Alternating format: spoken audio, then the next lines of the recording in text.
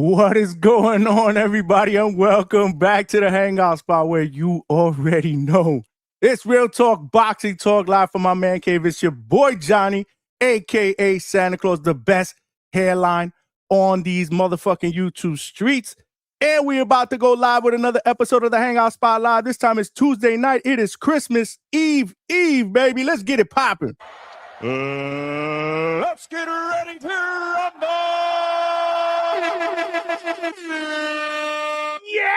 Yeah, and welcome back to another edition of DHS Live, man. Like I said, man, it is Christmas Eve, man, and I am holding up my end of the bargain. I told all of y'all, man, if we got to our goal before Christmas, I was going to dress up in a Santa Claus outfit. So here goes your boy, man. Here goes your boy, man, keeping his word, man. Salute to all of y'all, man, that helped me get to that goal, man, the DHS family. Y'all the real champions, man. Y'all are the real champions. The champ is here! The champ is here! The champ is here! Yeah. Let's go, champ! Let's go, champ, man. Tonight, we got another great episode, man. Like I said, it is Christmas Eve, man. We are doing it up, man. We got fights this weekend, man, going down in Saudi Arabia. Ring Magazine, number 5, Night of the Samurai, headlined by pound-for-pound great Naoya the Monster Inoue going up against undefeated Mexican David Picasso. And in the co-main event, undefeated Junto Big Bang Nakatani is going up against Sebastian Hernandez Reyes, man. He is undefeated with a 90% knockout ratio. It's going to be fireworks, man. And of course, if Inoue and Nakatani win, they are on a collision course to fight each other in May of 2026. And that's going to be absolutely fire, man. That's going to be absolutely fire. So we're going to break down and preview those two fights as well as some of the other fights in the undercard. We will be opening up the phone lines and getting everybody's take on what they believe is going to happen this weekend in the fights, man. But yeah, man, before we get there, we got WBA Bantamweight champion in recess. He gonna be in the building in just about 5-10 minutes. My man Antonio Vargas, baby. Yeah, man, and we need him to come and break it down, man. Break it down because he had an invested interest in this last fight between Nonito Donaire and Seiya Tsutsumi. He will be fighting the winner, so he will be fighting Tsutsumi. So we will get his take and make sure that's official, where it's going to happen, his breakdown of the Nonito and Tsutsumi fight, and how he matches up against Tsutsumi, as well as what's going on in his career up to this point. But, man, yeah, man, your boy is dressed like Santa Claus, man. But, yo, this outfit is hot as fuck. That shit is a 2-pack of ass. I ain't doing no show dressed up like Santa Claus. This shit is crazy, man. I am burning up. I am burning up right now. So I just wanted to hold up my end of the bargain, let y'all know that I keep my word. I am a man of my word. I appreciate all of y'all, man. It is Christmas, the best time of the year. Tomorrow is Christmas Eve. Hopefully everybody is prepared. You've done all your last minute shopping and you are ready to just hang out and spend time with the family, man, and lay back, man. And hopefully all of you get everything that you want for Christmas. I know I have, man. I am a lucky guy, man. I'm here rocking out a day and a half before Christmas with the best boxing podcast family out there, the DHS family. And this entire year has been a blessing, man. So I just want to thank you all for rocking out. And like I said, man, tonight we going to do it up. We're going to do it up, man. We're not afraid to put in the hours, and we are just getting started. But if you are watching this live on YouTube, again, you know the deal. Smash that like button, man, and help this channel and this show get out into the homepage / algorithm of other true hardcore laid-back boxing fans, so they know we rock out Tuesday nights, Wednesday nights, Thursday nights, 9 p.m. Eastern Standard Time, as well as Sunday nights, 8 p.m. Eastern Standard Time. And let's not forget, we are starting to do live fight chats and immediate post-fight reactions. Those shits have been cooking. This past weekend was no different. Let me tell you something. Saturday, we did 7 hours for the live fight chat party for the Jake Paul against Anthony Joshua fight.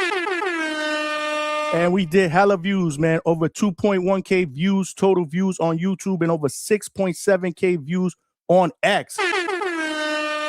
Sunday, we did 6 hours and 45 minutes recapping the weekend, man, and talking about what's next for Jake and Anthony Joshua, as well as other topics that we bring up, because this is DHS. We just don't stick to the topic, man. It is late night boxing talk, man. Yeah, man, and tonight is no different. Yeah, man, your boy is hot as fuck right now. So yeah, we gotta change it up. We gotta change it up. Plus, we can't do an interview dressed like this because, I gotta look the part. There's family members and fans of the fighters that come on. Obviously, we want to be able to get some short material. So yeah, man, I just wanted to come out and hold up my end of the bargain. Give me 1 second, but while I'm doing that, smash that like button, man. Smash that like.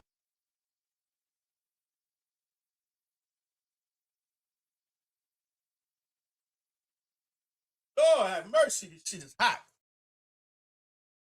Oh, man. All right. We are ready to rock and roll. Like I said, we are streaming on 2 other platforms other than YouTube as we normally do. We are streaming live on X and on Facebook. So salute to my X family and salute to my Facebook family out there. Make sure you guys share the show. Share the show. We are trying to build the DHS family over there on X. So sharing the show will help us get this channel out there. And make sure you guys throw me a follow. More importantly, come on over to the YouTube page. Smash the like button and subscribe to the channel. Same thing on Facebook. Share the show on Facebook. Come on over here. It takes 3 seconds to hit that like button and subscribe to the channel if you have not done so. And if you have done so, you know the deal. The ground rule is you must tell a friend and tell a friend to subscribe to the channel. There are power in numbers. If we intend on getting this train into a locomotive in 2026 like we planned, we're going to need more passengers / more family members here at DHS. So text a friend right now and tell them to subscribe to the channel. We are cooking. We are here Christmas Eve, putting in that work. Last but not least, y'all know the deal, man. It is a must that the best boxing podcast chat out there cooks tonight, baby. Let's cook, man. We in the Christmas mood. We in the Christmas spirit. Let's cook, man. You guys know the deal, man. I get great feedback. You guys know your shit. You like to joke around, troll. That's what it's all about here at DHS, man. Having a good time here with your boy Johnny. And tonight is no different. However, if you do have a question or a comment that you want read to one of our guests or panel members later on when we do open up the phone lines, Super Chat is the best way to go because, again, our chats be cooking, man. It's hard for me to determine the questions from the comments, the questions from the trolls. You throw a Super Chat up, it will come up as a starred message. I will read it and show you love. More importantly, it shows me love. Again, every donation counts via Super Chat, Super Sticker, Super Thank You, or Cash App or Zelle on the side of the screen, man, because we are putting in the work for the second shift and third shift overnight workers. We are here, DHS, late night with your boy Johnny, and tonight ain't no different. Word. I see y'all filing in, man. I definitely see y'all filing in. We're going to get our guest up in here in just a couple of minutes. But I do want to give a shout out to my man Lowe's Knows Boxing, who has about 25 nicknames for the Hangout spot. Salute to my guy, Lowe's Knows Boxing. Salute to Lowe's Knows Boxing, who also became a new member to the DHS Pound for Pound list. Let's go, champ, man. Let's go. Salute to Lowe's, man. Welcome to the DHS Pound for Pound family. If you want to join the Pound for Pound list, it is only $2.99 a month. One-time charge. A lot of great perks, especially shit that we're going to be doing in 2026, taking that Hangout spot to the next level. I told y'all this year we became contenders. Next year we become champions, and we do it together. And it's going to be a lot of cool material for the members. So for $2.99 a month, it gets you into the Pound for Pound list. So again, if you want to join the Pound for Pound list, the link is pinned to the chat. Appreciate you, Lo. Welcome aboard. And let's go out to Mrs. Hangout spot with the $5.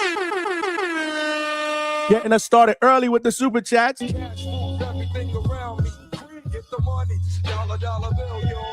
You already know. Salute to Mrs. Hangout Spot. She just wants to wish everybody out there a happy holidays to the DHS family. So salute to Mrs. Hangout Spot. Let's go, champ. Yeah. Speaking of super chats, that is the first one of the night. We do have a 10 super chat goal. Help a brother get there. It could be a super chat of any denomination, $1, $2, $5. It don't matter. We are putting in the work here at DHS. Help a brother get to that goal, man. Help a brother get to that goal. It is Christmas. Speaking of super chats, we got one more. CJ Rich, Boxing and BS with the 2-piece. Appreciate the love, my brother. He said, appreciate the Rican Santa effort, homie. LOL. You know the deal. I keep my word, man. I said it. We get to that 3,000 goal. I was going to throw on a Santa outfit. Hopefully you guys enjoyed it. You clip your pictures because, man, that outfit was hot. I am not wearing that the entire show. That we aren't doing. That we aren't doing. But we do got the Christmas shirt on today because, again, it is it is Christmas Eve. We got fights this weekend, and we got a great show in store for you guys. We will be opening up the phone lines to talk about this weekend's action that's going down in Saudi Arabia, headlined by Naoya Inoue against David Picasso. But before we do that, we got a special guest in the building. But he is not new to DHS. He is actually family. He's been here before. Great guy. Got a chance to chop it up with him again this past Saturday when we were at Caribbean Royale Orlando. And, I told him we needed to get him on the show because we got some big news, some big news in store for my man in 2026. He is currently the WBA Bantamweight champion in recess with a record of 19-1-1 with 11 wins via knockout. So without further ado, I want to bring in my guy, Antonio Kingdom Vargas. My brother, welcome back to the Hangout spot, man. How you doing, man? It's nice to be back, Johnny. Nice to see you again. Good seeing you, man. How you been, man? I know we got a chance to catch up a little bit, man, but we really hadn't had a chance to talk, man. How's everything been lately? I've been good, man. Just been really eager to fight. I was supposed to fight, December 17th, but, things fell through and they put me champion in recess. So been waiting on a date as of now. Yeah, man. I wanted you to kind of break that down for my viewers because it's been a little bit of a crazy situation in your weight division when it comes to champions and champion in recess, right? Because if I'm not mistaken, correct me if I'm wrong, you were supposed to fight Seiya Tsutsumi for the title, but he couldn't fight you because of an injury, right? Yeah. So, right. So then you come in and then you end up fighting for the interim title, which was last year in December during the WBA convention, correct? Yes. Okay, and then you beat Winston Guerrero. I was in the building, great performance. And then you got elevated to full champion. Yes. Okay. So, and then all of a sudden, you were supposed to fight him, but that fight fell through. Yeah. Okay, so kind of walk me through from that point on and what led us to to you being the champion in recess today. Yeah, so I was supposed to fight December 17th. Donaire ended up taking my spot because he was the interim champion. I was the WBA champion. Like I said, I was supposed to fight Tsutsumi. My last fight, July 31st, but I fought Higa. They put him champion in recess. I guess he had an injury, couldn't fight. So, I fought Higa in replacement of Tsutsumi. And then I was scheduled to fight Tsutsumi December 17th. And I just needed an extra month, man, because my mom, she had passed away. So I was dealing with some, I was in and out the hospital. My mom lives in Ocala. So I was there for about 2 weeks. I wasn't really training. I was in shape, but just the time change, man. Like when I went to Japan last time, I was only there a week before, and that wasn't enough time to get my body acclimated. So I had asked them if they could push the fight back till January, because as a champion, you have 6 months to defend your belt. So December was 5 months. I figured they had some fights in January. So I'd asked them, hey, if y'all could give me an extra month.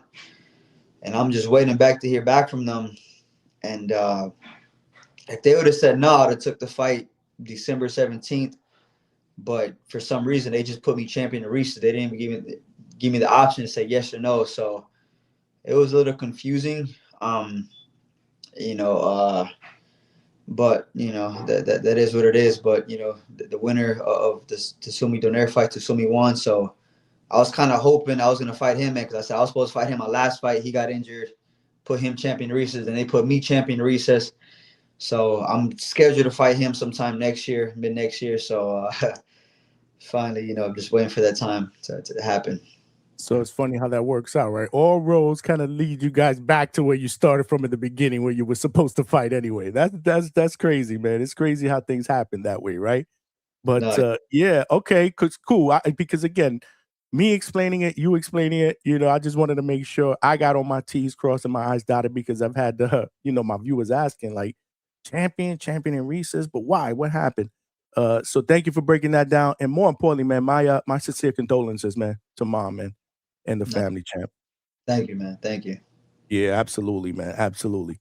But yeah, so okay, so here we are right now, and obviously they did what they needed to do on the 17th, and Tsutsumi beats Nonito Donaire by split decision. So did you get a chance? Obviously, I'm pretty sure you got a chance to see that fight. Yeah, I seen it, man. What do you think? Yeah, I thought Donaire won the fight. Okay. You know, I thought he took the first half of the fight. But Tsumi, he came back and he was able to win. The second half of the fight. So, he's a tough dude, man. He's able to come back. Obviously Donaire got tired, but he fought, with a broken nose too, man. The Japanese guy, so he's able to come back, put the pressure, seal them last rounds, and he got a split decision. So it was definitely a close fight, but I'm kind of glad he won, man, because that's the guy I wanted to fight. So I look So forward to getting so this fight. deep down, you were kind of rooting for him because I would have probably guessed that you were rooting for Nonito. Yeah, a part of me wanted to fight Donaire, man. He's a bigger name. He's done a lot, in the sport. But it's just a circumstance, man, because I was supposed to fight this guy my last fight, and it didn't happen. So he was a champ. So I just part of me wanted to fight him, and later down the line, if I got to fight Donaire, I wanted to fight him too, man, because big name, be good on the resume as well. So that was kind of what I wanted to things to kind of play out, and I thank God I get to fight him now, and like I said, man, with the Donaire, man, if he gets a belt later on, man, I wouldn't mind fighting him too, man, because my thing is I just want to get the belts right now, and that's kind of my goal right now, and my goal is to defend this title, and then after that try to go for the next one after this. So right now, Tsutsumi is an interim champion. It's weird, man, because in Japan they don't have interims. Okay. So here we go. I need you to explain that. They just put him champion to recess, and over here in the U.S. they got interims, so that's why I got elevated, because he couldn't fight me when the time came, so they put him champion to recess. And Donaire, he was an interim.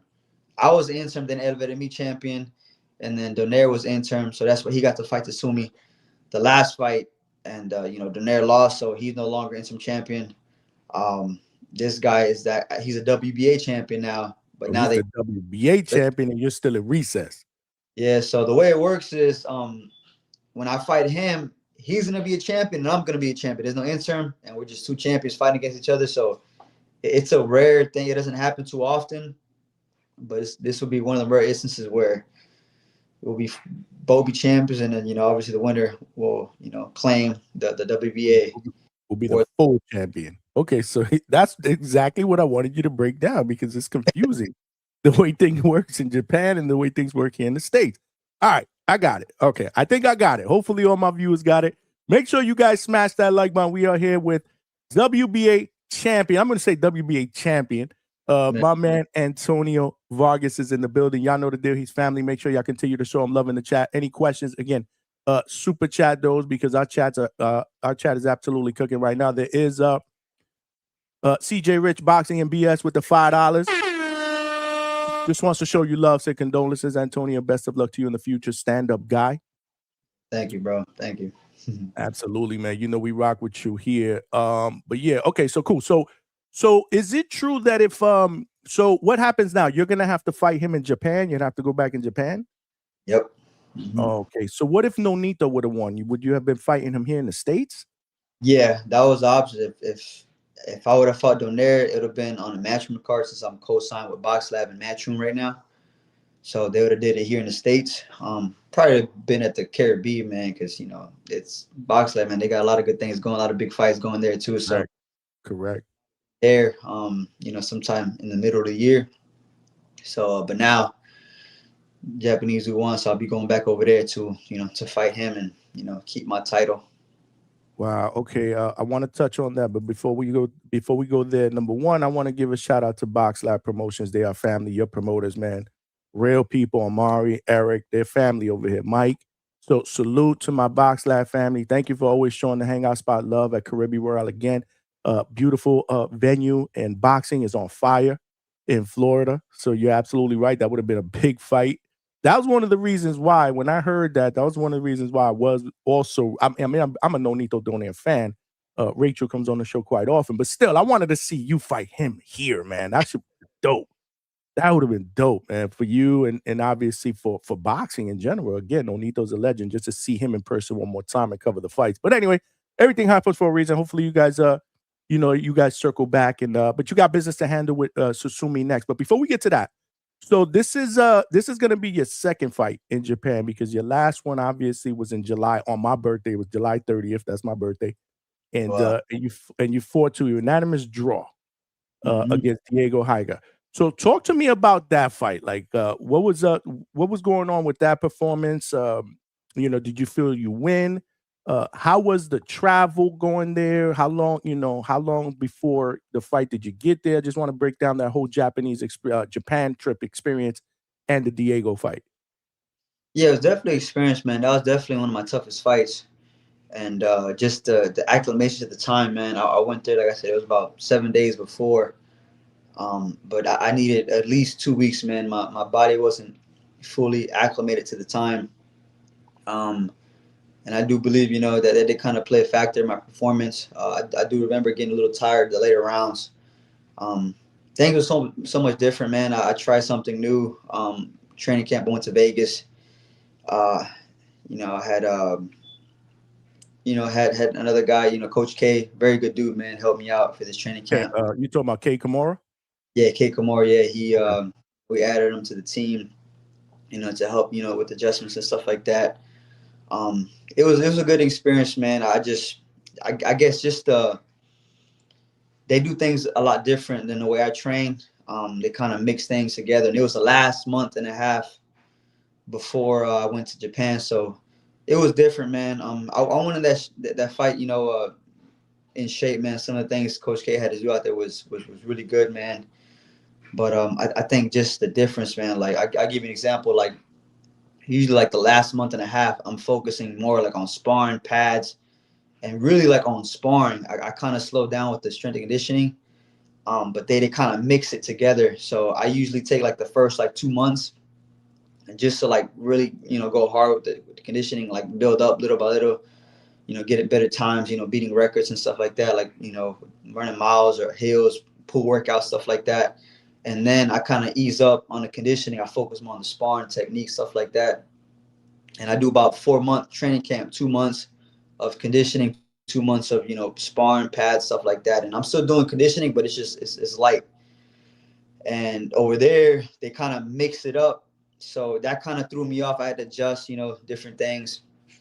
So I didn't really kind of like that too much. It was so different the last minute, and this is my biggest fight. Then going to Japan, for the last week, and I learned a lot though, man. Like I said, even next time I go out there, I gotta make sure I at least go there like 15, 16 days before, just to make sure my body's fully acclimated to the time.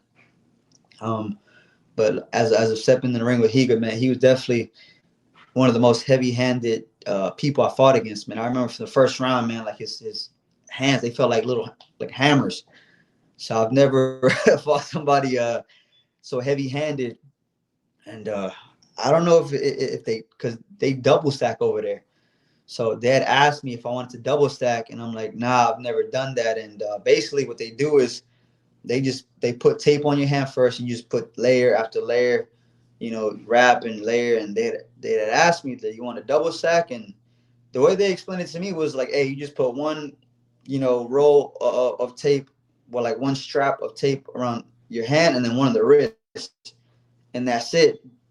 So I'm like, man, that's not gonna make big of a difference. I'm not gonna do it.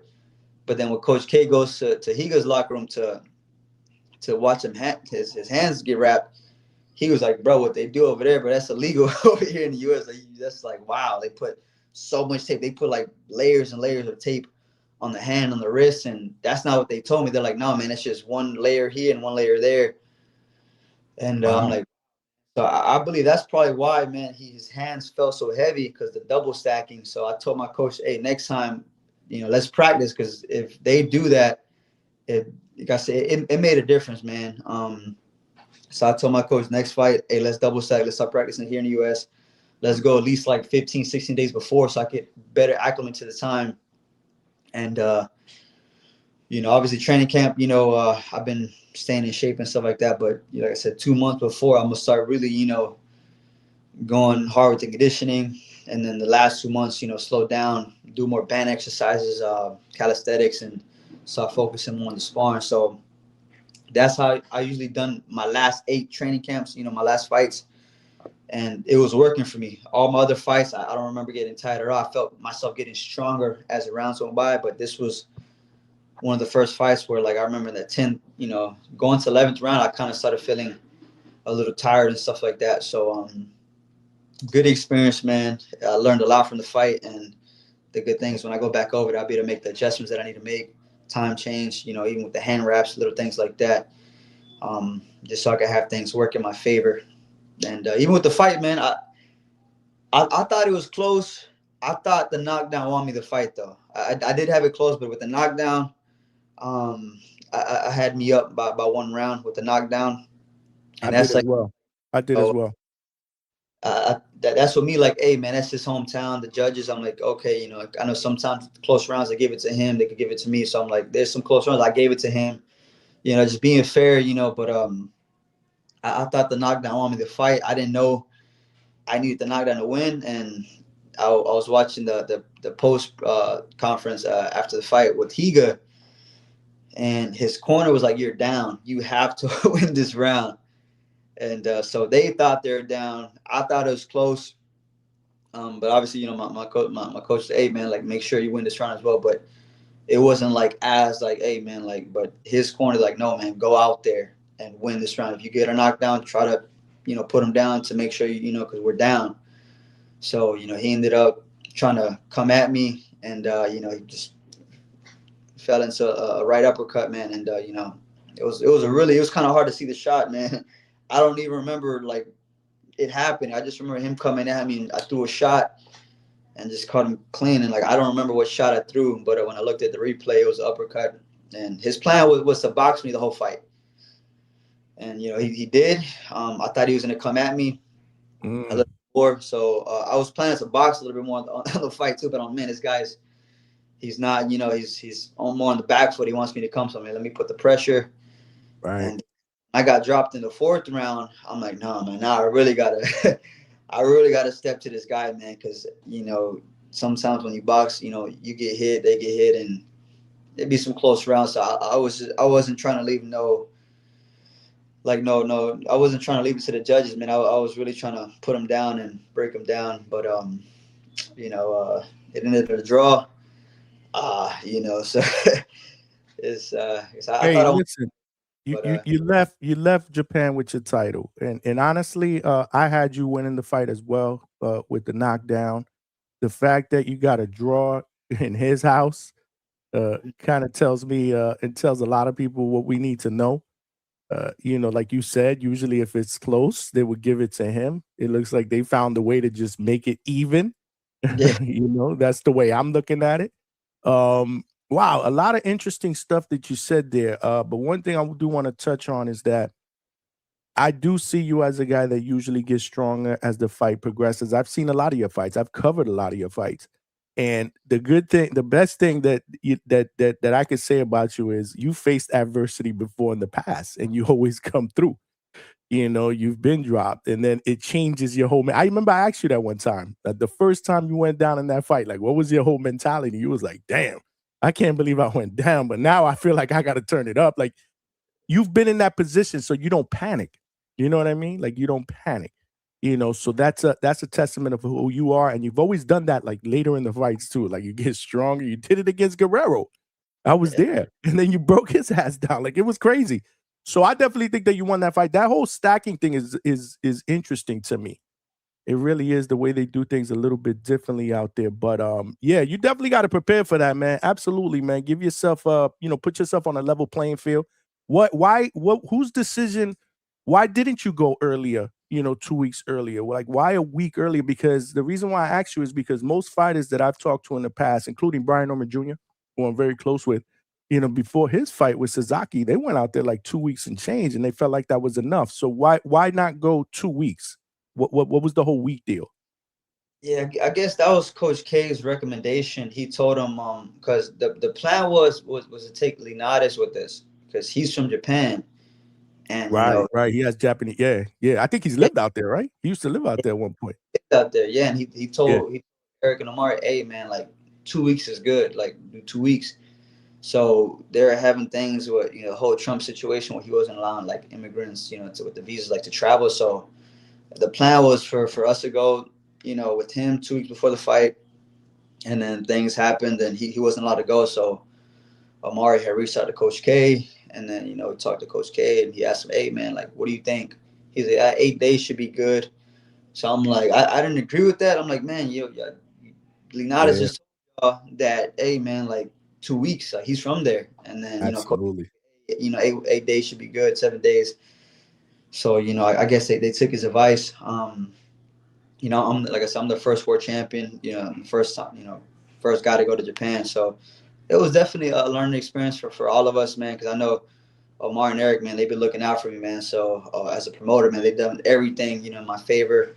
So obviously, you know, it didn't work in my favor, but it was a mistake, man. I know this time, you know, now that I got that experience, I say at least 15 days before the fight will be good, and you know, we learn together as a team and just make them do small adjustments, you know. And I think I think it'll help me a lot, man, going into this next fight, especially that I'll be fighting in Japan. So just something else to you know, an adjustment we got to make.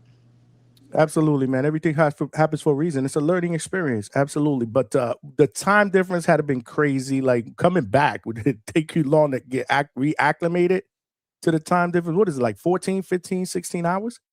Yes, it's a 16-hour time difference, and it took me almost about 2 weeks to get my schedule back on track, man. I was waking up like 3 in the morning over here, and I was at like 8, 9 o'clock, you know.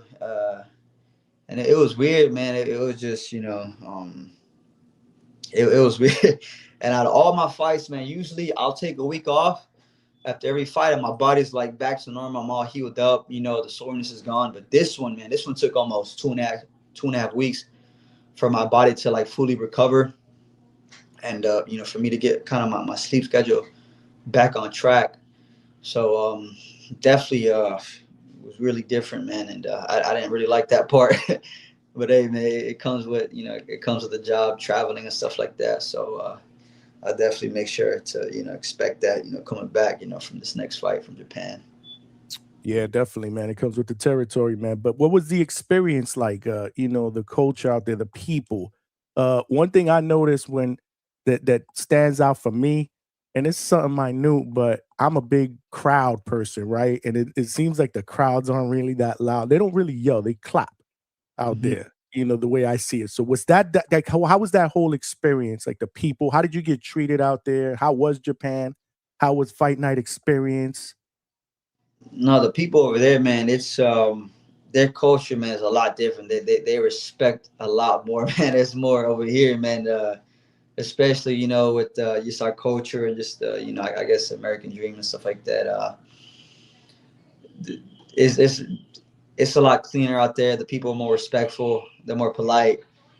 Whether you win or lose, man, the fans are like they treat you like you won the fight. Um, so that was something I really liked, man. I'm like, wow, man, these people, they, like I said, they're, you know, you always see it in the movie, like they're honor and respect and stuff like that, and it's true, man. Um, I didn't get to go out too much. I was basically in the hotel the whole like that whole week because I'm making weight training. They don't want me going out. They don't want me getting sick and stuff like that because the part we're like in the city, so a lot of different people, trains and stuff like that. So, and then the next day after the fight, I didn't had to leave, so I didn't really get to experience too much just being You inside didn't that. stay an extra day or two? You were like, "I'm out of here." Yeah, no, man. So I'm like, man, they could at least gave me, you know, 2 days, man, 3 days to explore and stuff like that. But I'm gonna definitely ask for that, you know, this next fight, man, because even like after a fight, it's basically like a hard workout. So after like a hard training session or like a hard sparring session, like your body's usually sore, and you go to sleep, and the next day you feel the soreness, but that's your body recovering. With this fight, man, I didn't feel the soreness until 3 days later. That when I was actually able to get sleep when I came back here to Florida. So it's that messed me up really bad, man. Like you know, in the plane, it's kind of hard to sleep on the planes too.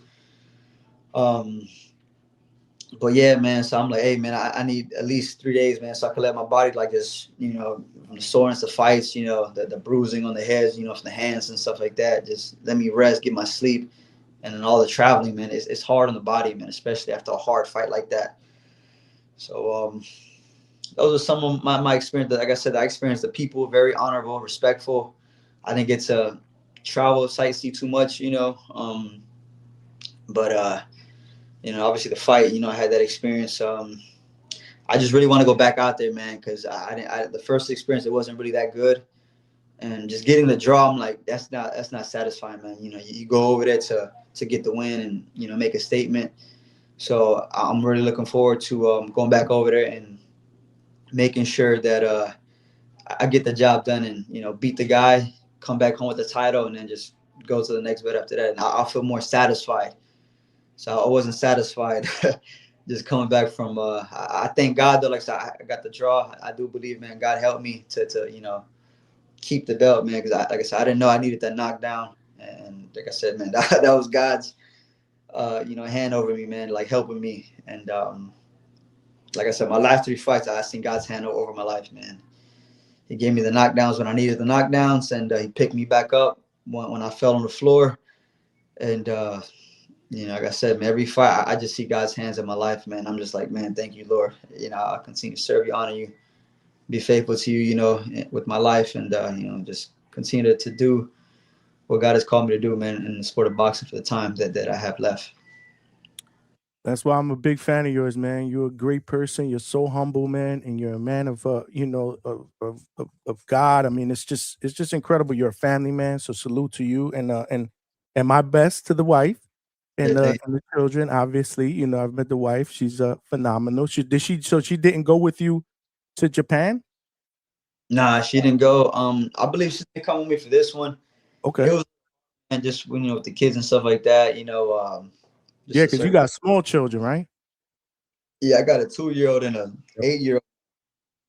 It's just my son, man. He's a little handful. So, He's a boy. How 2 years old? Oh, I had terrible twos, right?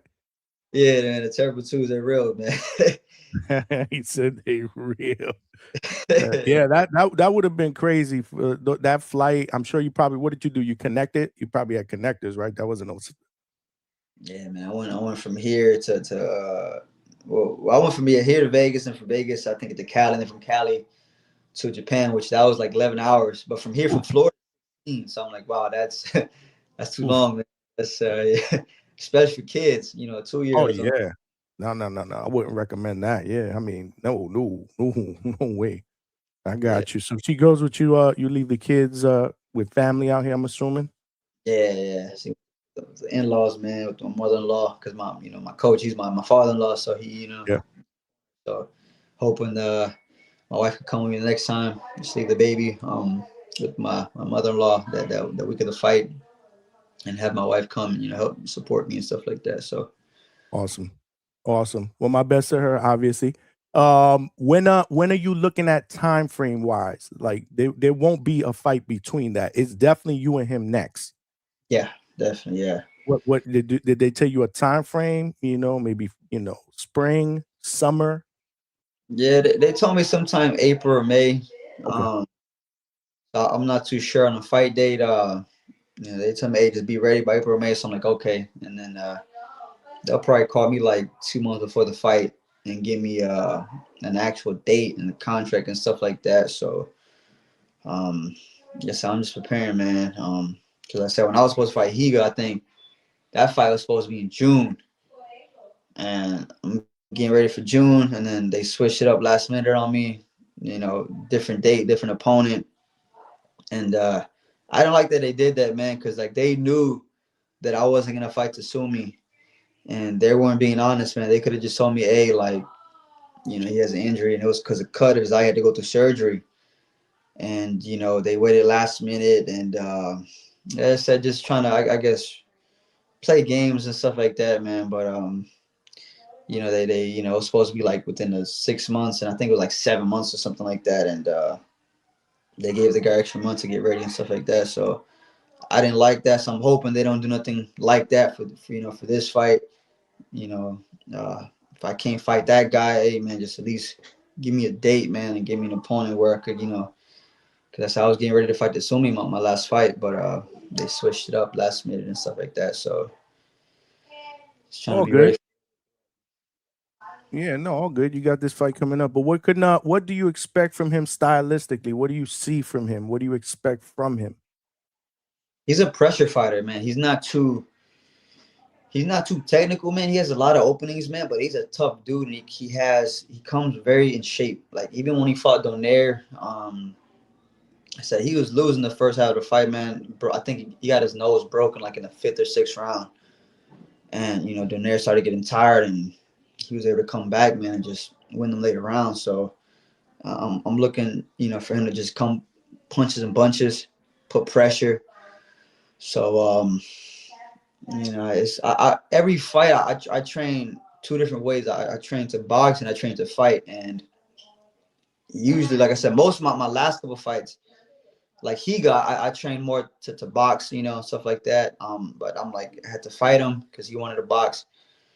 And my last fights, I think with Winston and that guy Rodriguez, I trained the same thing, man, to box. But it was easier for me to come forward, put the pressure, and so during the fight, I learned to make the adjustments. If I got to fight, I fight. Box, I box. But with him, I'm expecting him, punch the bunches, come forward, put pressure. So a part of me, I do want to stay and be able to bang with them to get the respect.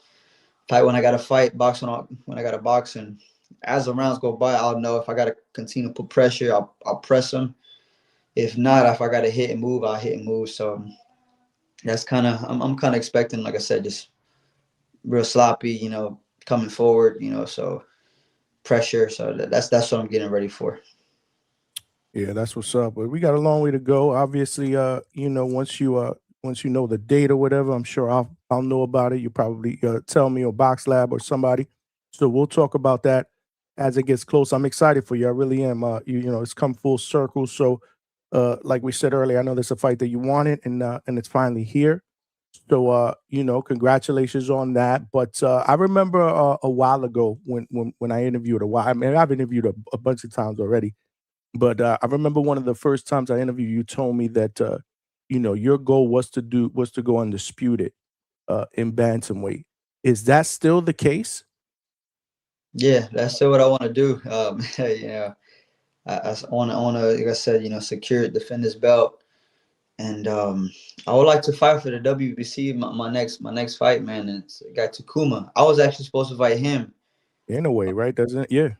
anyway. Takuma, I was supposed to fight him for the WBA, but I was mandatory to fight him because I think I was an intern at that time. Oh, that's right. You told me that. Yeah, yeah.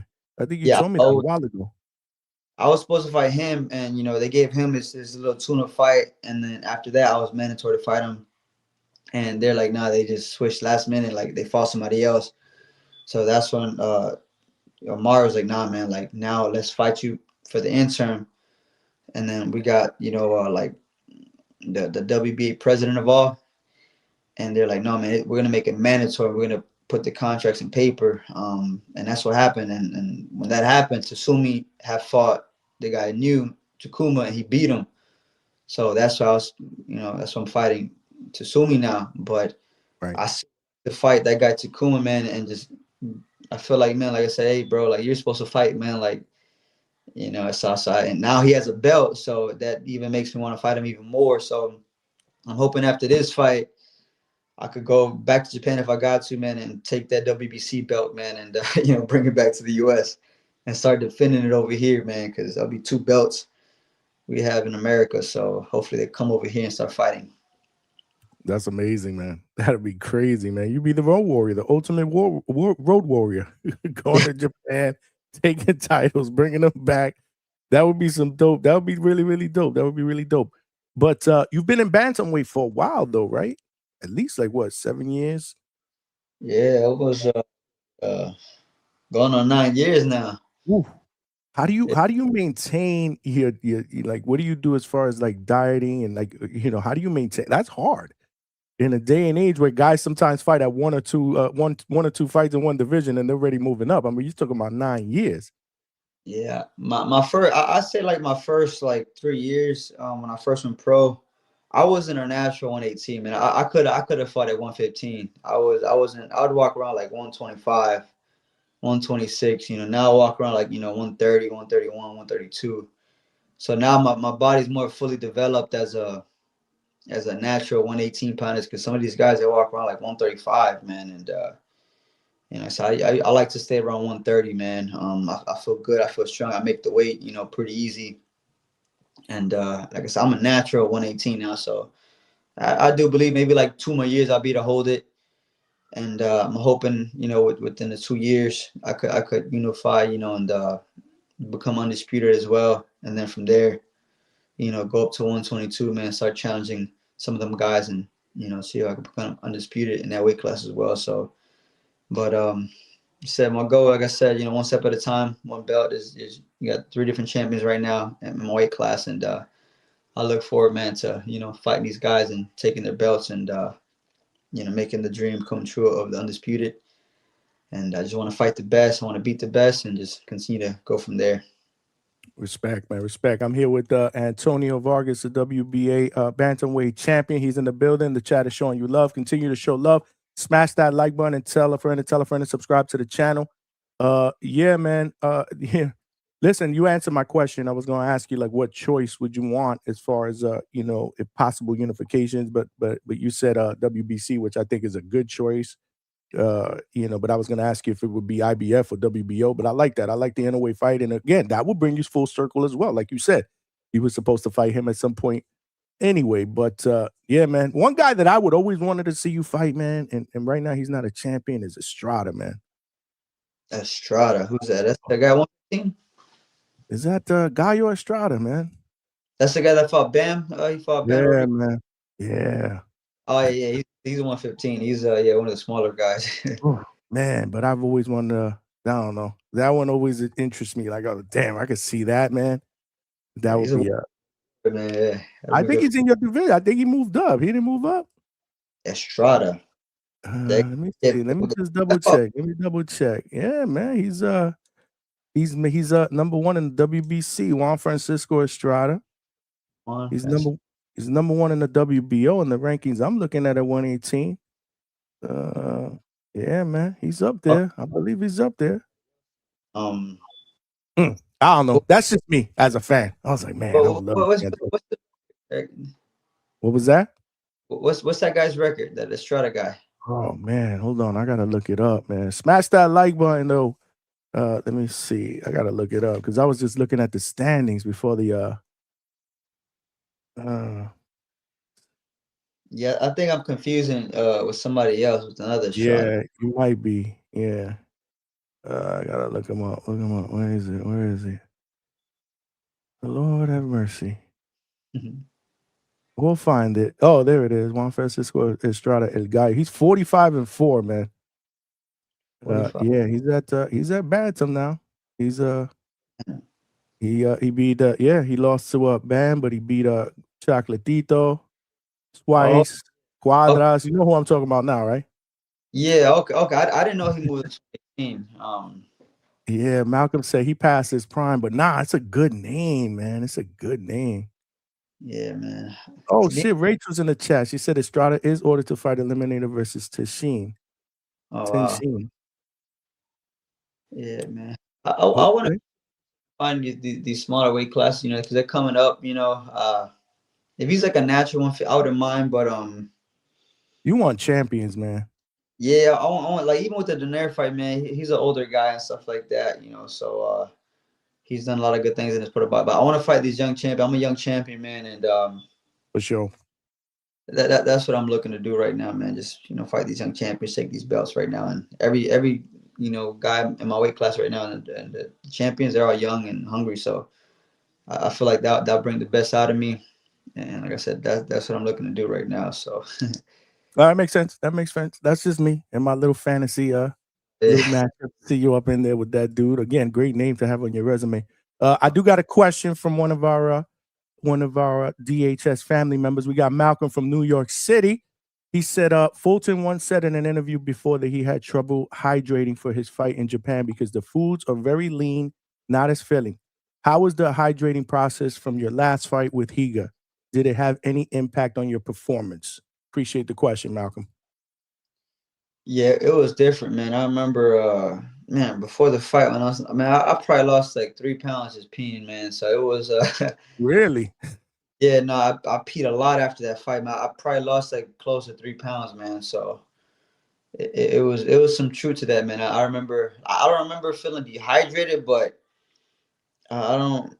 I knew like my last couple of fights, like you retain more of the water, and it was different. I don't know if it was altitude or something like that, or just the food, but yeah, it was definitely that's another adjustment I'm gonna definitely have to make too, man. Making sure I'm eating, more foods like potassium and magnesium and sodium to make sure that I'm retaining most of my water and stuff like that. Because that could have been another reason why maybe I got tired in the later rounds as well. So yeah, it's some truth to what he said though. Great question. Thank you for that, Malcolm, and thank you for the answer, champ. Um, what about training? It looks like so. It looks like from what you were saying earlier that you would prefer to probably do what you've been doing in the past, right? So no more of this Vegas stuff, right? Where are you going to be training now? I'm gonna be doing it here in Florida. I wouldn't mind going back to Vegas if it's like the first part of my camp, Okay. because the stuff like Coach K, man, it was really good, man. Like really great, man. Just good footwork and stuff like that. They go to these mountains and they do a lot of road work out there too. So I wouldn't mind going back like for the first part of the training camp and then coming back down here, to finish up with the sparring and stuff like that. But I'm gonna do the training camp here. I learned a lot from Coach K, so I definitely be adding some of the things I learned from him and implementing it down here in this training camp. And we're also looking to go to Puerto Rico too, probably for like 3 weeks. Using mountains and stuff like that. They got a lot of guys in my weight class over there too, so get some sparring. Because for me, like the sparring is the most important part of the training camp. I've had fights where I didn't even really have like enough time to do strength conditioning like I wanted to.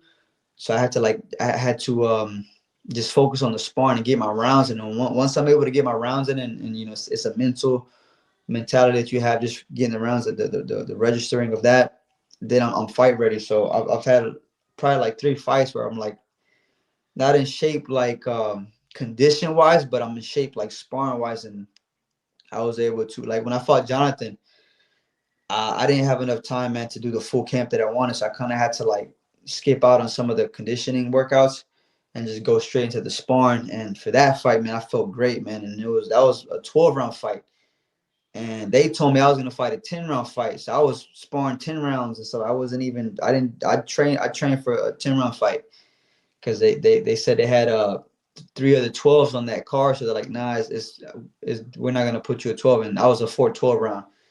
And in that fight, I stopped him in the 7th round, and I felt like, wow, like I felt my body getting stronger and stronger. So I think even my first title fight, I went from 6 rounds to 10. I did like 4 6 rounds, and then my fifth was a 10-rounder. And like with that one, they gave me like a month and a half, notice. I'm like, hey man, this will get you ranked continental. So I'm like, man, because I want to do 8 rounds, then a 10. I didn't want to just jump to 10. So same thing. I kind of skipped out a lot on the conditioning. I just focused on the sparring. And that's been, some of my experiences with the training camps. The sparring is definitely the hardest part. And once I get my 12 rounds strong, I'm fight ready. So that's what I'm looking to do for this fight as well, man. Just do the first 2 months here in Florida, go to Puerto Rico, man, finish up with the sparring, come back down here, and just do any touches I got to do, and then off to Japan whenever that time comes. Sounds good, man. Sounds like you got a good plan in place and good people around you, man. So salute to you, man. I'm excited. I'm excited. When do you plan on kind of ramping it up? Obviously, you got the holidays, man, coming up. You know how we do it, man. What do you got planned for the holidays, man? You got to keep maintaining that weight though, and I know how it could be. Yeah, no, man. Well, I don't know. We're gonna have a family night, man, tomorrow, Christmas Eve and Christmas stuff like that. But like I said, I train twice a day. I train twice. Was it a Monday? And I have a habit, man, like a good habit of just always, eating right.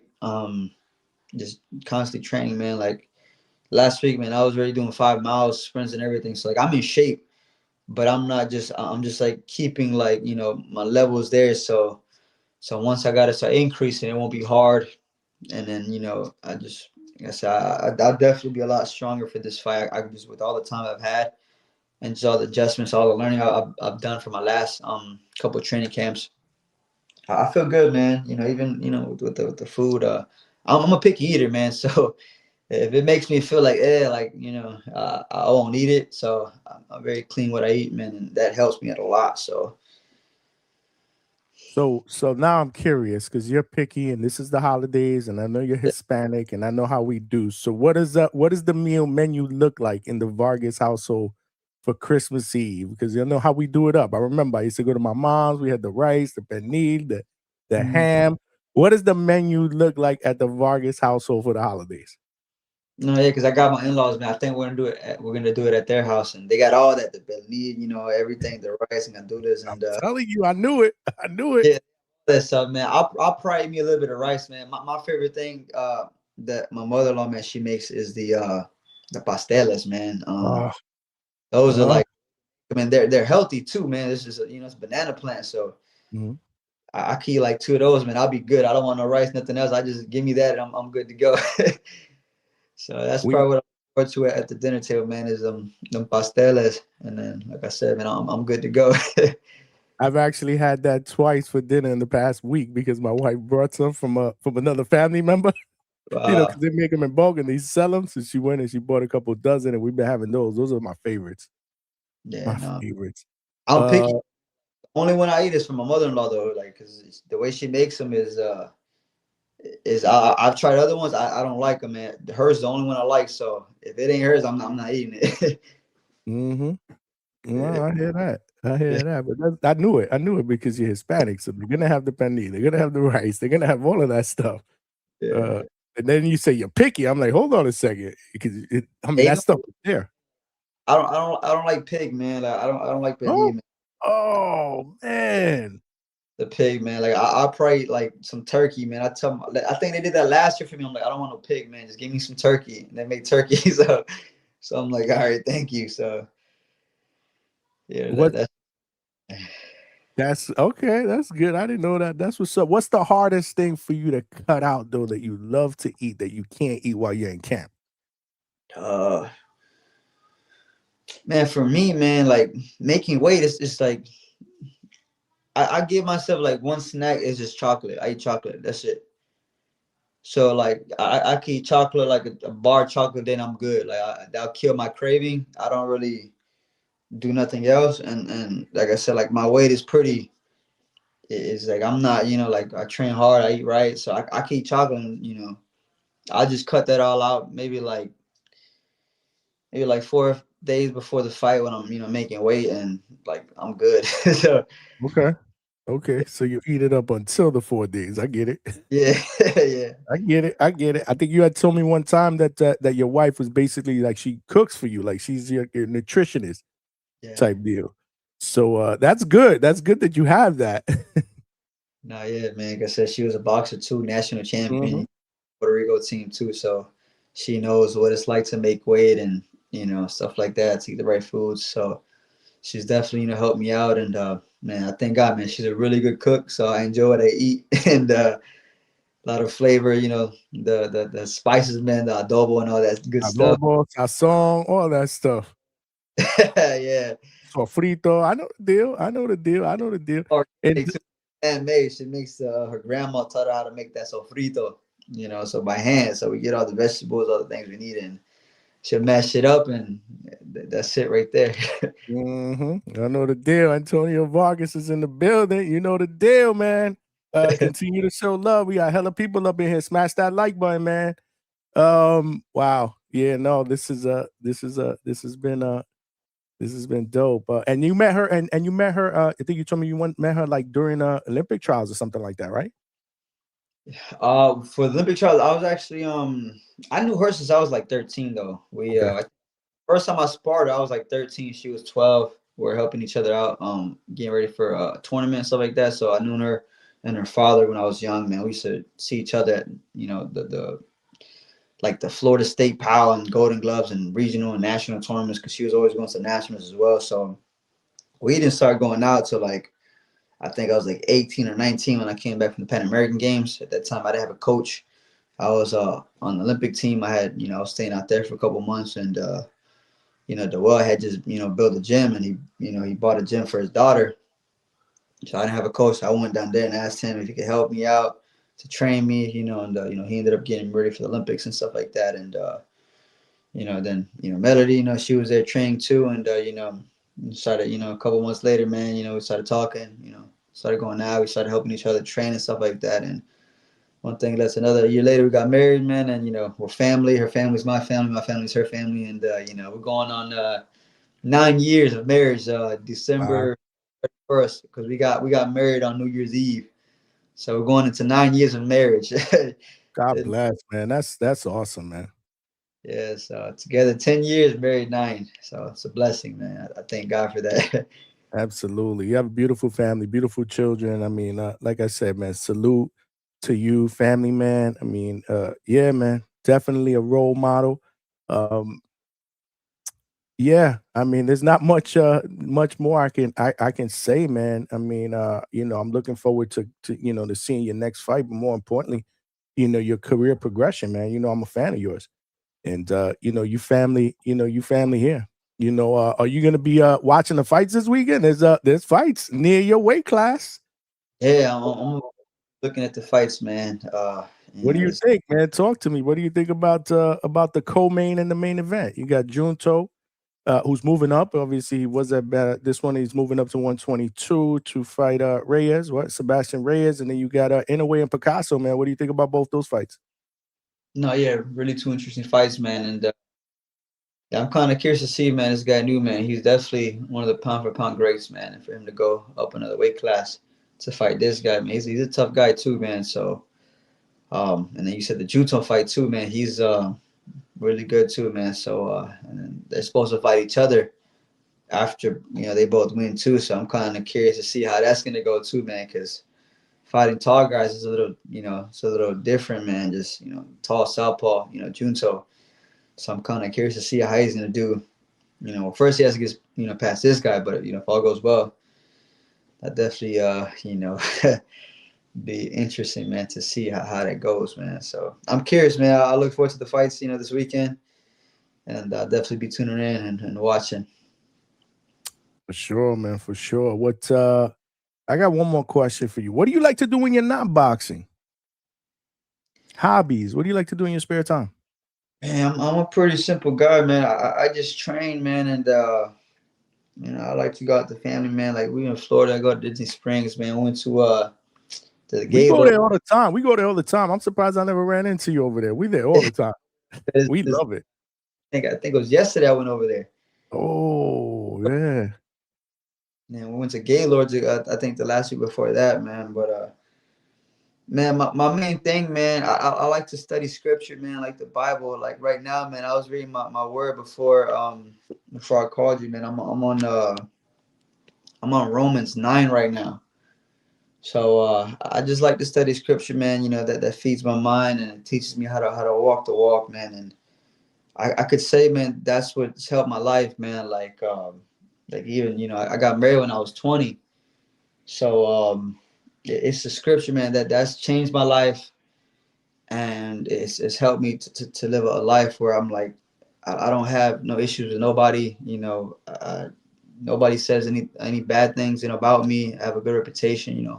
I keep humble, man. I serve God. I love my wife, my children, man, and like I said, that's what I like to do in my spare time. I like to hear different teachings, because obviously with the Bible, man, there's a lot of different like denominations and a lot of different understanding of scripture and stuff like that. So I just like to hear every perspective and just kind of ask the Lord, like, Lord, like, what does this mean? What does that mean? And it says, seek you shall find, knock the door shall be open.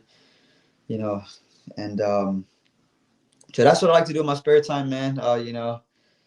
Just study the scriptures, learn about the word, man. Learn about Christ, man, what he did for us, how he saved us, and that gives my life purpose, man. Even with this boxing, man, like I live to glorify Christ in all that I do, because I can't box forever, but in the span of time that I have to fight, man, I'm gonna glorify Christ. I'm gonna lift up his name, and just that's my purpose, man. Like God, as he saved me, man, and I said I'll forever be grateful to Christ, man. And I just want to tell everybody about him, man. He changed my life, man, and he could change yours. All you gotta do is submit to him, man. Draw near to him. It says, "Those who call upon the name of the Lord shall be delivered." Man, call on the name of Jesus. He'll save you. He'll rescue you. He'll save from any darkness, anything that's afflicting you, man. He's a savior. So he saved me, man. He's helped me in my needs and my struggles and stuff like that. And like I said, I'm a living testimony, man. And I just want to see Christ, man, like change all those around me, man. And that's what I fight for, man. The glory of Christ. You're the man. Again, class act, man. Again, this is why not just am I a fan, but I consider you family here. You know the deal. I'm always gonna be in your corner, man. Make sure you let everybody know where they can follow you, man, if they're not following you. Yeah, you can follow me on Facebook, Instagram, Antonio Vargas. Those are my platforms, man. And I thank everybody, man, all my friends, all my family, man. Y'all support me, man, and help me to continue to grow, man, and just bring out the best of me so I could be a good example to reflect the light of Christ, man. And like I said, man, just to lead people to Christ, man. So with every fan, every supporter, I'm thankful, man, and I look forward to the journey we have together, as a family. So I'm very thankful. And I want to thank you, man, for always showing me love, and being who you are, man. Like I said, you're a real one, man, and you're welcome here anytime. You know the deal. You family up in here. You family up in here. I see you. I mean, we dap it up. I hug you. I mean, you're family, man. I'm always gonna be in your corner. Make sure, keep me posted on what's next. That way we can, we can let my viewers know, and then hopefully, get you back on before that and kind of talk a little bit more in depth about, the fight once it's official. But yeah, champ, I appreciate your time, man. I really do, man. I want to wish you and your family a Merry Christmas and a Happy New Year. Thank you. And big things for you in 2026. Big things for both of us, man. As you grow, I'm gonna grow. So it's exciting. It's exciting. No, it's good, man. We grow together, man. That's what that's what I'm here for, man. I look forward to the things that God has in store for us as a team. Even Box Lab, Matchroom, Yes. and so we're family, man. And the more God increases me, man, I want to help everybody around me as well, man. So I look forward to it, man. And like I said, I'm just really thankful, man. Merry Christmas, Happy New Year to everybody. To yourself, you and your family, Johnny. And I look forward, man, to the next podcast. Right before, like I said, once they give me this date, I call you, let you know, man, and Let's do it. Let's do it. All right, man. So take care. Like I said, enjoy the holidays. My best to the family. And you know the deal, champ. You my brother. Thank you, man. God bless you, man. Thank you, man. All right. Take care, man. You too. Thank you. All right. There you guys have it, man. Another phenomenal, sensational interview with the WBA Bantamweight champion in recess, Antonio Kingdom Vargas.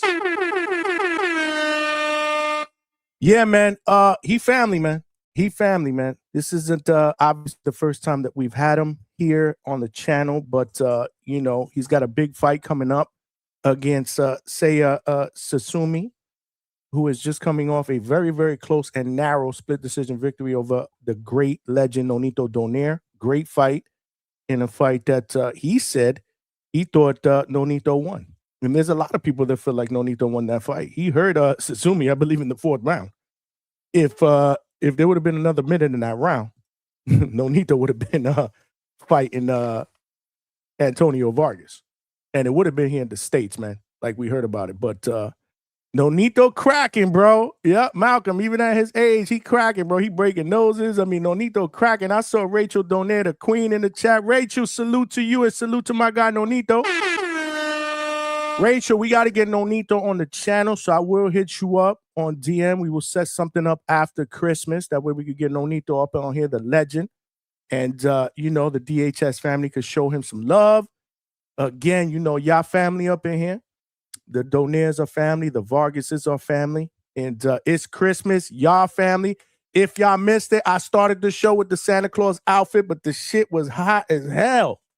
It's right here. Look, I still got it here. Look, I still got it here. I still got it. So look, we're going to throw this on just for a little bit. For those of you guys that might have missed it, I'm a man of my word. I got to keep my word. I said it. If we hit that 3K goal before Christmas, I was going to come out here and I was going to do some of the show. Not all. Because again, man, this shit is crazy. This is crazy, bro. This is crazy. But yeah, you know, we men of our word here at DHS, man. Salute to all of y'all. Smash that like button. We got to get to 100 likes, man. We are just getting started, man. Great interview with WBA Bantamweight champion in recess, Antonio Kingdom Vargas. Seiya Tsutsumi is next. I did blast that AC. This shit is no joke. Look at this. Look at this. I got the Santa Claus outfit for y'all, yo. The Santa Claus outfit, bro. Hold on. Let's put the Santa Claus hat on.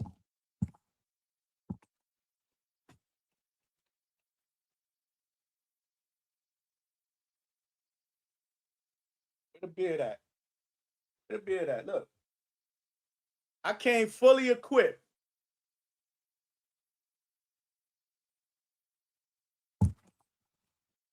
I came fully equipped, y'all. Fully equipped. Look at this. I'm a man of my word, man. Smash that like button, man, and show a brother some love, man. We got to get to 100 likes. We got to get to 100 likes. Salute to all of y'all that sent super chats, man. By the way, we still need about 7 more to get to our goal. Salute to all of y'all. We are here at DHS Live, late night, Christmas Eve. That's right. Salute to all of y'all. I'm a man of my word. Keenan the Wise was good. He said the jolly spot. Roger that was good. He said Rachel Donaire won that fight. You mean Nonito Donaire, champ? Rachel wasn't fighting. But you know what? I'm sure she's in the ring with him in spirit. So yeah, I get what you're saying.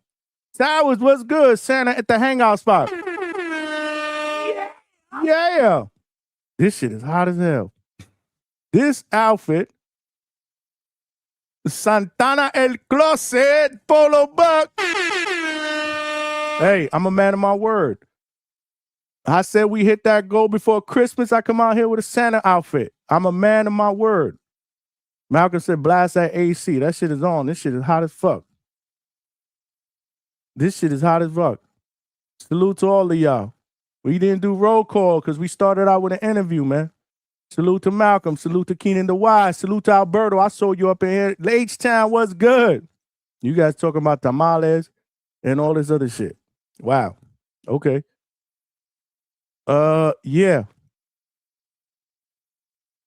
Malcolm said my aunt started beefing and selling them at $35, $40 a dozen. You talking about pateles? Absolutely.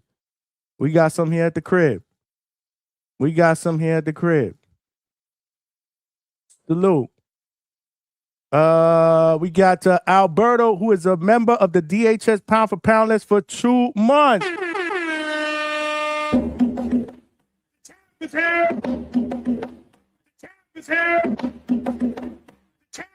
Salute to you, Alberto. Appreciate you. Said, all right, so who's going to be Johnny's elf? Pause. Of course you had to say pause. You need, in 2026, we need to give you pause intervention, bro. We need to give you pause intervention, man. We need to give you pause intervention, bro. That is not a pause. Mrs. Hangout Spot, who did send a super chat earlier. I don't know if you guys are late tuning in, but Mrs. Hangout Spot sent a $5 super chat earlier. Salute to her. And she wanted to wish everybody in the DHS family a happy holidays. So she in the chat, show Mrs. DHS some love. She's Mrs. Claus today, but she ain't putting on no outfit. That shit is a 2-pack of ass. Only me today. Only me. This shit is gonna act on my allergies too. H-Town, what's good with the $5? Cash moves everything around me. Free, get the money. Dollar bill, yo. Straight cash, homie. He said, Johnny, tone and denial. We need a bomb army intervention for him. We need to save our brother from the simping, sickness, plaguing man in 2025. Smell like a toilet full of nasty ass shit, okay? Word. You saw the meme Tone made of me? Gorgeous. Just gorgeous. He diabolical for that. But that's my brother.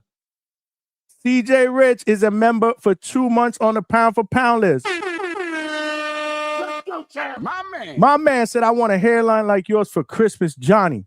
Listen, I hope Santa gives you your wish, but it ain't going to be like mine. You know why? Because Johnny from the Hangout Spots hairline is the best hairline out here on these boxing YouTube streets, pound for pound, number one. Pound for pound, number one, Mike Tyson style. I'm the most brutal and vicious and most ruthless champion there's ever been. There's no one can stop me. Lynx is a conqueror. No, I'm Alexander. He's no Alexander. I'm the best ever. There's never been anybody as ruthless. I'm Sonny Liston. I'm Jack Dempsey. There's no one like me. I'm from Nairclaw. There's no one that can match me. My style is impetuous. My defense is impregnable. And I'm just ferocious. I want your heart. I want to eat his children. Damn, I had to take that shit off. Woo! Lord. Man, that costume is no joke. Y'all gonna have to just chill. I got my my Christmas t-shirt on. Hopefully you guys are on the Christmas spirit. We here at DHS. It is Christmas Eve, y'all. Let's get it. Yeah.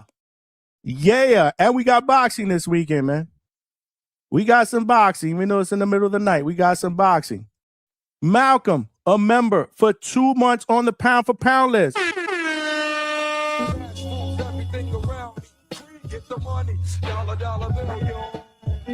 He said Johnny's sweating like Bermudez. Absolutely. That shit is a 2-pack of ass. Probably worse, bro. Lord. Damn. Man, it's hot. That costume is no joke. We good. Listen, I just wanted y'all to know that I was holding up my end of the bargain, man. I'm a man of my word. And I just want to say that I appreciate all of y'all, man, from the bottom of my heart for rocking out here at DHS. It was a great 2025. I know we're not done. We still got next week. But so far, it's been a great 2025. Salute to all of y'all that have been rocking out. Salute to my sister Star. I see her in the chat. Star, look at what they made me do, man. They made me dress up like Santa Claus. They said if I get to that goal, I got to dress up as Santa Claus. So, you know, brother got to hold up his end of the bargain. That's what we do. That's what we do here, man. We provide the best boxing content, the best entertainment in family fashion, man. Salute to all of y'all, man. Y'all know the deal. Make sure y'all subscribe to the channel. Tell a friend and tell a friend. Let's get to that next goal. Who knows what I'll do next year if we get to that next goal, man. Who knows what I'll do. But, yeah, salute to all of y'all. I see y'all filing in. We still need about 40 likes to get to 100. We're just getting started. Great interview with Antonio Vargas, man. Always a great interview with him. Class act, a man of God, a family man. More importantly, a champion who is focused on the big picture, which is trying to go undisputed at bantamweight. And his next fight against Seiya Tsutsumi is going to be a banger. It's going to be in Japan. This is the second fight in Japan. Obviously, he was very, very transparent with some of the things that went wrong during that first camp. Well, not really what went wrong, but what things that he would do different. You know, obviously getting to Japan earlier. He only got to Japan, 7 days or whatever it was before the fight. And, you got to get acclimated to that time difference, to the culture, to the food. Great question by Malcolm. You guys got to send some more questions if you're DHS Pound for Pound members, man. We will read all your questions. That is a perk of being a member. $2.99 a month. The link is pinned to the chat. The link is pinned to the chat if you want to become a DHS Pound for Pound member. $2.99 a month. Emojis. We're gonna start doing some hardcore backstage acts content for our members. Obviously, we are taking DHS outside of Florida, out on the road for real. We starting out in New York City. We will be at that Shakur Stevenson and Teofimo Lopez fight card in New York City at the end of January 31st. DHS will be in the building making their New York City debut. And we're going to try to provide some really, really good backstage content for our members. So please subscribe to the channel. That is free. And join the membership. That's $2.99 a month. Salute to all of y'all in the chat. I see y'all cooking. Big Money, I see you up in there. Roger that. I think I said I see you. Alberto, I see you. Malcolm, I see you. Vega, I see you. Polo Buck, I see you. Keenan, I see you. Star, I see you. Rachel Donaire, I see you. Rachel, what's good? Rachel, I'm going to connect with you. We got to get Nonito on one of these days. After the holidays. I know we got Christmas coming up. It is Friday. No, it's not Friday. I'm sorry. It is New Year's Eve. It is Tuesday night. Tomorrow night is New Year's Eve. New Year's Eve. You hear me? Christmas Eve. Damn, I'm a mess. That shit is a 2-pack of ass. I'm over here trying to read chats and talk.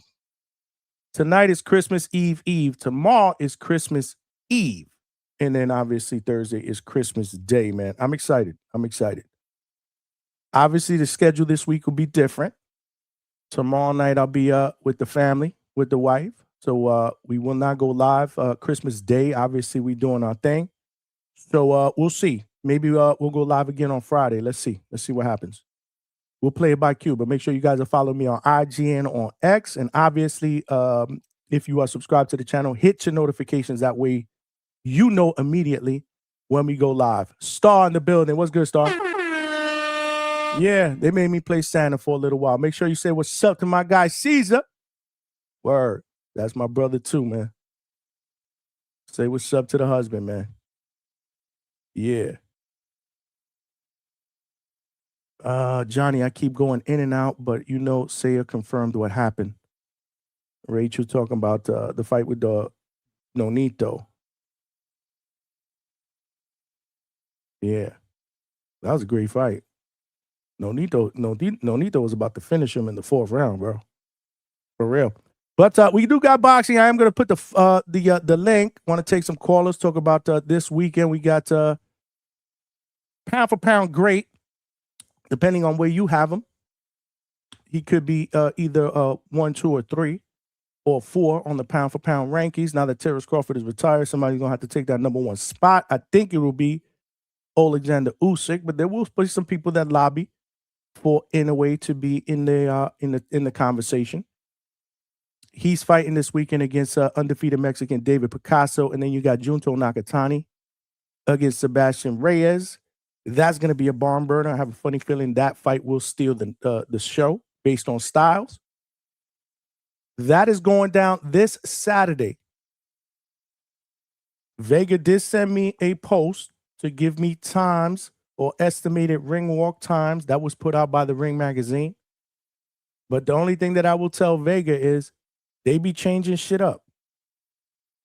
But if they go by the schedule that Vegas sent me, then I believe that Nakatani's co-main event fight will probably be, ring walk will probably be about 6 o'clock, 6:30 in the morning, I think it said. I think Vegas said, let me pull up that message that he sent me, or that screenshot that he sent me. Smash that like button, y'all. That shit is crazy how we got hella people up in here and we ain't got 100 likes yet. That's crazy. And if you're watching this live on X, please, definitely share the show and follow me on X. We are trying to build the DHS family over there on X. Facebook, the same thing. Share the show. Come on over here. It takes 3 seconds to smash that like button and subscribe to the channel if you have not done so yet. We smashed one goal. We on to the next. Hold on a second. Somebody send me a video. Let me see. Vegas. Apologize for the dead area. But anyhow, it is going down early, very early, Saturday morning. Junto Nakatani against Sebastian Hernandez Reyes. That is the co-main event. And let's not forget, we touched on it on Sunday's show. There is a fight lined up between Naoya Inoue and Junto Nakatani if both of them win. That is going down in May 2026. It's going to be one of the biggest fights in Japan's history. 2 undefeated guys in their prime. That shit's going to be crazy. But before we get to that, obviously Junto and Naoya Inoue have to take care of their own business. 2 tough fights that they're facing. Junto is facing Sebastian Reyes from Mexico. Let me share my screen here just to get a little bit of smash that like button, y'all. I'm going to be taking calls in just a second. Let's see what we got. So this card going down is entitled, is obviously a Ring Magazine card. It's called the Ring Magazine for Night of the Samurai. Coming fights. Hold on, let me pull this one up. Give me 1 second, y'all. Give me 1 second.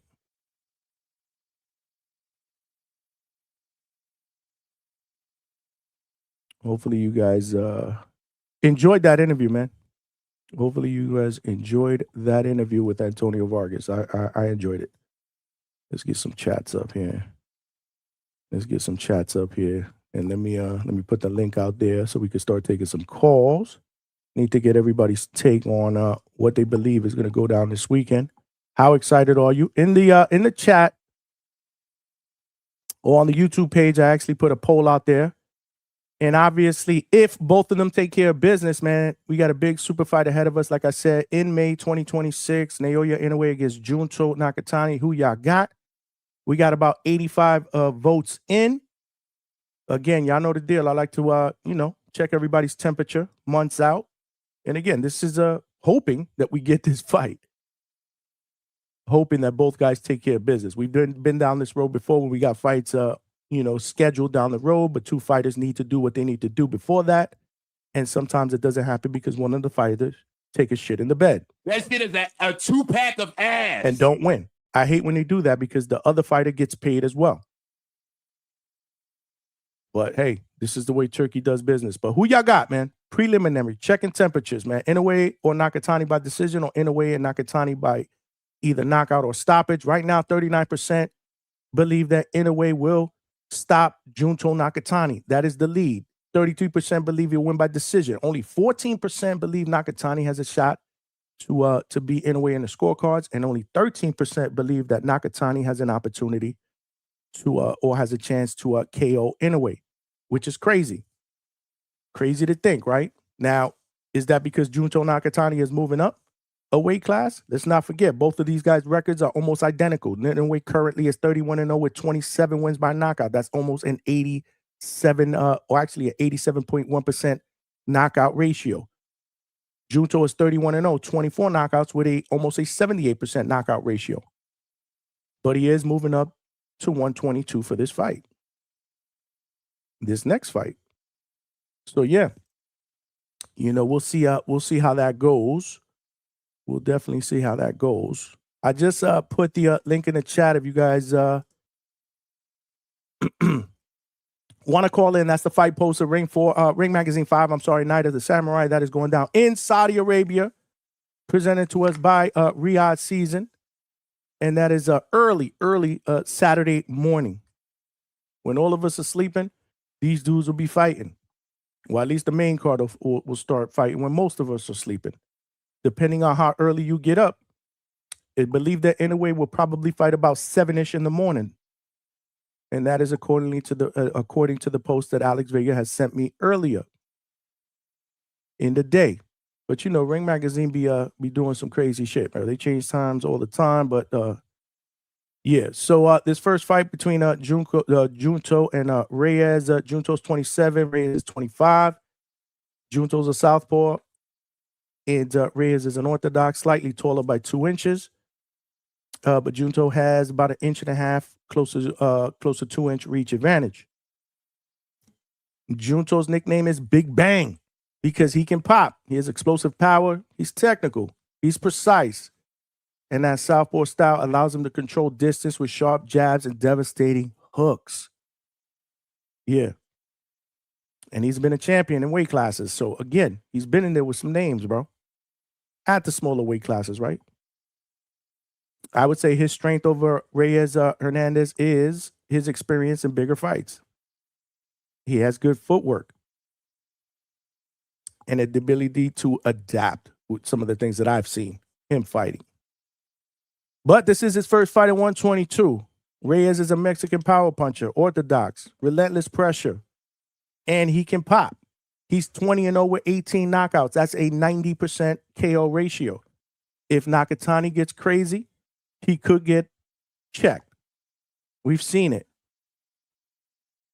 But yeah, obviously he's got the height, like I said, slightly, and he's a huge volume puncher. He's going to apply pressure. But my thing is, I believe that Junto has the experience against some of the elite competition, against better competition.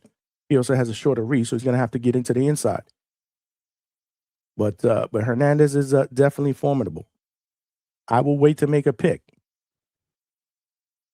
But then you got Naoya Inoue and David Picasso, who is also Mexican and also undefeated. He's 32-0, one draw with 17 knockouts. We all know what Inoue brings to the table. He's a pound-for-pound great right now, but he's 32 years old. David is 7 years younger, and he's also about 4 inches taller, and about and probably possesses about a 3-inch reach advantage, if I'm not mistaken. But Inoue is the real deal. They call him the monster. Devastating power, speed, technical mastery, man. I just wish that he was in the welterweight division because we've been talking about him as, one of the 4 kings. I mean, he's that good. Explosive combination. We've seen him down in fights. He was down against Nettie. He was down against Cardenas, but then he gets up and he lights these dudes up. Great IQ. But again, he's facing a guy that's also formidable. Another Mexican fighter with a strong amateur background. Orthodox against orthodox. Yeah. So Picasso is more the rangy puncher, but very, very, very slick. Or can be slick. I'm sorry. Haven't seen a lot of him, but the little bit that I have seen, he's formidable, bro. But I just think that Inoue's skill, power, experience, explosiveness. But Picasso's size could pose an early challenge. Again, we've seen Inoue down in fights. He gets a little careless. He gets chin checked. But then he comes back and he handles business. So Picasso will have to, in my opinion, hit to the body and try to slow down Inoue. Let's take some callers. Low Nose Boxing, what's good, my brother? What's going on, Johnny? Chilling. Tranquilo. Yeah, man. I saw in the beginning of the show, I think I counted like 20 different nicknames you had for the Hangout spot. 20? I don't know, maybe 10, 12. Damn. I'm exaggerating. Yeah. I was like, damn. I couldn't read them out loud because we had a guest, but I did want to, man. Salute to you, though, brother. No doubt, man. I'm officially part of the family, man. You know it. Yeah, man. This fight this weekend, when the fight is tomorrow, right? No, that fight is this weekend. What day? Saturday, early morning, man. I think the fight card starts about 4 in the morning, if I'm not mistaken. I'm gonna be honest with you. I don't know any of the guys they fighting, but based on everything that you just said, at least these are fighters that don't have losing records. And a lot of times I go hard on the smaller fighters, but they're fighting guys with decent records. I just never heard of them. Once again, I know who Nakatani is. I've never seen Junko fight. I know who Inoue is. I've never seen Nakatani fight, but I keep hearing his name. And that brings me to what I say. They mention him because obviously he's special. So why aren't these special fighters, the only 2 special fighters around these weight divisions besides Bam, why are they not fighting each other? How do people place these guys number 2, number 3, pound for pound, and they're not fighting each other? They're not in any fights where 50-50. They're not in any fights where you project they might lose. And once again, we don't know the guys there, but we know them. We know them, right? And it's always been this way in boxing for years, bro. Back in the 90s, we had a guy named Ricardo Finito Lopez. Had the same issue. Highly skilled, highly talented. Didn't have the big names around him. The only big names near his weight class were like maybe a division or 2 up. And Michael Carbajal and Humberto Chiquita Gonzalez. Those 2 guys fought each other 3 times. Finito's best fight was against the number 1 contender from Puerto Rico, who they were building up. They were building him up by the name of Nene Sanchez, and he fought some Brazilian dude twice. Dude wasn't known, but he was good. So which brings me to these guys coming up this weekend. They're fighting guys that are obviously highly ranked in their divisions.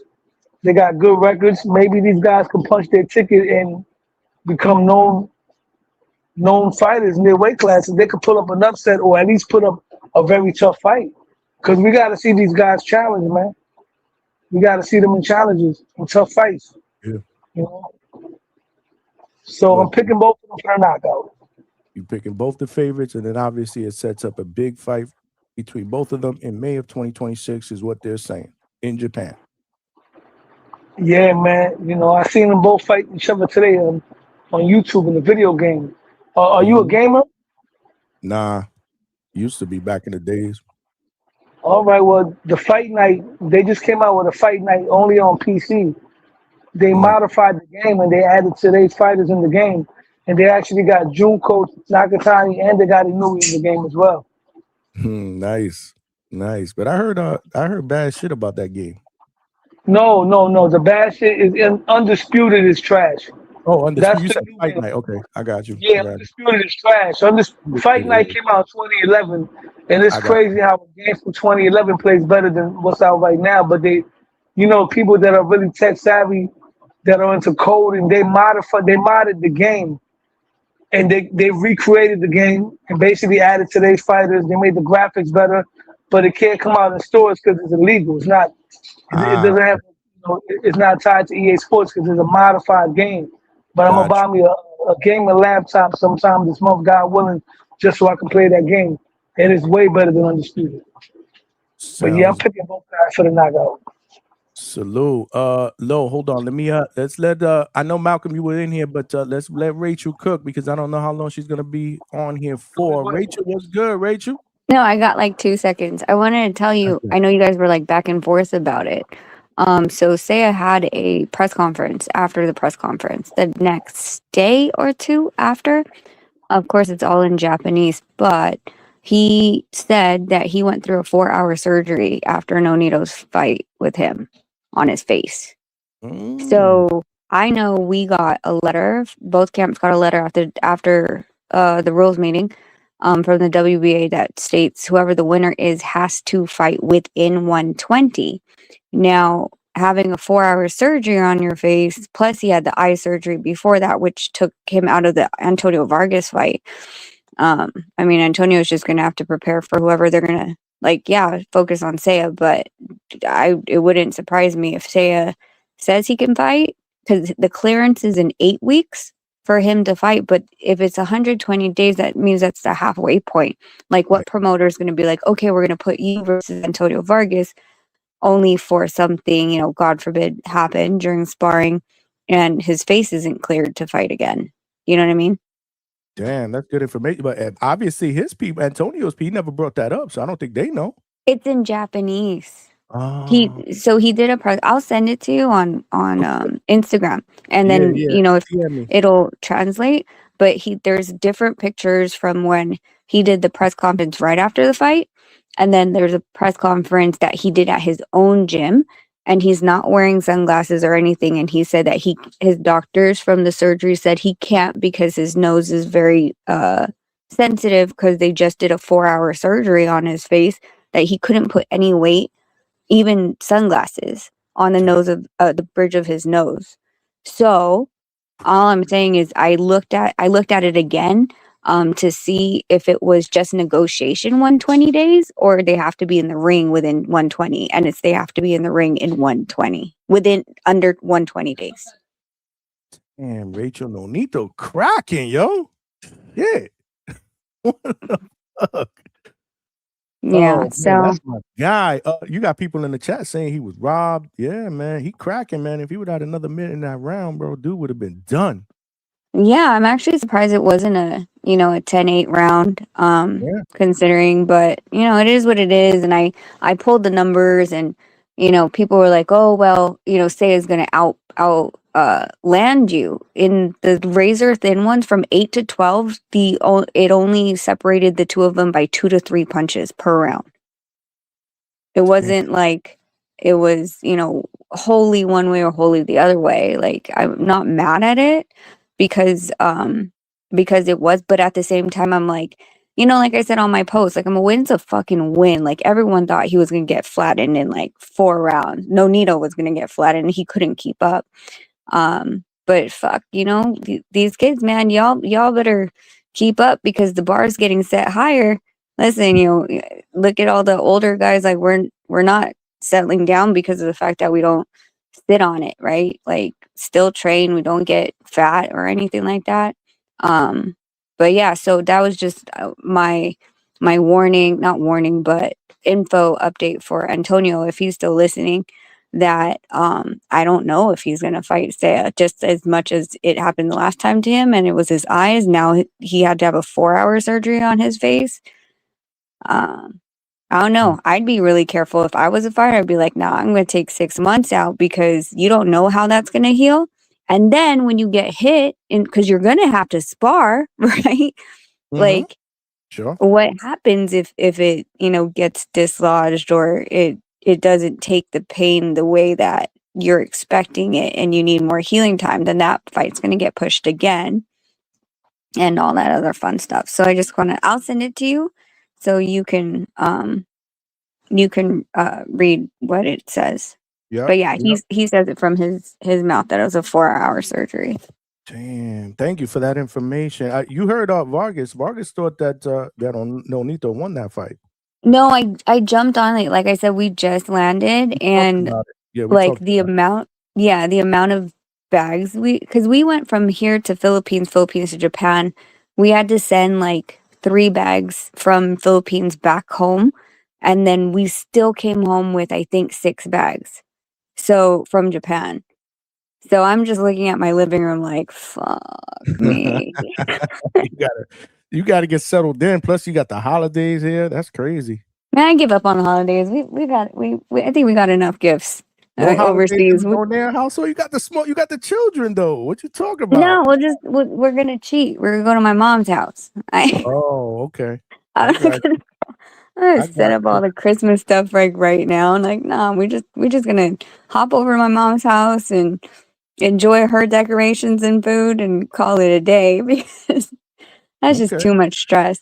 But then Nonito's going out to commentate on Amanda Serrano's card, which I don't know, which I think you should probably do a thingy on that one. I don't know if you saw, but Erica Cruz is saying she never popped positive and should never have been taken off the card.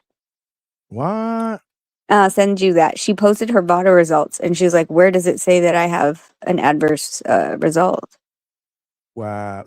Yeah, please. I didn't know that either. I know that they flipped out for Reina, right? Tellez? Yeah, but they're saying because she popped positive for some. I think Dan Rayfield's the one who reported it. Yeah, she popped. Yeah, that's what they were saying. Yeah. But I don't remember ever seeing the VADA paperwork from Dan, and Erica posted hers and was like, where does it say I popped positive? Oh Lord, scandal, drama. Yeah. But I'm gonna head out. I'll talk to you when I have real like anything else, but I'll send that to you so you can read it and you can report on it, and then tell Antonio if you have contact with him because I don't know him like that. Yep, absolutely. I might have him on social. Yep, I'll tell him. And make sure you tell the champ I said what's up. We got to get him in here after the new year, Rachel. Yep. When everything slows down, for sure. All right, talk to you later. All right. Bye. Thank you. You know it. Rachel Donaire, the queen in the building. Guys, like I always say, you never know who's gonna pop up at the hangout spot. Give us some juicy info. Yeah. So somebody said that in the chat. I was reading it like quickly. It might have been Tree. So it was like when so and so heals from his injury, or while so and so heals from his injury. And I'm like, I don't know what the fuck you talking about. And that's one of the reasons why I asked Antonio. There's nothing planned in between, right? It's going to be you and Seiya. He said, yeah. So obviously he doesn't know what Rachel's talking about, but she's gonna send me the video. I'll shoot it out to Box Lab and Antonio's people. Again, they need to know stuff like this, which will be absolutely crazy because this happened one time already. I know Malcolm's on the panel. I'm gonna let you cook in a second, Malcolm, but you were one of the people that asked me, like, we really need a breakdown of this whole recess shit of how it went down. And he broke it down from the beginning, man. He was supposed to fight Tsutsumi. And then obviously he couldn't fight within a certain time frame. So that moved Vargas to Winston Guerrero last December on the WBA convention card. He won the interim belt. And then obviously got elevated to full champion, and now he couldn't fight him in time because obviously been going through some stuff, and his mom passed away. I mean, condolences to him. I told him that during the interview. So now he's in recess, and now he's in recess. It's just a complicated situation. So during the interview, I'm like, well, you know what? Look, we've come full circle. You're gonna meet this guy. You were supposed to fight him anyway. And now, if that happens again, that shit will be absolutely diabolical, bro. Anyway, this is Supported Boxing. We will make adjustments. Smash that like button. We still need about 30 some odd likes to get to 100. It is Christmas Eve. I see the avatar that Malcolm got with me in the Santa uniform. I salute to you, brother. What's going on, man? This ain't Malcolm. This is Johnny, bro. What's good, man? What's good, bro? It's a shame. I knew this shit was gonna happen. I'm like, yo, hot spot, bro. That costume is insane, bro. Like, I'll put on the hat. I could probably put on the hat, but that shit is crazy, bro. That shit is crazy. Nah, I believe you, bro. Because when I go to Walmart, the dude that works in the front, they got somebody who's standing in the front. He usually dresses up for like the holidays. He had the Santa shit on one day, and then he took it off the next. And I'm like, what happened, man? And he's telling me, he's like, no, man, it's too hot wearing that. He's like, I can't do it. They don't give me an extra fan. So brutal. I think you're right, man. And I had the beard on, and that shit it's making my allergies act up. Yo, mic check. What up, H-Town? Yeah. What up, Malcolm? Hey, Johnny, I'm upset at low nose boxing.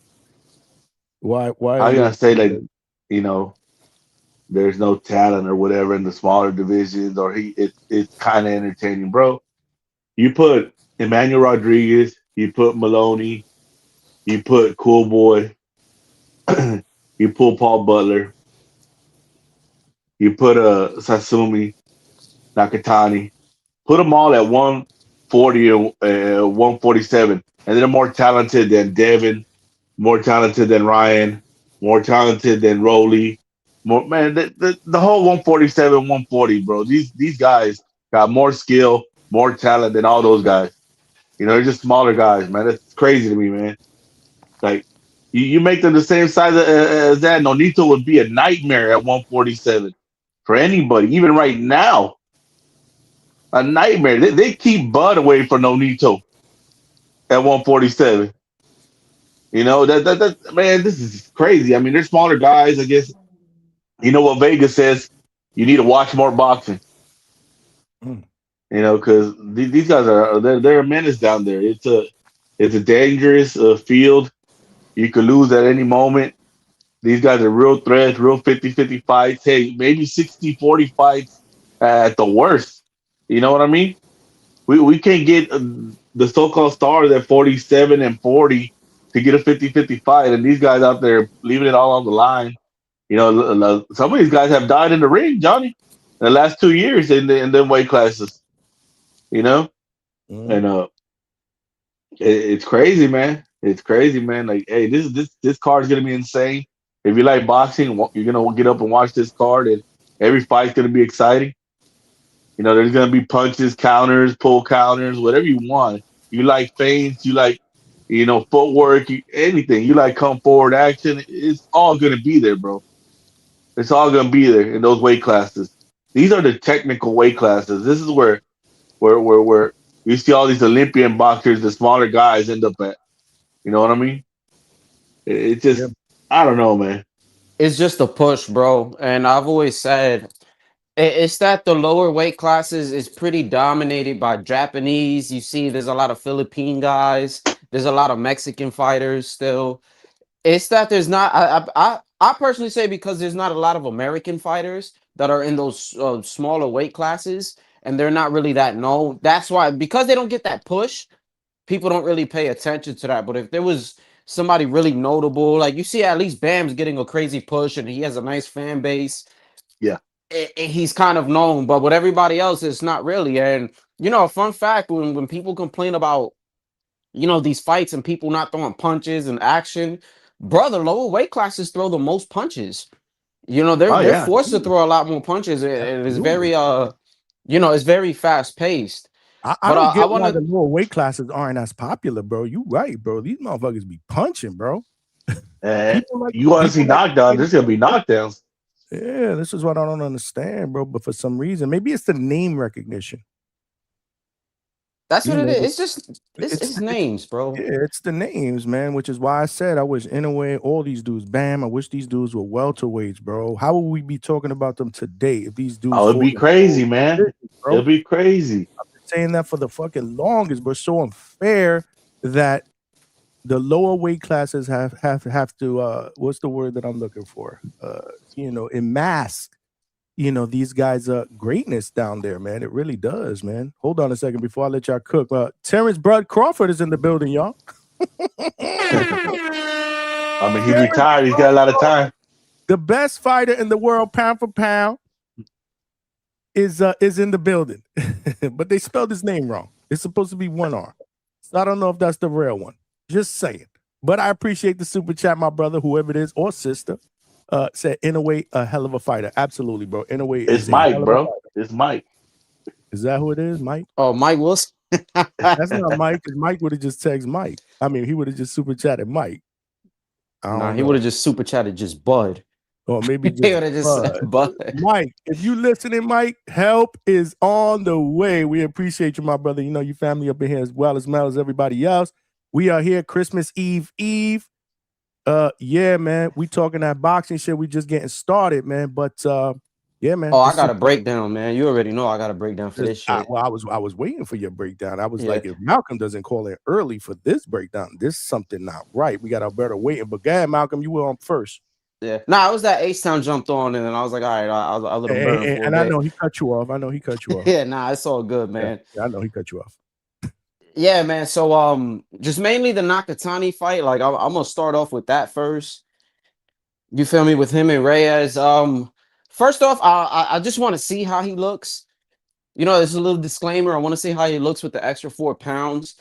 You know, it's not a crazy jump, but it's similar. You could say it's similar to a jump from like 130 to 135. It's just a pound difference, but it's not like the regular 2 pounds or the regular 3 pounds. So, you know, we'll see. He's naturally a thin guy anyway.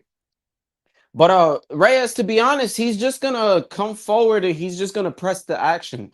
You know, he's one of those guys. Like, I think he's like what 20-0, I think, with like 18 knockouts. He got a high ass knockout percentage, but 90% knockout ratio, bro. Yeah, there's some forward. pop there. Yeah, there's some pop there, but this is also why I say people got to watch fighters, because you can see a high ass knockout percentage and you think automatically they're just flatlining everybody, but a lot of it has to do with the accumulation. You know, kind of like you see how William Cepeda is, and then people thought he was punching if you're a casual, but you realize he got some thud, but a lot of it has to do with the pressure and just how many punches he's throwing. So, you know, it's a bit of that. David Benavidez. There you go. Yeah, even though I know the random hate is coming, but just like David Benavidez, bro. So, he's gonna go ahead, keep going. Yeah, he's gonna come forward. You know, he's gonna do that. Now, the thing with Nakatani, very balanced. You know, and I just think that he's gonna dictate the pace a bit. Like the earlier rounds are gonna be a little chaotic because he's probably gonna get swarmed, but he'll try to use his length to pretty much dictate the pace of the fight. I could see him possibly getting a stoppage past 6 rounds. It's possible once he starts to get comfortable and he starts to land those shots. He has very good punch precision. And one thing I always like to point out is, as a tall southpaw, and I think they're around the same height, if I'm right. I have to double check, but yeah, because Reyes isn't small, but he loves to change levels, you know, and doing that as a southpaw. Josh Taylor used to also do it too. I think Nakatani does a little better. He changes levels to avoid the overhand right as a southpaw. You know, that's one of their weaknesses. So he does that to negate the shots. It's just sometimes, you know, he'll get a little too reckless. I haven't seen his chin tested, you know, and his resume is a little bit on the inside, you know, but I think he should be just fine, you know, moving up to 122. And with Inoue and Picasso's style, I want to say it's like the typical, you know, the Mexican come forward style. He throws a lot of body shots. He's going to make sure to come. He's going to walk you down with the high guard. He's going to come over with a lot of body shots, and then he's going to work the body. Also likes to go in with the jab from time to time. I mean, I'm not too impressed with him. I'm going to be real with Picasso. I'm not too impressed. Inoue, on the other hand, he's already established himself. He does very good at piercing through the high guards. He has very good punch variety. One thing also that I could see is when Picasso's going to the body, because he's definitely going to throw those body shots. Inoue likes to counter from time to time with the right uppercut. I could see that landing. And, that's also a good punch to throw when somebody has a high guard also. But I just see Inoue just being he just has too many tools. You know what I'm saying? He has too many tools.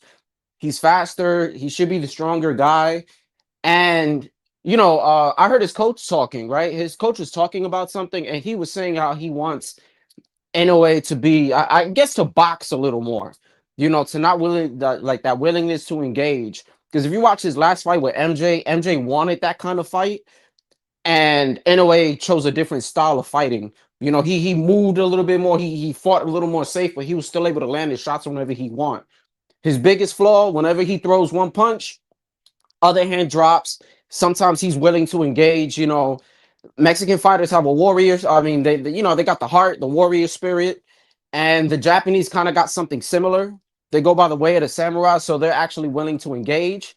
So that's a flaw with Inoue. And also he moves back in straight lines. If somehow Picasso is able to pressure him and Picasso bothers him, he's always going to move back in a straight line. He might take like 2-3 steps and try to counter with a left hook. That's usually his move. But going back in straight lines, you're just going to back yourself into the rope. I hate that he does that. So I could see, I don't know. I don't want to say knockout because I feel like he might try to box him, but I don't think Picasso's on his level. So fuck it. I'll say Inoue stops him like late, But I hope both guys win. I don't like when they plan these super fights. I'm a big Japanese supporter anyway, so I'm very happy for this card. But hopefully both guys get this win, and then on May 3rd we can get this super fight, man. Absolutely, bro. I can't wait. Man, one thing Inoue does too is breakdown as always, Malcolm. Great breakdown. Appreciate it. Inoue sometimes when he's overconfident or he's feeling himself, he has the tendency to admire his work at times. Mm-hmm. But, he gets a little cute, obviously, because of his skill set, but he's very, very entertaining. And Johnny, go ahead. That was an excellent. This guy right now is Inoue is doing something that hasn't been done since like the 70s, I believe. He's defending the lineal title for the 4th time in a year. We can't get these guys to defend their regular title twice a year. That's a great point, man. Yeah, this is the 4th time this year, man. That's crazy, bro. That is crazy. Great point. Wild, bro. No, wild. Great point. But this is a part of why, if you are a true hardcore boxing fan, I mean, you can't not say he's not a special fighter. And I get the whole deal. Well, who has he fought in those lower weight classes? I don't know how he's not pound for pound number 1, Johnny. That's crazy. He's out the dudes that are in front of him. It's just a shame that because of name recognition, people don't know who they are. And this is the reason why I've said it all along. I need him to move up to 126 so he can get, some of the names that we do know. And hopefully here in Vegas, New York, whatever, we need this guy to fight more in the States, man. It's just, people don't know him out here, bro. Dude, he's going to get sparked out at 126. He's so? I don't think so. You know what it is? I don't think so. I don't think so, bro. Watch him at 122 when he first fought. I think his first fight it was Fulton. And also watch when he fought like Tapales and Neri. Watch those fights and then just see his more recent performance. It's because he started to acclimate to 122. So he's slowly, he's filled out better. He looks a little stronger, but it's his speed. His speed is it dropped. Like it's more noticeable. I've noticed it. So once he goes to 126, I know he's going to fill out, but he's also going to be notably slower because that's an extra 4 pounds again. 118, he was perfect. The speed, the power, and everything. And I think that the size difference, yes, he has the technical skill. The size difference is going to matter a lot unless he chooses to fight a different style. But if he's trying to fight the same way he fights at 118 and he's trying to mix it up with guys, especially somebody like Angelo Leo, I don't think he's the best fighter in the world, but he's a very good counter puncher. And this is somebody who knows? But we just got to see how he looks, man. I just think he slows down. To me, the only threat at 26 is Nick Ball, and that's not because he's a great boxer. It's Because he's because they dirty. let him get away with bullshit. You You're know? talking about his style, right? Yeah, they let him get away with bullshit. So if they let him get away with bullshit, then I don't know how Inoue is gonna react to being hip tossed, forearmed across the face, thrown outside the ropes, and somehow this guy is not disqualified. Yeah, and they That's, probably do that in Saudi. Because if they do it in Japan, he'll be fine. Because the referees don't play that shit. oh yeah, But if it's in Saudi, it's a different story. so that's it, though. I don't see no threats at 26, no real threats. The only thing you can hope is for him to get old in the ring because he is an older fighter, and at those smaller weights, your reflexes are everything. And right around the 30, 31, 32, your reflexes start slowing down at those smaller weights. And that's everything in those smaller weights, your reflexes. So, Yeah, for sure. So I you mean, you comfortably think he beats Espinoza?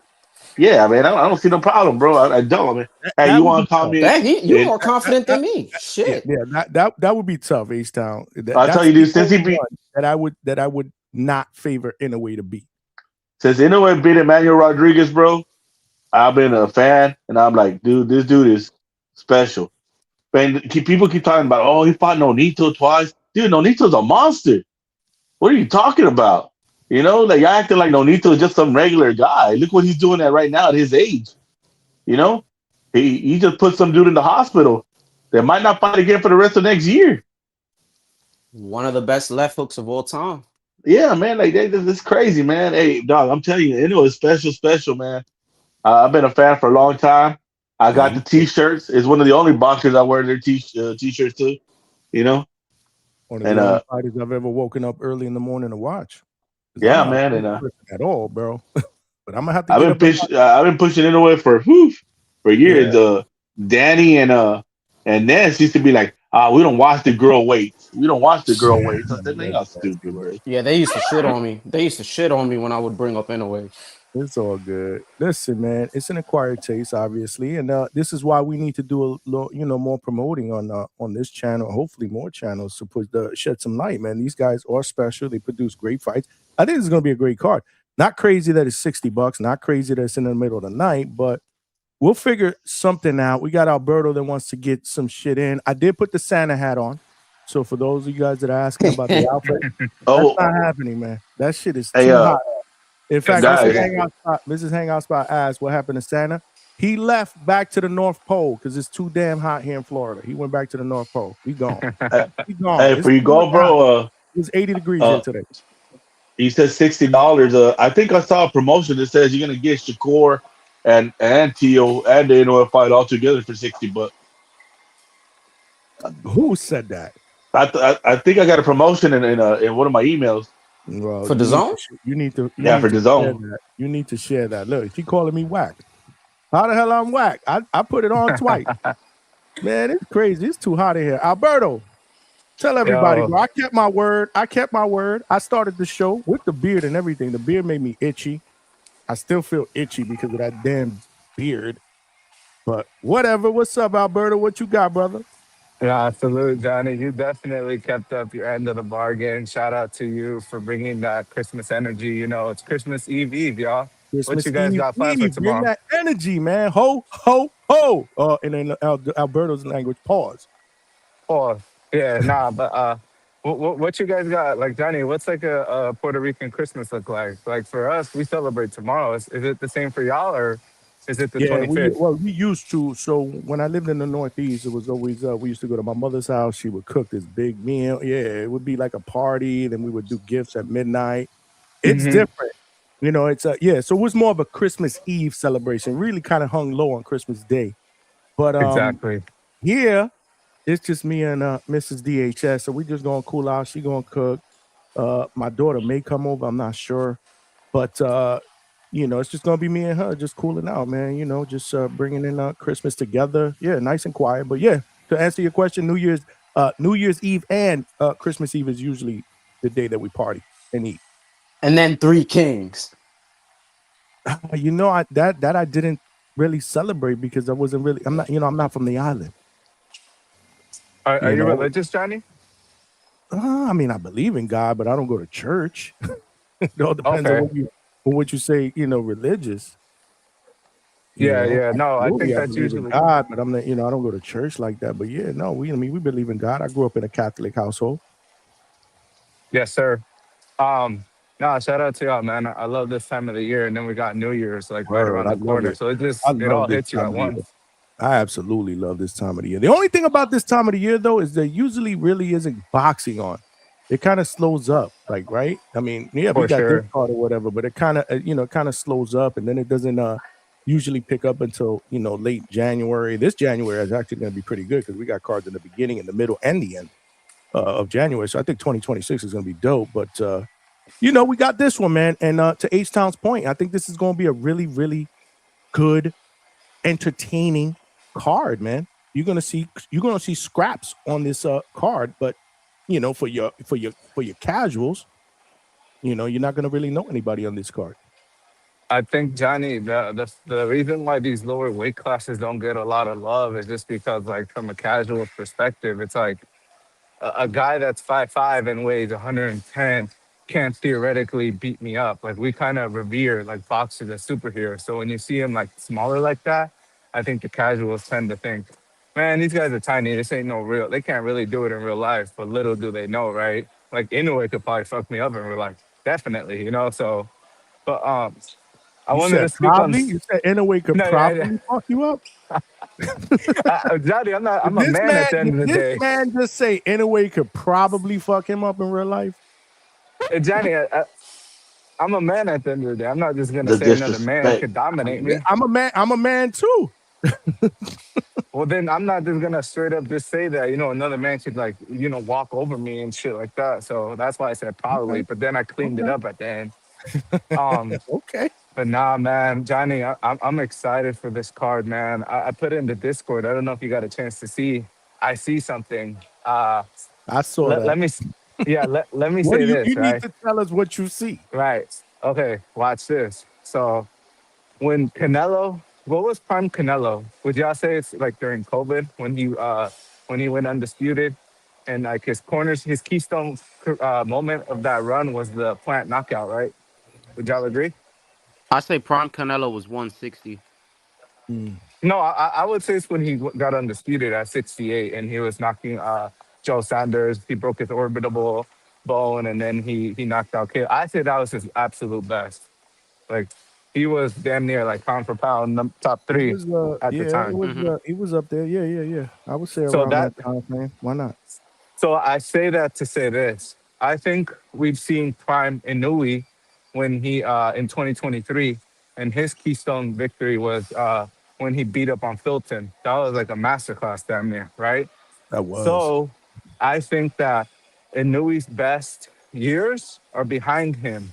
And so he's been slowly declining. If y'all haven't noticed, the last two Mexicans he's fought, he's ended up on the canvas.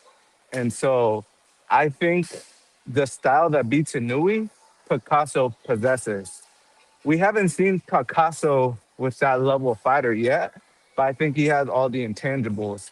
He's a very smart fighter. I was hearing Malcolm say that he likes to hit to the body. Picasso's always Picasso is also very technical, Malcolm.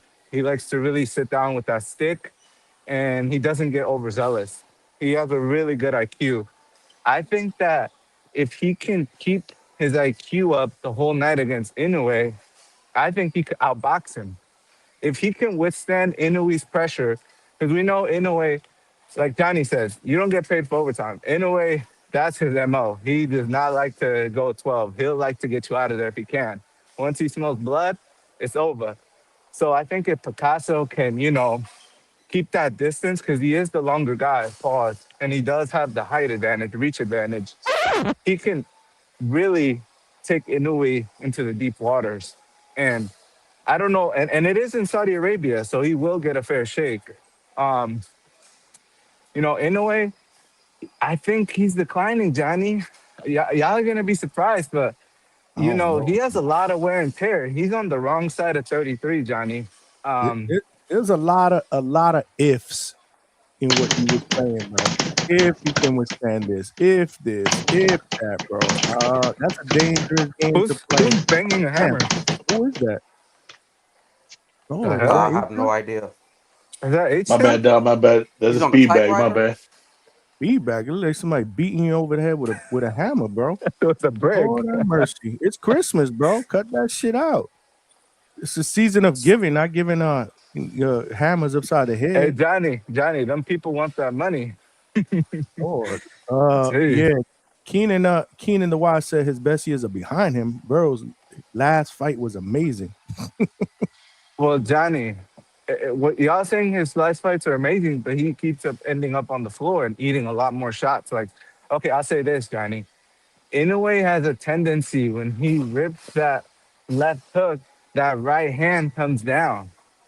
And so Picasso, I know Picasso's corner and his trainers have studied that. You know, if he could time Inoue, because he has that habit to, drop the phone, y'all be surprised, man. I really see something. Picasso's the younger fighter. What'd you say, Johnny? He's like 26, 25? I think I said that. Yeah, let me just double check one more time. I'll tell you right now. He definitely is the younger fighter. Yeah, he's 25 years old. I'd say he's hungrier because, he's never been a world champion. Inoue's kind of just been sitting at the top He's now for a taller. while. He's taller. He has a Reach advantage. couple inch reach advantage. But I don't know, man. I mean, The thing about this situation is, and I see the point, Picasso has all to gain and really nothing to lose. So it's kind of like a win-win. It's like you're going against Inoue, you're the underdog. You don't got a strap. You know what I'm saying? It's like if you lose, you lost to Inoue. But it's like if you win, you know what I'm saying? And I know you're pretty hungry for that. Like this is your shot right now. So I can see that. In terms of his best years being behind him, personally, I thought the beginning of 122 and his 118 reign was the best Inoue. And from what I was saying earlier, Exactly. to my point, was it's more of him from what I've seen slowing down. It was just his speed because he's getting used to the weight. That was really it. And he does have a tendency to want to exchange. He does drop his hand. He's been doing that shit his whole career. And as he goes up in weight, that's when the size difference is gonna matter. But yeah, I feel like he's gonna fight a more safer fight because he did say he wanted to get the knockout.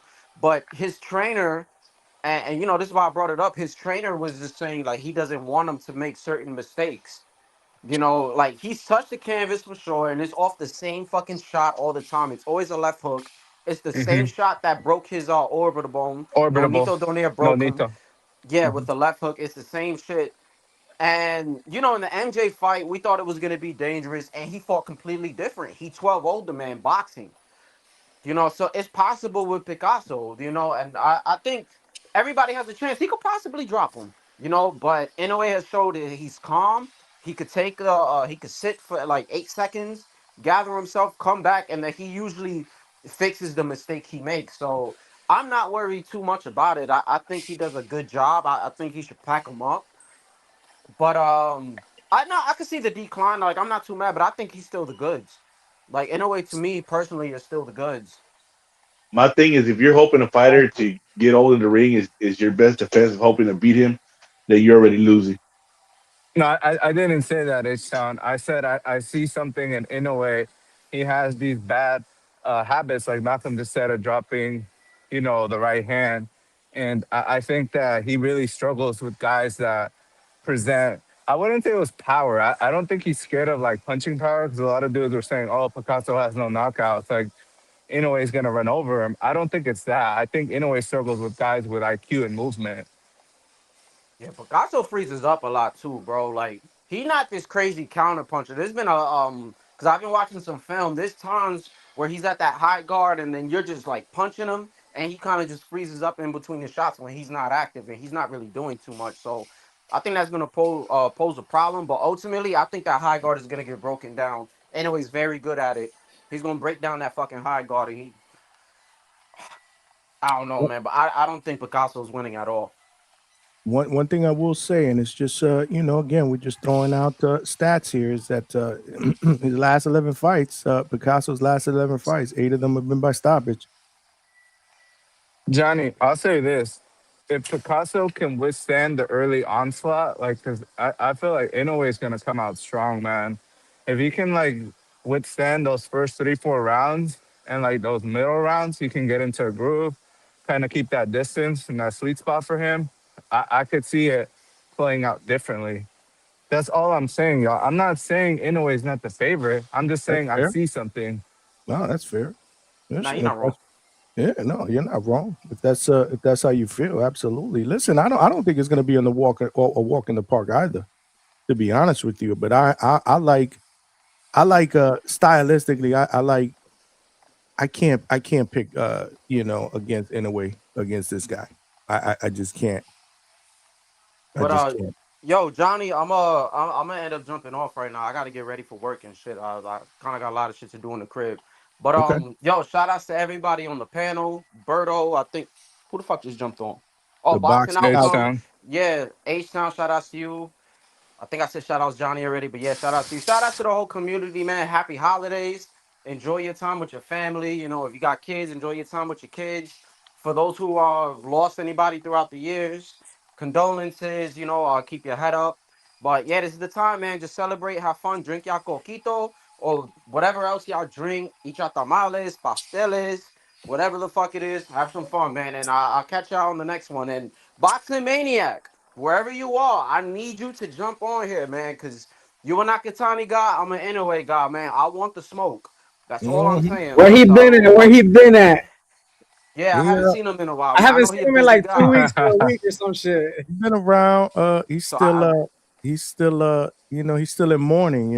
After the Buckeyes cracked his Michigan Wolverines ass, and then he lost his coach. He's a wreck. But no. In all due seriousness, man, he got small children and stuff like that. So salute to him. He got small daughters, but yeah, he do. Yes, he sir. keeps in constant contact with me. He is gonna be coming back. Yes, I told him about you, Malcolm. He said Yeah, I want the he said smoke, in man. Spanish, prepare yourself. Tell him I said prepárate. All right, but Prepare yeah, shout yourself. outs to everybody, man. Happy holidays, man. And Johnny, put Same on here, the rest of brother. the fit. Stop ducking the smoke, man. Put the rest of that Santa fit on, man. I'm out of here. Yeah, come We on, might, Johnny. we might have to do that in spurt. Yo, y'all not kidding, bro. That shit is hot as hell. And then it's itchy too. That's the problem, man. Like after the beard and all that, like I was itching, man. That shit's crazy. I got the hat on though right now. And You I see, got you went and got that 99-cent joint. I got the what you wanted me to do? Go out and buy a $200 one? Get I that ain't got velour no one. small kids. I ain't got no small kids. I ain't got no Get a grandchildren. Grinch. Get a Grinch costume for whenever there's an upset, bro. Next year. We get to that next goal. We'll do it next year, man. Don't worry We about up in the that. I'm budget a man of next my year. word. I kept my word. Look, but I got my Charlie Brown Christmas T-shirt on. I got the Santa Claus hat. Maybe later on I'll throw the beard on. But the beard is too it's too itchy, bro. It's bad for my allergies, bro. It's just terrible. But Well, yeah, don't put man, it we over here. your mouth. Where what was I supposed to put it? Even here, it's itching my neck. Even This if it's just hanging on right there. shit, yeah, man. This shit is Damn. That's this is just not. part of the process of having a beard. This is some Walmart shit, bro. This is some Walmart. This is some Walmart shit that I had stuck in the storage for like 2 years. I didn't even open it up. I was like, you know what? Now's the time. We got to Shit keep our probably got his word. bestos on sort of shit on. But I appreciate all of y'all, man. Great words by Malcolm. Great breakdown. And obviously, I just want to, share the same, what Malcolm said, man. Hopefully, everybody out there, if you lost some family members, man, keep your head up, man. I know they could be tough this time of the year, but we here, man. If we could provide just a little bit of entertainment, talk that boxing, have a good time, that's what DHS is all about, man. It is Christmas Eve, and we are talking boxing. Smash that like button. We still need about 23 more likes to get to 100, and we need some more subscribers, man. We need some more subscribers. But the boxing outcome, bro, what you got on this weekend? I'm gonna go with the underdog. I like to be different sometimes. I mean, Okay. And I feel like if it is an upset to happen, it'll be like compared to the NFL, it'll be like the Giants beating the Patriots with that helmet catch. Remember when catch, I know. with the helmet catch? Remember that I know shit? about that. So, Exactly. So if this upset does happen, Picasso wins and beats Inoue, it'll be something like that, It'll be crazy. But I wanted to touch up on a little bit of the lower weight classes, and then also like the heavyweight. The thing about United States. I'm not gonna say America because America is a continent. But the thing about United States, if you think about it, and you guys can speak if you guys are fathers, right? Is that most families or most parents want their kids to go to college and universities. So what happens is most of the sports that they get into, have to be like baseball, basketball, football, those kind of sports, so they can get scholarships, so they can get to the university and college. It's obviously, as a parent, you're gonna support your kids into whatever dream they have that they want to follow and achieve in life. There will be cases where your kid might want to take boxing classes and might want to have that dream of becoming an Olympic champion and that sort of thing. But the reality is, those other countries, they don't really have what United States have. They have the system in place so that your kids can go to get scholarships and go to universities and colleges and get degrees on top of being an athlete. Boxing doesn't offer that.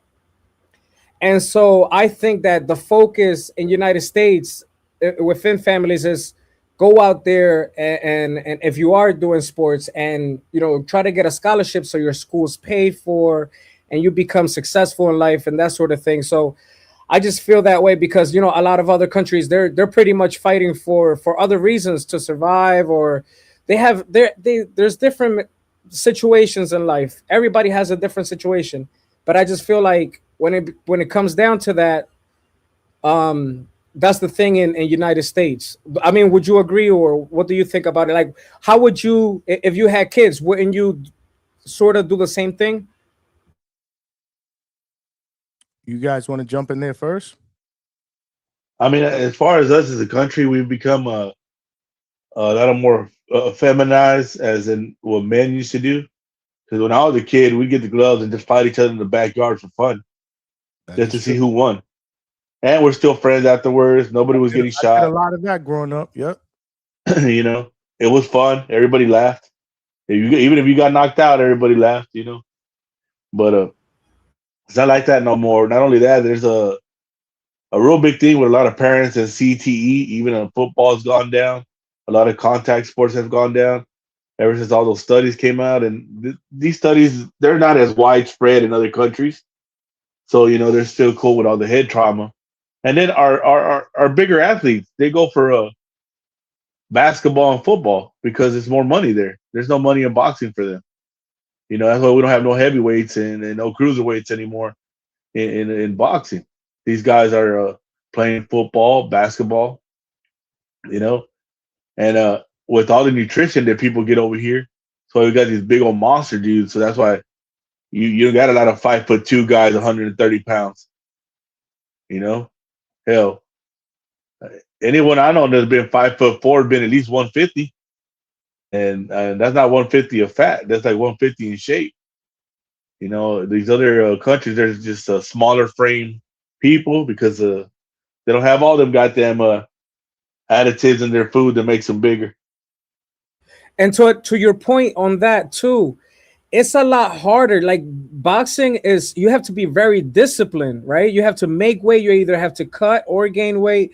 Where these other sports, sometimes you can use the weight that you gain to your advantage. It all depends, right? It depends on the sport, but they don't have a limit to say. Yeah, like even wrestling in the country, wrestling has made a resurgence, and collegiate wrestling and Olympic wrestling has made a resurgence with the UFC. But before that was big when I was a kid too. You watched the Olympics, you watched the Olympic boxing team and the wrestling team. Everybody knew about the Foxcatcher and all that other shit that was going on back then in the 80s and 90s.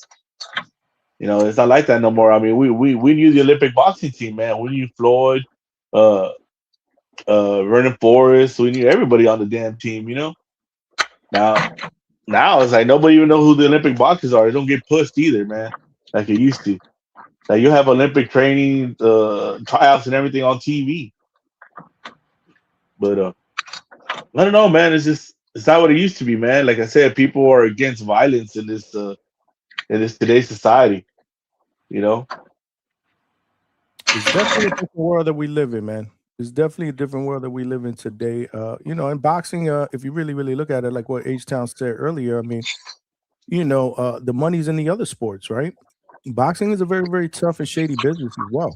You have to want to become a professional fighter, man. And I don't know, and obviously when fighters fight, the goal is to become,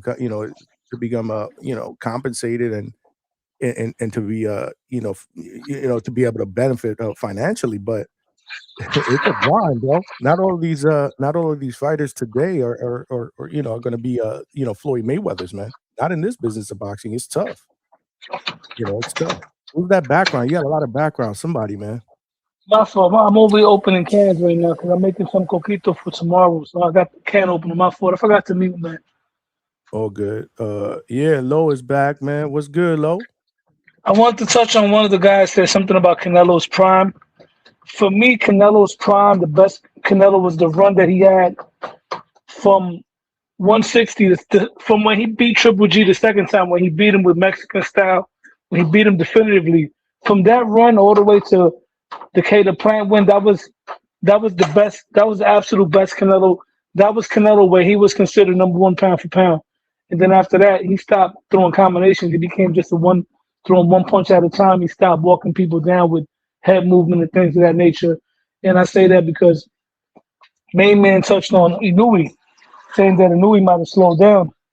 He possibly could have slowed down, but then there's also him moving up in weight as well, And to follow up with to rebuttal H-Town, because H-Town got on after I got off. I got to agree and disagree with you, H-Town. As far as the smaller H-Town still there?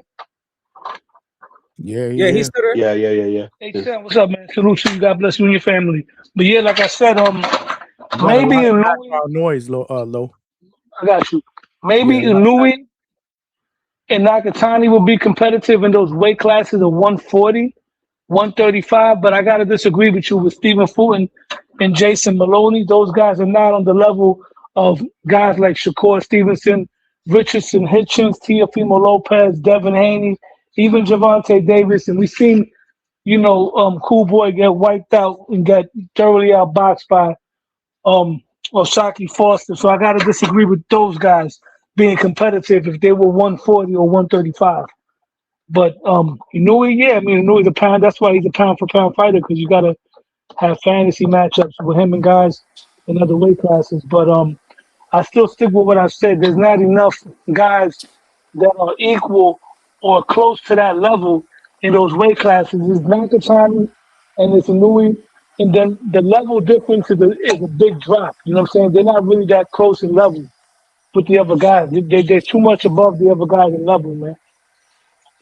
Hey, Loves, what do you think about the Inoue fight this Saturday? Like, I'm the one who said it, that I think he's on the decline. Do you think there's any truth to that, or how do you think it plays out with Picasso? Because I think Picasso has the skills to beat him, possibly. Well, like I told Johnny, I never seen Picasso, but these guys have good records. They got winning records. He showed that he got a pretty good knockout percentage. I wouldn't be surprised if Inoue gets clipped and gets knocked down again. But like I said, I'm not sure if it's his skills slowing down or if it's just him moving up in weight, fighting bigger guys that are able to handle his punches. And to backtrack earlier when I was talking about his resume is not as bad as the other guys, because I forgot that he did have Nonito Donaire, even though he was past his prime, but Nonito's still very formidable. He had Nonito on his resume, you know what I'm saying? So, that's very respectful there. But I won't be surprised if he gets knocked down, but I got Inoue for the knockout this weekend, though. So you got Inoue. So he picked up, Low picked up both, both the favorites in the main event and the co-main, which sets up a big fight between Inoue and Junto Nakatani. That's going to be huge in Japan in May of 2026. What do you guys think about that fight, man? One by one. Man, I think Inoue it's going to be like Low. I'm gonna mute you while they talk because you got back. Yeah, I'm gonna mute myself. I got you. I got it. Go ahead. Yeah, I think I'm sorry. that'll be the test. I mean, it's more of a test for Junto than Inoue, really, to be honest. Uh, I'll have Inoue, as the experienced fighter coming in as the right now the bigger guy right now because he's been in the weight longer, so he's more acclimated. So he'll have that advantage. I mean, Junto's speed. Now, is this the first time that Inoue is going to be the slower guy in the ring? So that'll be different. So we'll see him adjust to that. And Junto's going to be hungry. He's young, but does he have the experience to be in there with them? We all seen Inoue get knocked down. He recovers, takes his time. He doesn't rush back in. He'll rush back in. It was a flash knockdown because he wants it back. But when he's actually been knocked down, like in the Neri fight, he took his time, got in there, and did his work, got him out of there. Very experienced, very smart in the ring. Yes, he makes mistakes because he's an action fighter. All action fighters going to get hit. It's the reason why Devin Haney don't knock people out. Not because he can't. It's because he don't take the risk to open himself up to be swinging in there and planting his feet to knock somebody out. And these isn't. He wants to give you action, man, and you can't hate him for that. I'd rather see my fighter get knocked out and try to fight than run around the whole damn fucking ring all night long or hug it out the whole night. It is what it is. You call me a hater all you want, but I mean that's the type of fighter I like to watch. I know Coach likes to say I just like the Mexican style. No. I like the warrior style. The warrior style. Johnny. Yeah, You got to throw it there every now and then, Malcolm. Malcolm said, "Random dev hate." I do agree though with H-Town when it comes to offensive fighters, man. You pull the trigger, you're gonna get hit. This is a fight. That's what it's all about. Go ahead, Alberto. What was you gonna say? I think we haven't seen Nakatani up there in that weight class, so I gotta wait, Johnny, to answer that question to see how he fares with the dude he fights this Saturday. If he washes him and he looks comfortable at the weight and he fills out nicely, we'll see that on Friday how he looks at the weight. Yeah, man, I might have to favor Nakatani just because I think Nakatani has the length.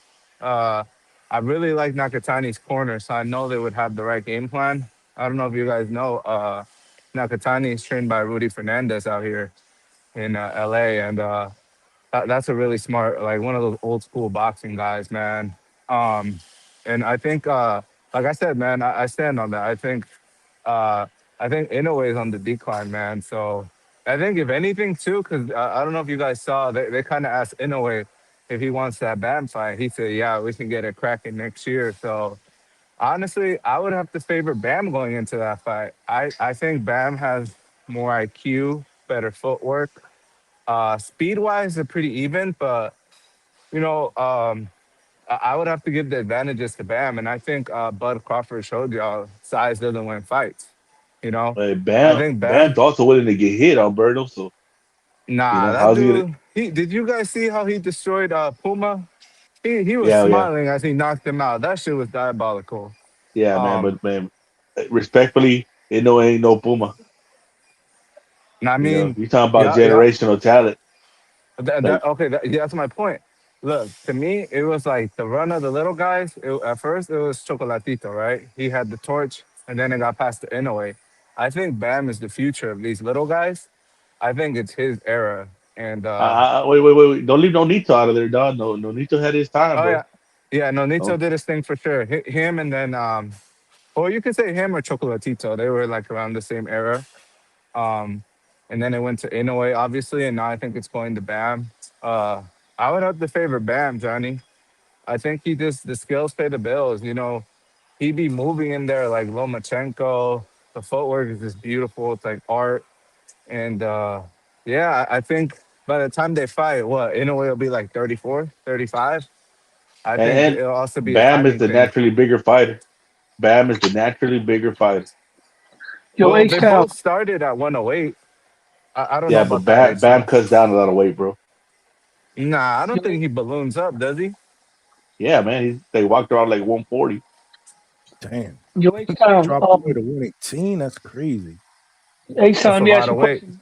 Hell You were yeah. just mentioning H Town. You were just mentioning the different eras of little small pound for pound guys. Being that you're Mexican, I'm pretty sure you know, but I'm gonna ask you anyway. You know about Ricardo Finito Lopez? Yeah. 'Cause I was just giving Johnny some jewels about him. Ricardo Finito Lopez. How you think he would have done with Inoue? That'd be a hell of a dream fantasy matchup. Being that we don't got too many, legendary fights between those smaller guys, but that'd be a great fight, bro. Finito was a problem, man. Yeah, He was. Benito too, but I mean, it's what's the name? Barrera was a problem too in the smaller weight too before he moved up. Yeah, but And Barrera wasn't in those weight classes. Barrera was like he started more like junior featherweight. When we talk about the smaller guys, because the featherweights and junior featherweight, they had glamour eras, glamour divisions with big names. We talking about guys like flyweight, bantamweight. You know what I'm saying? Guys like that. yeah, Nonito, no, even though Nonito was a little bit bigger, Nonito I think was the bantamweight and the junior featherweight. But we talking about guys like the flyweights, bro. Well, And Lowe's. Ricardo Lopez was a strawweight. What's up? I would say that because you said Nonito is a small guy. I think with all due respect, he ended up fighting. I would say in like bigger weight classes, and he had some good looks. Like a No, lot he of dudes did. forget about Nonito's era, man. He was one of one. Yeah, Donito was top three pound for pound. I might He not was be entirely special. correct as far as what weight class that he started at, but I know he was like at 118, 122. I remember when he fought Rigo at the time. People Rigondeaux, yeah. Rigo, yeah, Rigo. Rigo's another shame how he got blackballed after that fight too. yeah. Well, But like I was saying, man, Bam is not a real small kid, man. He carries weight too. So That's by a the time if that fight happens, it'll be the younger man versus the older man. Might be the passing of the torch. Might be the passing of the torch. Who has the edge in But power in that fight if that ever happens? I don't know, man, because they know he's gonna have some battles by the time he gets to Bam. Talk about power, Bam. punch of power. somebody got music in the background of sun. That's definitely not me, brother. That's not me. Oh, that's not uh, bad. Where that are might you, be our me, brother? Johnny. I'm gonna meet up. My bad. Where are you? You in a festival? Yeah, I thought I don't I know. thought the party was tomorrow in your house. Nah. I'm out doing some last minute shopping, Johnny. You know Yeah, how it is. that's last minute, last minute. Shit. It's Hell still no. not 9 o'clock out here, Johnny. Oh, true, true. Yeah, nah, I ain't trying to go out there. Definitely not tomorrow. Tomorrow's gonna be insane, man. Insane, man. We did what we needed to do here. And we doing what we needed to do. We're doing what we need to do here at DHS. Smash that like button, y'all. We still like at 100. And I put the link in the chat if you guys want to call in and give your previews and your breakdowns of this weekend's fight with Inoue and Picasso, Junto Reyes. What do you guys think is going to happen this weekend? There are some other fights on that undercard that we haven't really talked about. I don't know a lot about these fighters.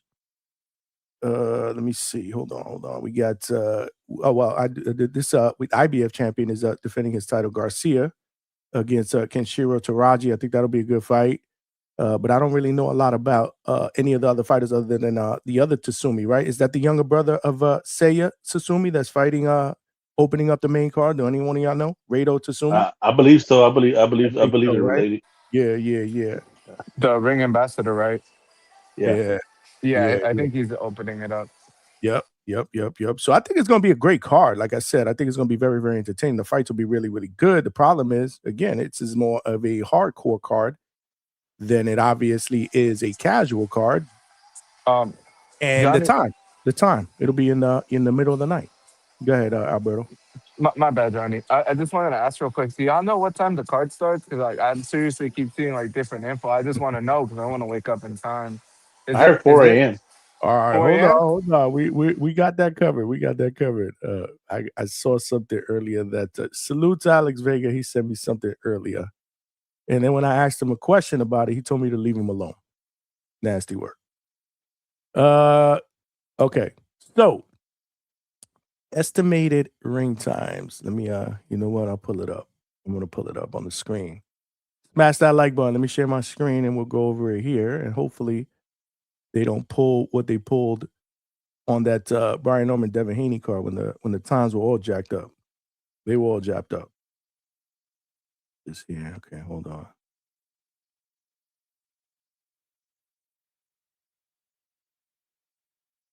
All right. So here we go.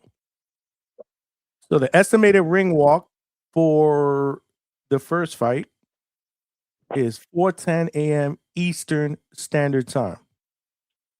So what is that for you guys? 1 o'clock in the morning? Yeah, like 110. I think you just subtract 3 from like whatever you guys have. Yeah, exactly. So 4:50 for the Garcia and Managa fight. Garcia and Taraji. 5:45 a.m. Eastern Standard. Junto against Hernandez Reyes is 6:30 a.m. Eastern Standard Time, so 3:30 Pacific, and then the main event, Inoue Picasso, 7:45 a.m. Eastern, which is not too bad. That's bad Johnny. for us, Johnny. That's bad for you guys out in the West Coast, but for us, not too bad. Not too bad. Again, these are estimated ring walk times. These are estimated, so it doesn't necessarily mean that's how it's going to play out. But that's what the zone put out earlier. Salute to Alex Vega for sending me that, and then telling me to leave him alone because he was moody. Hey, Johnny, you bring up Brian Norman, and man, bro, I've been stewing about this ever since I learned that Ness was in the insider group with the Haneys, giving information about who he should fight next and helping pick opponents for Devin. I was trying to feel Ness set my boy up, man. They had him stay a little later so they could be at Border Wars to see people. They flew out late, got there late. Stop it. Well, did Ness poison my dog, man? He didn't even go. You know what's funny? Senior didn't go to Border Wars.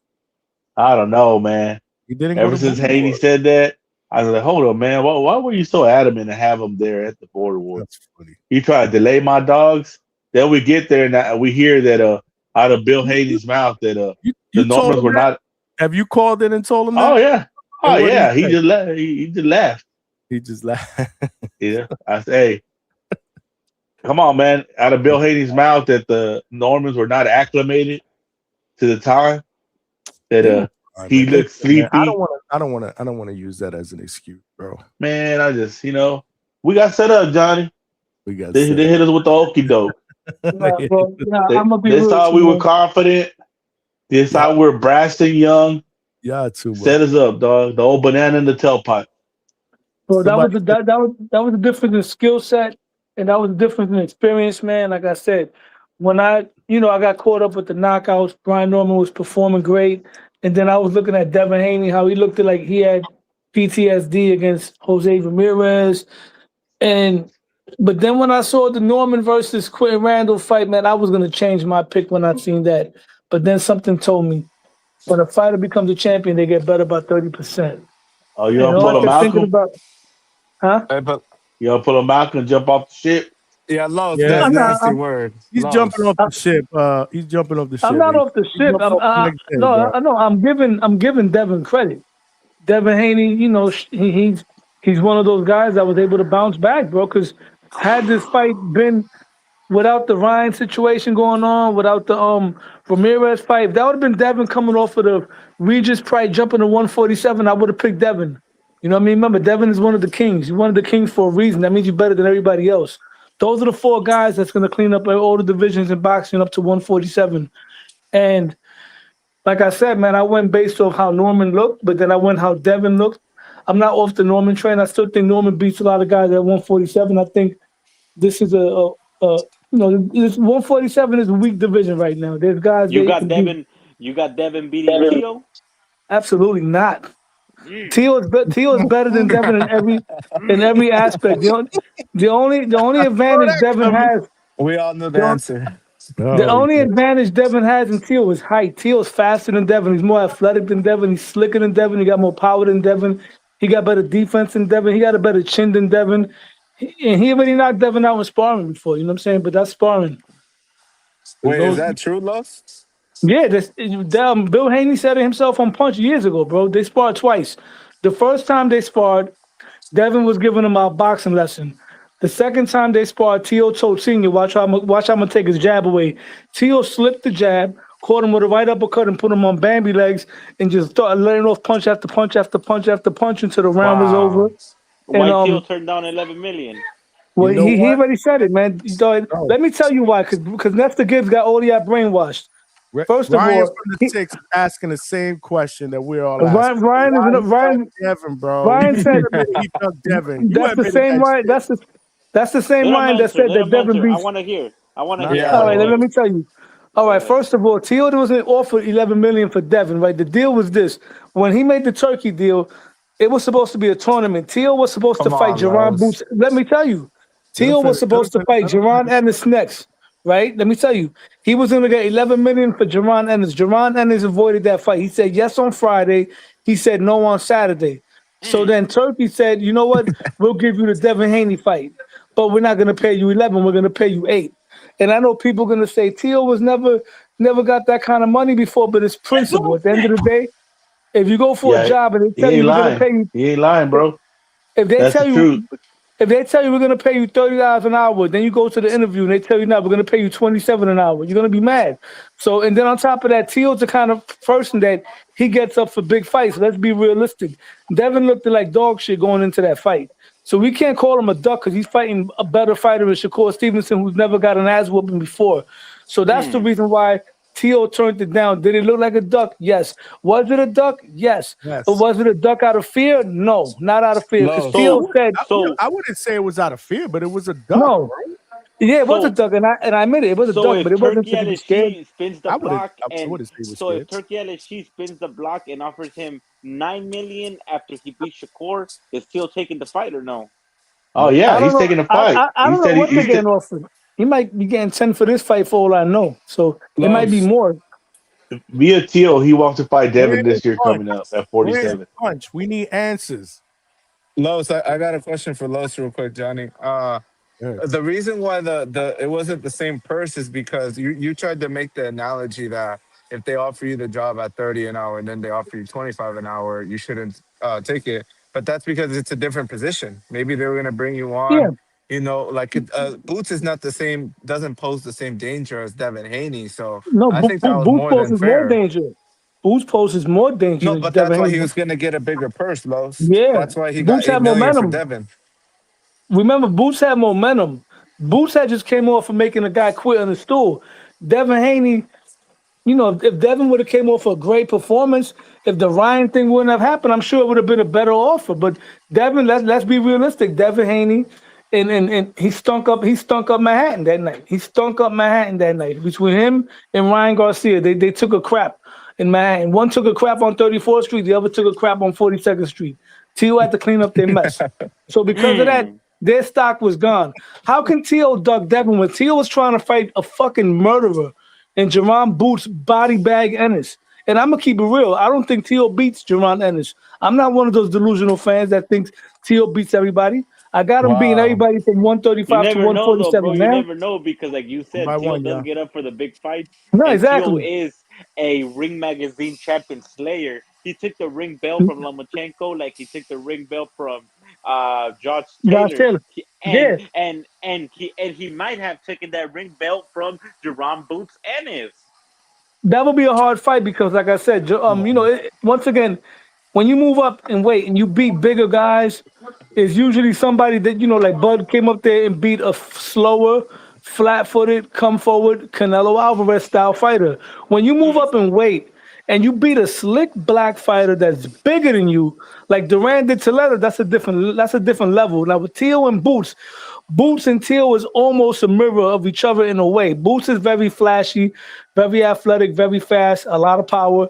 I think Teal got better defense than Boots, but I think Boots will be too much with the size combined that he'll be able to keep up with Teal somewhat with speed and power. So I would have to pick Los. Boots. Can you explain that, Johnny? Can you put that comment back up? Can you explain that? Which one? The one Ryan from from the six? Ryan. Yeah. Which Los, one? can you explain that one? Crawford ducked him, bro. Crawford Check. ducked him. We all know that. Come on, Crawford One man. ducked by him. Y'all one, gotta y'all. stop. One by one. What Crawford Ryan ducked said. Teal. One by one. Hold on. Ryan from the six said, that was cap. too. Nah, because Ryan, you my also guy, Ryan. said- you gotta let me finish, bro. You also said Crawford also capped to stay relevant. What you think about that, Lo? Theo, that's not cap because the offer was there for Boots. It's a different with Crawford because he did call out Crawford, and there was never a contract because Crawford was busy. But I bet you, if those guys would have said, yeah, Theo would have fought him because obviously there was a contract. Eddie Hearn, who's Boots' promoter, confirmed it. Turkey confirmed it. Bozy confirmed it. They said yes on Friday, and they said no on Saturday.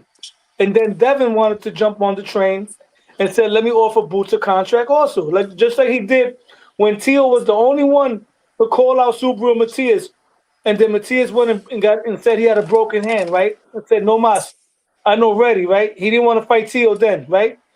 Teal was the first one to call out the boogeyman, and I'm Puerto Rican, but I gotta call it how I call it. Teal called out Matias before anybody, and then Tio Bill is Hayne Puerto wanna, Rican though. huh? Facts. What Tio's happened? Puerto Rican, dog. Who? Tio, Teofimo Lopez. I He's wish not he was Puerto Rican He's because not we Puerto haven't had a Rican. fucking Nah, Spanish fighter like that since years. I wish he was Puerto Rican.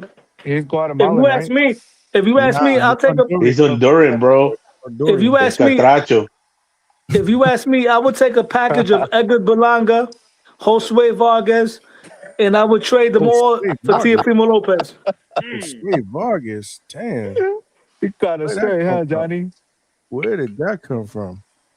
I would I, trade all the bad That's Puerto Rican fighters shit, we had bro. for the past few years, and I would trade them for Teofimo Lopez if I could, bro. hey, Ryan, we would not stand for that was it that TBV TO hate over here propaganda you spitting on them Yeah, comments.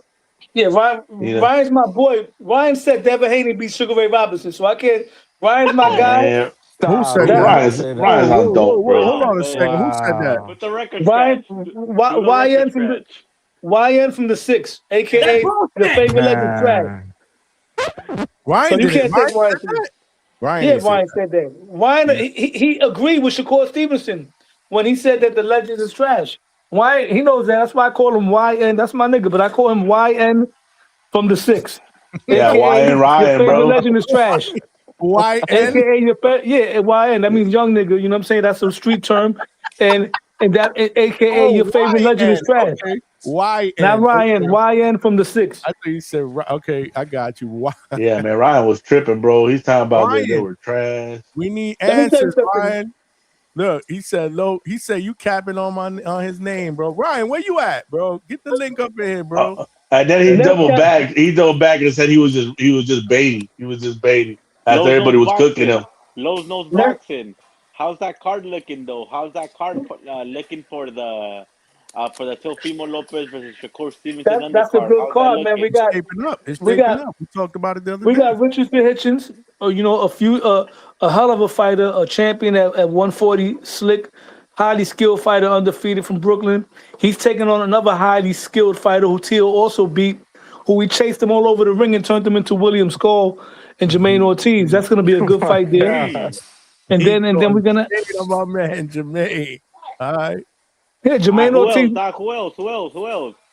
So he going. Let him go. Oh, yo, let me put you on to nasty work. You know, Keyshawn Davis came out and said he wants to go to 147. I see I'm that gonna tell today, you what that's bro. about. He said that because he's assuming that Shakur is going to beat Tio. And he remembers Shakur said, if I beat Tio, I'm going to give the belt to Keyshawn. Keyshawn got pride. It's better for boxing that Tio wins because Keyshawn ain't got nowhere to go because we're not doing that shit. We're not fighting your boys. It's all good. Y'all don't got to fight each other because my boy's going to beat both of them. He's going to run through Shakur, and then we're going to go take on we're going on the Slick Black Fighter tour. We're going through Shakur and the Puerto Rican tour. We're going Oh through my Shakur. God. We're going through Subaru Matias in June.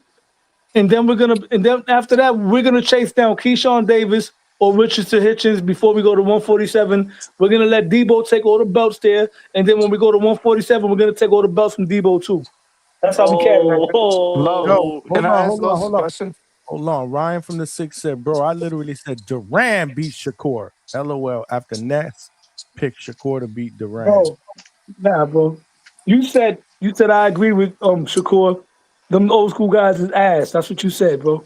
Ooh, damn. It's all Ryan. good though. It's all love, but you know, it Ryan, you is what gotta it come is, up man. here and defend yo, yourself. yo. One at a Lowe's time, knows y'all. Y'all boxing can though. talk, but one at a time. Yeah, yeah. One at a Lowe's, time. Yeah. sorry. Last question. Lowe's knows boxing, but my question to you is: you think Teofimo Lopez can make 140 after all these years? What's your perspective on that? You think he could stay at 140 for 3 more fights? Teofimo Lopez, unlike a lot of everybody's favorite fighters, he's not out there partying. He's not out there Always getting been in into good fights. shape. Yeah, look, low. He Yeah, right there with the low. guy stays in the gym. He eats Yeah. healthy. He trains all year long. You never see him looking fat. You don't see him using drugs. You don't see He's him beating naturally a up on smaller women. guy too. You don't see him in Diddy parties. You don't see him taking steroids or taking aspirin. You know, Mm. and the guy's in shape. I think this year he should close the year out at 140. He should at least unify, finish this year at 140. The tour is the Slick Black Fighter / Puerto Rican tour starts January. We're gonna take two of them in one stone with Shakur because he's both. And then we're going after the Los, pure Puerto Rican and Subrio in June. And then we're gonna go after another Slick Black fighter in December. And then we're gonna go to 147 to take the throne from Debo. Los, can I I, ask you a I don't question know, real quick, Lo. I'll Los? give you all the All right, other fights, but one by Shakur, one, y'all. Shakur's the problem. Cause I'm sorry, man. Go. Yeah, he Yeah. is. The train might start on the next fight because this fight right here, if he don't get right with that footwork and cut that ring off, he's gonna have a bad night. We might not have to Bad cut the night. ring off. We might outbox the boxer, bro. Oh, you, Mm. I don't. Alberto, you had a question? Yeah, I just wanted to ask Los real quick. It's fine and dandy that he has this tour planned out, right? But like H Town just said, what happens? Like y'all go back to square one if y'all lose to Shakur, because that is a valid possibility. Obviously, the bookies favor Shakur heavily. He's a minus 350. Like what Well, makes you so confident that you guys beat Shakur, Los? because I know what we got. You know what I'm saying? There's only like the Mexicans say, son pocos, but son locos. That's how you say it, right, H Mm. Sound? That's how we say it. We know what we got. It's us against the world, bro. And I know that we Pocos got the pero most locos. Yes, local, sir. exactly, about the local. So you know, with that being Marcos said, Locos forever. Great um, movie. Great movie. as Dale. far as Shakur being a dangerous fighter, yeah, Shakur is definitely everything they say he is. He's the second coming of Wilfredo Benitez and all that. And God forbid Tio loses. He's already shown he can bounce back. So, it is what it is. We don't throw our So what you fighters away. telling me, Los, is the dog is belly up? The dog goes belly up, yeah. But I'm confident because I know what Tio can do at his best. And I seen Shakur, and I'm not trying to diminish Shakur, but Shakur, the biggest lights was when he had the pressure of Andre Ward and Bud Crawford and Floyd with him, right? And he ran all over that ring when he faced Edwin De Los Santos on his biggest night, but the stage was on him. And in Teo's biggest night, he whitewashed Lomachenko 9 rounds to 3. And his other big night, he battered and beat up Josh Taylor all over that ring like a piñata. His next big night in New York City, he outclassed an undefeated, hungry Arnold Barboza, who had just defeated Jack Jerron Ennis Jr. Catterall, Oh my God, you guys are a.k.a. That the was chilling, white son of Los. before. Bozy. That was That shit is before. a 2-pack of ass. That He was said, his "What you say, Jack? What? Boots and Jack his Jerome Catterall? Boots Catterall. You must have Oh, I got that said, from the Hatrix, bro." no, I said Jack, the white son of Bozy, Ennis Catterall. Same, That was same before thing. his adoption, though. That was before his Philadelphia adoption, Let me brother. Yeah, tell you that was something, though. before. Let me tell you something. I was impressed with this version of Jack Catterall against Usman. I was, man. I got to Yeah. see him get a shot at 147. That will But be didn't he interesting. do like a back of the head shot though? Wasn't it like a cheap shot, low key? Oh, It was a look at rabbit H-Town put punch. the camera on. He Huh? never puts the camera on. Look, that must have been by accident. I'm like, damn, I should have put him on the big screen. Fuck. Oh You caught shit, him Who? my nigga. slipping, Johnny. Damn, I didn't even Who? think about it, man. You know what? I'm gonna have to. Somebody got to clip that and put it on Yo, social hell media. yeah. He H was sounded like one chilling. of them guys from Training He Day, had, man. he had Hey, a y'all perm tripping, too. bro. Yo, he had a I gotta fucking put. perm. Did y'all I, see that? I had He to was put the laughing camera with on a for that perm. Catterall comment, bro. Come on, he ain't no boots, bro. Y'all tripping, bro. H-Town That's was the laid up in Yo, bed. my man had a wife beater with a perm, bro. You saw that shit? Yeah, he yo, he was look laid like Yo, up on that bed, boy Johnny. H Town. Nah, I got the hair done, dog. Oh, yeah, Bedhead. hold on. Wait. You got. Damn, was gonna put him on the big screen. Why you running, bro? Why you running, bro? Hey, I got a Santa Claus hat, bro. Hey, but Catterall, come on, man, y'all tripping. Hey, I like Teal, man, but I don't know, man. This run you got him going is pretty Let me tell crazy. you something. Yo, bro, you gotta go for the writing Vasa, bro. checks. Low is right You in got check that he better Stay on hold code, Theo man. Cassius, Y'all bro. boys gotta stay on code, dog. Y'all boys better stay on code, homie. But I Yeah. will tell you this. If Teo's able to pull that off, Low's tour is gonna be better than Stock Chase's tour when Devin. He'll be fighter of the year, bro. Because there were more people that thought Devin Haney could win. To me, I believe that there's going to be less people, especially when it gets close to the fight, that believe Teo can pull that off. So Low, especially us, in these communities too. So Low's victory tour is going to be epic. So, but you better hope that brother could cash those checks, bro. I'm confident, bro. Listen, I'm not being cocky. You're putting out 6-figure checks, bro. Listen, I'm not. Don't get me wrong. I'm not cocky, but I'm confident. I know what I got, bro. This is a special fighter. We haven't seen a Latino fighter that fights that's more slick than your slickest black fighter. With New York City swag, he does the 52 blocks, all that slick shit. He does it all. He got better head movement than Shakur. Shakur's good at jumping out of distance. He blocks punches well. He's an A+ fighter, but we got an A++ fighter who's shown on the highest level. The guy dominated the White Wolf, Lomachenko, 9 rounds to 3. Had the guy scared to throw a punch for the first 7 rounds. And then when Loma did fight and had a few good rounds in the later half, we stepped it on again and we almost got him out of there in round 12, man. I know what we got, bro. No. This is. Let me tell you something. I like this fight. I like both fighters. I like Teo. But the thing that keeps coming into my head, you keep talking about those other fights. The one that keeps popping up in my head before this one is the Sandor Martin fight. Right. Southpaw, slick. But look what Sandor Martin went on to go do afterwards, Teo got bro. hit in that fight, bro. That fight too, but I mean, the core is light years better, right. than Sandor. That's the fight that no Teo fan talks about, which I believe they need to talk more about. Okay. I'm just throwing Speak that on up. that, Los. I got you. And just like you say that, right? Break it down, Just bro. like De Los Santos put a life and death close fight with Shakur just off the power and speed and athleticism that he had. Teo is light years better than De Los Santos. Injured in that fight? Or No, we're not doing it. We're not. No. We're not doing that. Hold on. We have to do that because if Teo fans are going to do the same thing with Kambosos, I don't do that. Oh, you don't do that, but Teo fans. No. I know he was injured, but when people argue, I don't bring it up because I know they're going to shut me down. So when people bring up injuries, I'm shutting them down because when they said Lomachenko had a bad shoulder, Teo had a broken foot going into the Loma fight, and he still took his angles away with a broken foot. So in boxing, shit happens, bro. So go back to the Sandor. I cut you off. Go ahead. With that being said, first of all, Sandor Martin, he wasn't hitting Teo all night. He caught him with a check right hook at the top of the head. He dropped him. The second one could have been an arguable knockdown as well, right? Other than that, I gave Sandor Martin only 3 rounds in that fight, bro. People pick and choose. When Jake Paul goes in there and runs, right? People want to say, oh, he went in there and boxed well. When Shakur runs, when Devin runs, y'all give them shit, right? But when somebody runs... Ain't nobody here said Jake Paul. All right, but what I'm saying is this. All right. We called it what it was. This man was running, all right, running and surviving. Shakur has only ran once, bro. Exactly. No, he ran twice. He ran against Nakatani, and they gave him shit. When Devin ran, they gave him shit, right? But when somebody runs against somebody that's hated, you want to give that guy credit, bro.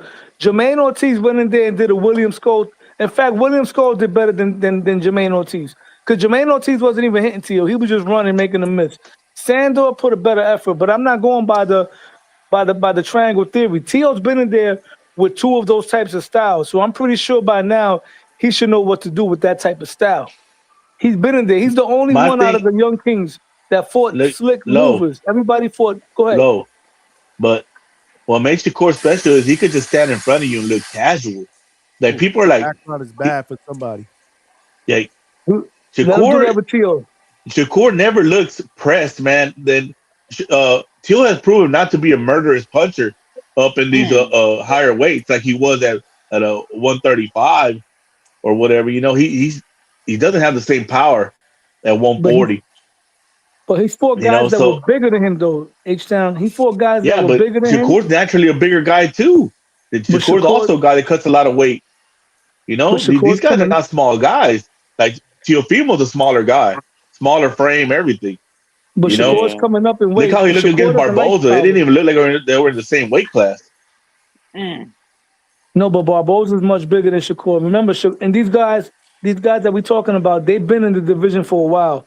And Teal was But fighting look- on the back foot. And a Look couple who of guys started in ran a from lower him. weight class too. Look who started in a lower weight class. Teal started at 135, if I'm not mistaken, right? He And did. then Yeah. Shakur started like at 126, brother. Yeah. Yo, this dude's crazy, man. Go ahead. I'm gonna show you something real quick. Hold on. Look Yeah, at man, look at what these dudes. Look at what these dudes do to me, bro.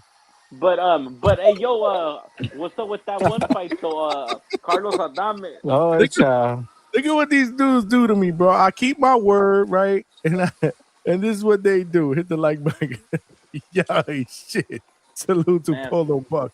He put that in Yo, the though, Discord. By the but way, I what's just up put with the the link to Carlos the Discord. Adames Hold on. fight? What's up? Whoa. Hold Sorry, on. go ahead. Somebody was asking let about Johnny the link. go. Somebody was asking for the Discord link, so I just want to say I put that in the chat right now. I don't know why the other one wasn't working, but yeah, I just put the new link. Go ahead. I'm sorry. I just needed to get that out. How's that Carlos Adames fight versus Emma Williams? How you guys liking that fight on this card? I'm okay with it. Why not? You okay I mean, with that again, fight? it's You one think? fight of many fights that I believe. There's also what Shushu's going to be on that card as well, right? Oh, Against Carlos Shushu, Castro, yeah, Shushu. you know. Yeah, and then For the BC speaking of strap. that, hold on though. Let me finish with this. Speaking of that, I want to see if you guys have gotten the Dude. opportunity to go and check out the Xander Zayas and the Abbas Baruz card the same day. I just want to bring up to you guys that it's nasty work how Rohan Polanco is top 5 in the Ring Magazine, 147 pounds, but he's fighting a top 286-pound ranked BoxRec fighter. So I just want to let you guys know when that. Coach You comes should have up been there, here you gotta yesterday tell him that shit, bro. or You got to Sunday. tell I him mean, that shit. I know, brother. I know. Look, I hop on when I can, but you guys got to put that pressure, and we all got to put that pressure that We Rohan Polanco has to get we brought it up. put down. We brought it up. We brought it up. That well, you know Vega what? brought As it a up matter too. of fact, if I had some authority, I'll definitely if anything, I have to do my mathematics right. But I don't have Rohan Polanco being in the top 10 Ring Magazine, and if I do, he'll be at the top bottom because I definitely would put Tiger Johnson in front of him because he had that great win against Nicholas Flas. I'll put Rolando Rolly Romero in front of him because he's a WBA champion. I'll put Mario Barrios in front of him also. And I'll definitely also now put a Jack Catterall that he's coming up off a spectacular win, respectfully. Yes, sir. Oh, yeah, but I also do want to Don't know what to say slander one about of that my one. Mexican brethren, Giovanni Santillan. My question is I don't know What what weight class. What milk carton is he on? That's my question. Yeah, hold on though, bro, because this is equal slander. My question is, if he's gonna keep fighting at 147, which I haven't checked the weight class that his fight will be taking place, he should have taken that Rohan Polanco fight. Fuck it, it's now or never, bro. You beat Rohan Polanco, you're back in the title contendency, bro. Rather than wasting your time, wasting your energy, and fighting these nobodies. I agree, bro. It's also a common opponent with a guy that they want to fight, Brian Norman Jr. And as a down matter the of road. fact, I think down the line they could run it back with Brian and Norman Jr., Giovanni Santillan, because I'll definitely know because I personally think that this time it'll be a different story. Respectfully. Yeah, I said it, dog. It's a money problem, guys. We'll see. We'll see. What Bro, you say? they keep Alberto? saying Money this. problem They for who? keep saying that it's a money problem for Rohan Polanco, dog, but they're acting like they're like a big killer or like fucking bro. They went the distance with McDonough. Hold on. But why, Alberto? Why you say a money problem with who? Basically, Top Rank and Centillion's promoter, or who do you say, Rocha? No, the Golden Boy and Top Santillan. Rank. He said Santillan. Oh, Centillion. Bro, Santillan's with Top Rank, Papa.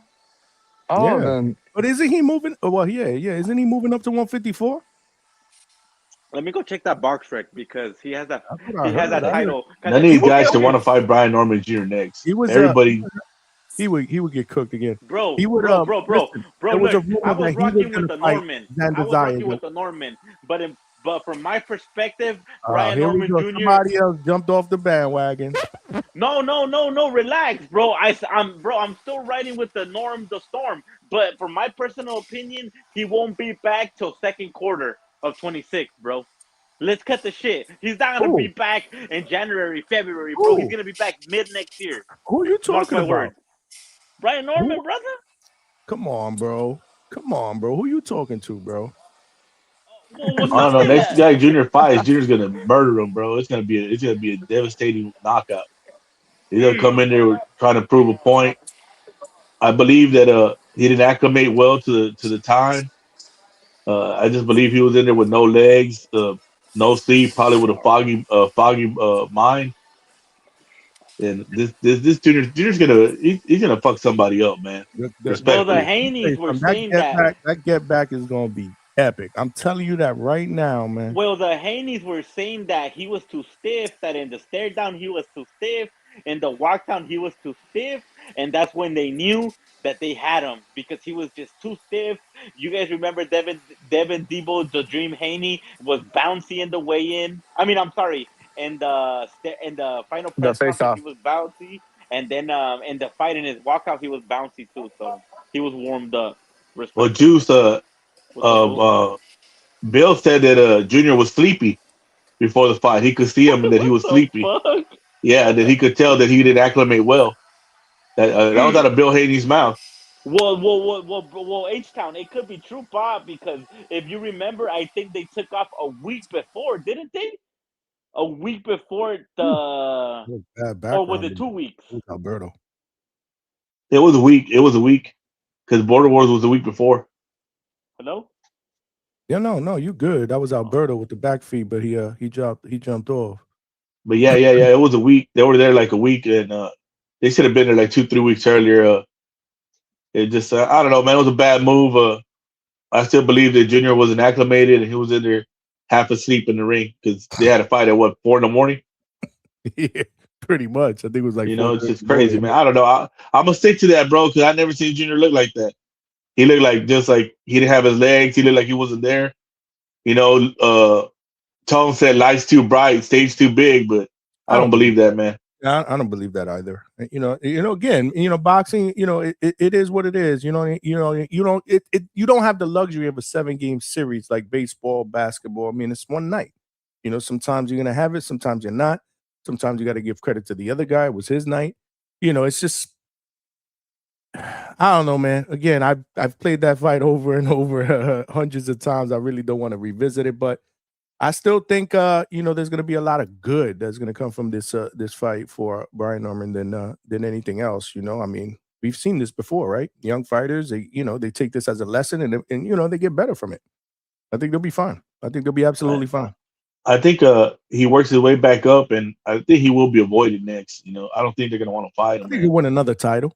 I think he'll no, he'll win another title at 47, I think. Yeah, that's not even debatable. I guarantee you. And my prediction is ending of 2026, early 27. I don't see Devin giving him another fight. Nah, I think it'll happen. Another round. I don't see a Haney Norman rematch at any point. I don't. They got away, man. They got away with one. But I don't know. Again, we haven't had Senior up here. Senior laying low. Salute to him. I reached out to him. They good. I reached out to Junior. Junior's good, man. Junior's already working. He running. I mean, he represent. The other day he sent me a pic. He wearing the Hangout spot hoodie I gave him. He good. He good, man. He just, they laying low. But they'll be back. 2026 gonna be a big year.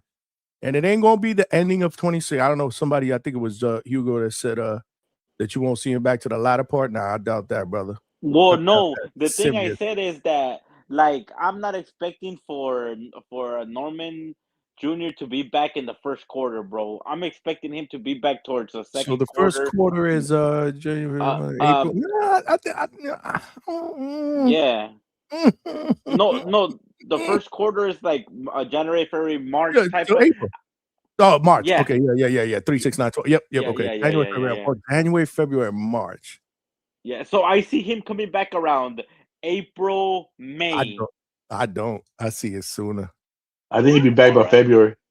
I see it sooner. Well, look, salute, because if he would come back in February, bro, that's a quick turnaround, and I salute because My you don't want to prediction, be. and I don't have, again, I haven't spoken to them about this, but my prediction is if I got a good feeling by March, the latest. That's just my gut. Again, that's my gut. We'll see. As soon as we know, you know, we'll obviously when it's safe and we know, we'll you guys will know. Well, the first thing, he wasn't really is that hopefully Top Rank could get a network deal. Yo, what happened with that? Like, no one's even talking about that no more. Like, is it just like a lost cause? Like, are they staying in Tubi? Which is not bad. Which is not bad at all. You know, like I know it sounds like funny, like Tubi, but like, are they staying there, guys, or like what's happening, or no news? I don't know anything about any news other than what they've put out lately, which is what was their last card on Tubi? Tubi, yeah. That's what their last card was on. So I'm moving along the lines of is the Zayas one going to be on Tubi too? I couldn't. Or even is that tell you. pay-per-view? I don't know. I don't know, and I don't want to. You know, I don't want to throw shit out there or you know, assume or throw throw something out there with people. Yeah, nah, I don't know. Hey, hopefully, free boxing is the best boxing. I've been asking those questions to people I know, and the funny thing about it is I've asked it to people that if they knew, they would tell me, and they don't even know. That's the crazy part about this shit, to be honest with you. Keeping it a buck, y'all. I'm keeping it a buck. So I don't know. 2026 is going to be very, very interesting. We also got 2026. Juice, you'll be able to tell us, right? We got Zuffa, TKO or something that they're doing a card in the middle of January. Their first one. Yes. Supposedly the main event for that one is going to be Callum Wash versus who did I see? I think Callum Wash versus Ocampo. I didn't see Ocampo. Fuck. Nah, but I know you follow Mo Boxing, Mo Problems. I see it there. Yeah. He's we're trying to get him on the show. We're trying to get him on the show, actually. Carlos Ocampo, 38-3, 26 knockouts. Yeah, look, watch. I'm gonna send it to you right now. So, hey, Juice, is Ryan fighting in January too? Yeah, well, supposedly the rumor is for no, it's for February 22nd. Bro. Yeah, February 22nd. Him is gonna headline a PBC pay-per-view, and they're gonna have as co-main event for that one. They're gonna have I think it's gonna be the Edgar Berlanga and Armando Resendiz. I don't know about that one. Okay. I don't know about that one. You'll be, bro, but that's a really good fight. I like if Edgar Berlanga turned down that one. That's a great fight. I didn't say I didn't like it. I'm just saying I don't know about that one. That's a dangerous fight for Berlanga, in my opinion. Bro, but like he might get knocked out again. But I do give him, but A-Sign, I give him props. Like there's been a lot of talk about him and Caleb Plant. Fuck that. If you get the opportunity to try to take the dude out that took out Caleb Plant, why not? Yes, and then that will be for the full title, bro. And which is crazy, right? Because again, we're gonna keep it real. He coming off a loss, right? What would that night be? What would that night be, right? Bro, all the dudes coming up losses get title shots, and what the crown prince of boxing, my friend. Yo, Berlanga versus Plant makes more sense because both of those fighters lost upsets. That makes more sense. Berlanga versus Plant. It makes absolutely more sense. But how many times in boxing do we see shit that makes sense, Lo? I'm just talking from a fan's perspective, bro. A star-driven sport, Johnny. Stars. I'm with you. Now, as far as Brian Norman, let's matchmake here. What's a good? What's the? I don't want to hear about a can. He was a former champion. What's a good fight for Brian Norman to come back to? I told you, Rolly Romero. I told y'all to fight out. Nah, bro, come on, H-Town. He can't come back to a title shot. Now you just everybody else is doing it. Everybody else is doing it, Juice. You can't. There you go, bro. So then you guys bitch about when other people do it, but when your favorite fighter does it, I don't like it. I don't like it, but I'm just telling you what we're seeing here. So I mean, but seriously, what's a good fight? I'm gonna tell you what's a good one for him to come back to. Karen Chukadazian number 2. Karen Chukadazian number 2. Yeah, because or if not, the winner of Liam Paro and Patty Donovan. Blair to Flair, bro. What nasty work? What did I say, Malcolm? I ain't say nothing. Blair to Flair. Why am I you know what? That's bad? perfect, Flair just pulled bro. out his What did I most say? I don't even know of what his I biggest said. fight, bro. Bro, that's a good one though. You see, you're right. At first, I was gonna say Karen. I'm gonna be real with you. I don't think they're gonna put him in with Karen right now. That might be a dangerous fight. Nobody want no But Karen fight, bro. Nah, Listen, that'd be a dangerous fight. But when Norman was champion, is Coach listening? Is Coach Bermudez listening? Let's make that Rohan Polanco fight. Yeah, get that Polanco. Yeah, I want that Polanco smoke. You're right, Johnny. Okay, bro. You're right. They'll definitely it will take happens, that but fight. that would not only would it be a good fight on paper, but it would be great promotion here at DHS. that's a fight you want to catch. You want to catch both of them off a win, though, bro. You know what I'm saying? Polanco got momentum. He's winning. Norman came off for loss. I think Norman deserves something lighter first. The other one for me is Stanionis, bro. Stanionis makes sense. They're saying it in the chat. Shout out to Syfe Buzz. Shout out to Exit to Red. I see y'all.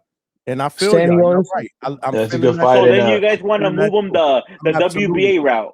You guys want to move him the WBA route. What's going on with Duartes?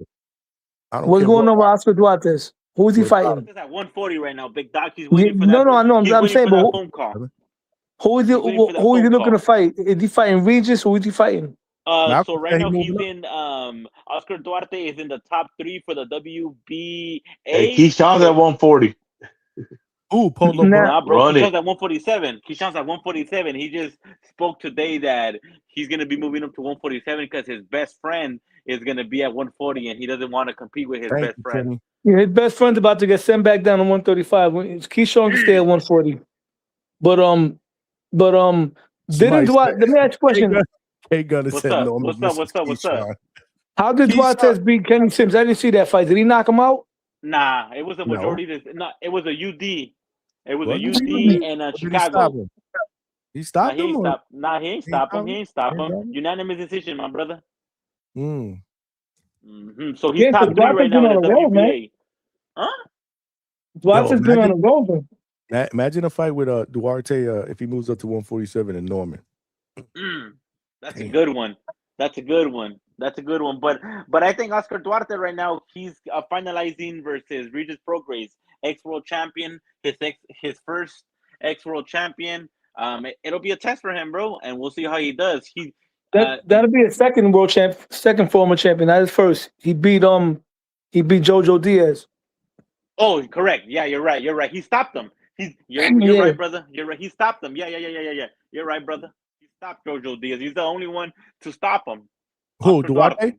Yes, sir. And I interviewed Jojo twice, and Jojo has no hesitation telling me, man, that dude was the hardest punch I ever faced. He thought he was on that snack shit.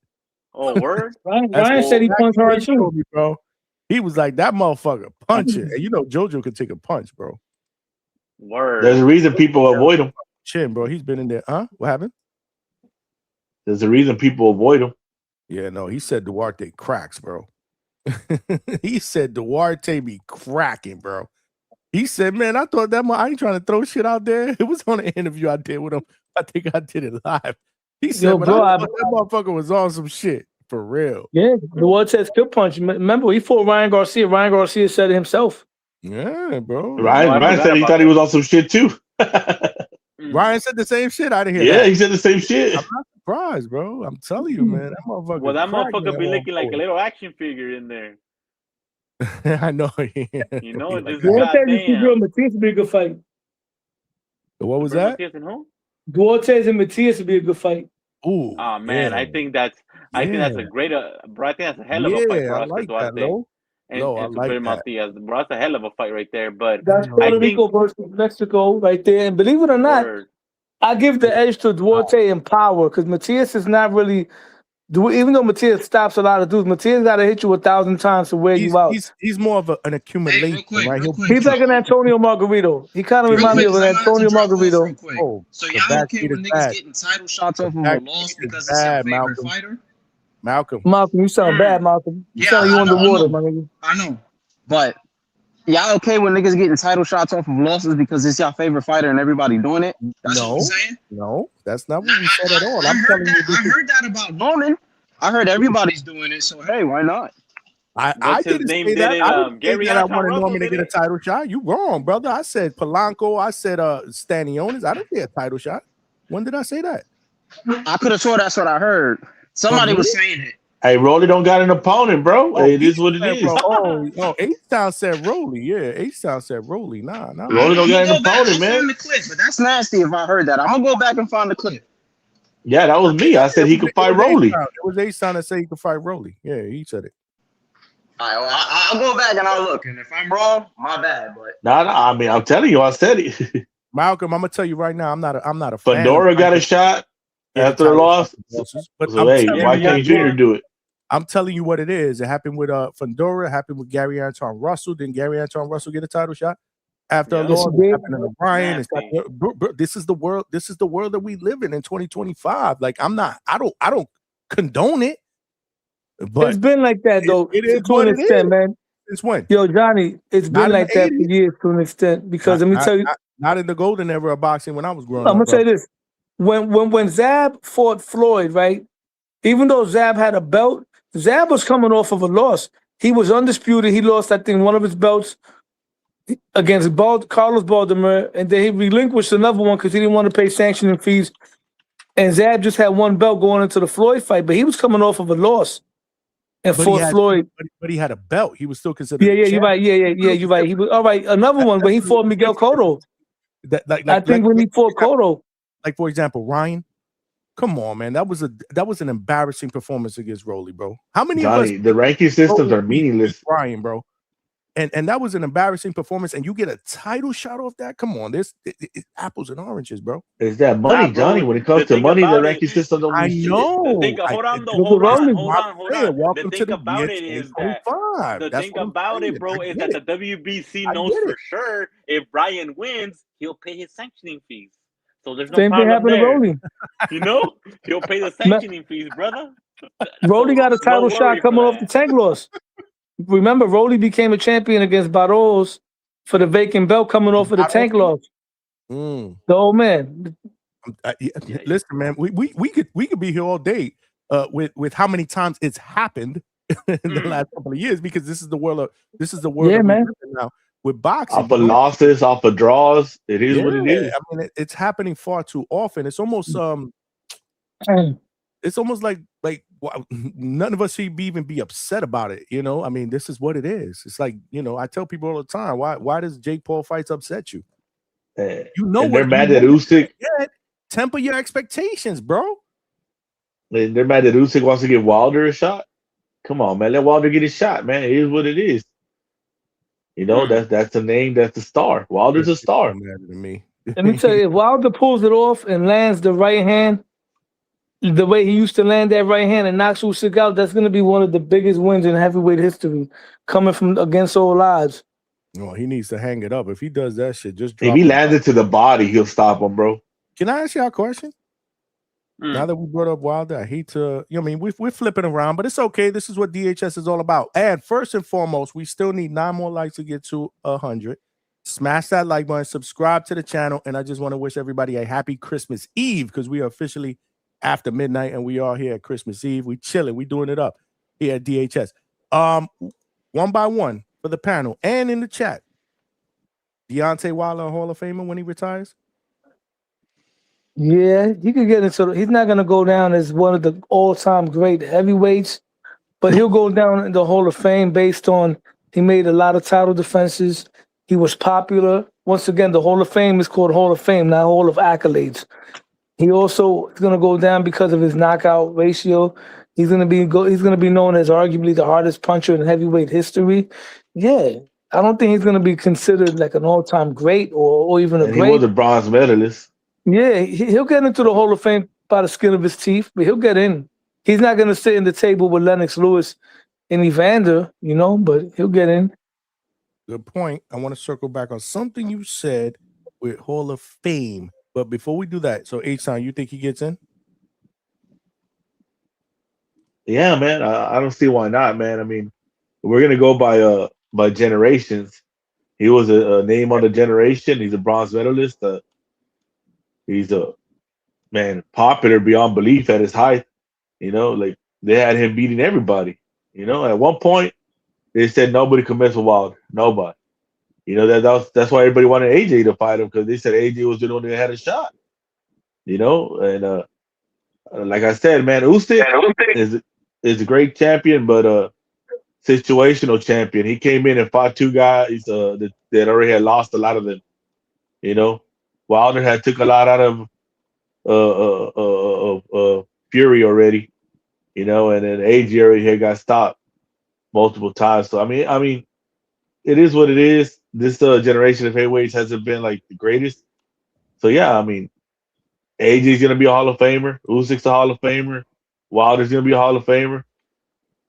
Fury too. It is what it is. Fury. Okay. Yeah, what about Fury you? as well. What about you, Juice? Shout out to Ryan. He said boxing Hall of Fame is weak. Wilder would get in. That's another thing. Wilder was in a before my different era. time. We live in a different Honestly, era. bro, I started watching boxing heavy like in 2021, so he was before my time. But from what I hear, I can't believe you say that for a dude that you hardcore. That's crazy. yeah, nah, bro, I've done my studying and you know, 4 years ago. That's crazy. But go ahead. yeah, for sure. Remember, I told you since that Pacquiao and Ugas fight when Pacquiao was supposed to fight Spence. But look, from what I've been hearing from like all your guys' opinion, from my own research, I definitely think he'll get in the Hall of Fame. But I think it'll take some time. I don't think he'll be like a first ballot Hall of Famer. Well, at least not immediately. At least not immediately, brother. But down the line, down in the next 5 to 10 years of inactivity, I'm sure he will. Not immediately though. Usyk will get in immediately, in my opinion. He'll definitely be in there like as soon as like the time is up that's required to get into the Hall of Fame. I definitely think he'll be a first ballot Hall of Famer. Usyk. Wilder, not necessarily immediately. Respectfully. Usyk, I believe so. I can respect that, Juice. That depends on who's on the ballot. You know what's crazy about Wilder? At one point, Wilder had so much momentum when people were talking about him and AJ. The world, even me, was like, man, he'll beat AJ. Everybody was feeling that shit. You know what I mean? And you look at both of their careers now. AJ was able to sustain more. He was able to last longer. He had more longevity. And AJ, just like I mentioned in the previous Johnny show, is one of those guys that was able to bounce back from a bad loss, and Wilder wasn't. You feel me? That's mental fortitude right there. AJ got slept. He got stretched out by Andy. You know, he got beat up to his knees. He took the British knee against Andy Ruiz, right? And then he got beat up, and he came back, bro. Became a champion. You know, and then he did boxing a favor. It showed that these non-boxers can't compete with us. Twice he did. But wait, real quick question for Lowe's. He came back and became a champion by beating who? Andy Ruiz in the rematch, right? Yeah, he beat Andy Ruiz. That's still vindication. And then on top of that, he went on to I think he knocked out Joseph Parker, I think, in a rematch. And then he also knocked out Ngannou, who had battered Tyson Fury prior to that. Oh, that's true. Yeah. I was gonna say, come on, bro, Ngannou, really? But that's true because Ngannou did give Tyson Fury a hell of a fight. When life or death with him, and in some people's eyes, thought that he actually beat Tyson Fury. Yeah, so you know, AJ we can't fault AJ for. Hey, we can't fault AJ for Andy just falling off completely and refusing to work out and taking anything serious. You know, it's not AJ's fault. AJ went in there and did what he had to do. Even though I think Andy could have beat him again if he would have took it seriously, but he didn't. But that's neither here nor there. Good takes. So yeah, Lowe's made a good point because it's no longer the Hall of Fame, the criteria, and I'm not just talking about boxing, I'm talking about all sports. The criteria is totally different today than it was, 20, 30 years ago. Now there is, a Hall of Fame, right? To me, aspect to it, right? Especially when it comes to social media, marketing yourself, that's a big part of it. So, yeah, I agree. The criteria is different. I think he will get in. I don't know if he's first ballot. I doubt he's first ballot, but in this era of heavyweights, in which I think we'll all agree, right? This isn't the best era of heavyweights that we've seen in the last 15 years?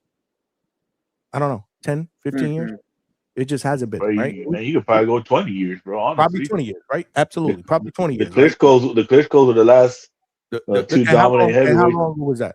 Right. And how And, long and was that, that? Even that, we say and that was a whack era. ran, right, and That they was a ran whack through the era. heavyweight division, and people were saying that That was a weak era. Yeah. Yeah, the it was no last weak era. great era of heavyweights, believe it or not, was the '90s. I always say it was Lennox Lewis. Holyfield, That yeah, Lennox you Lewis, know, Holyfield, Tyson, Michael Moore, George Foreman, in Ray, the 40s. no, That was Foreman. Holyfield.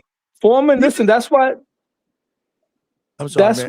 why. That's why Foreman. I rank him so high because he was able to be the man and arguably the greatest ever in heavyweight history.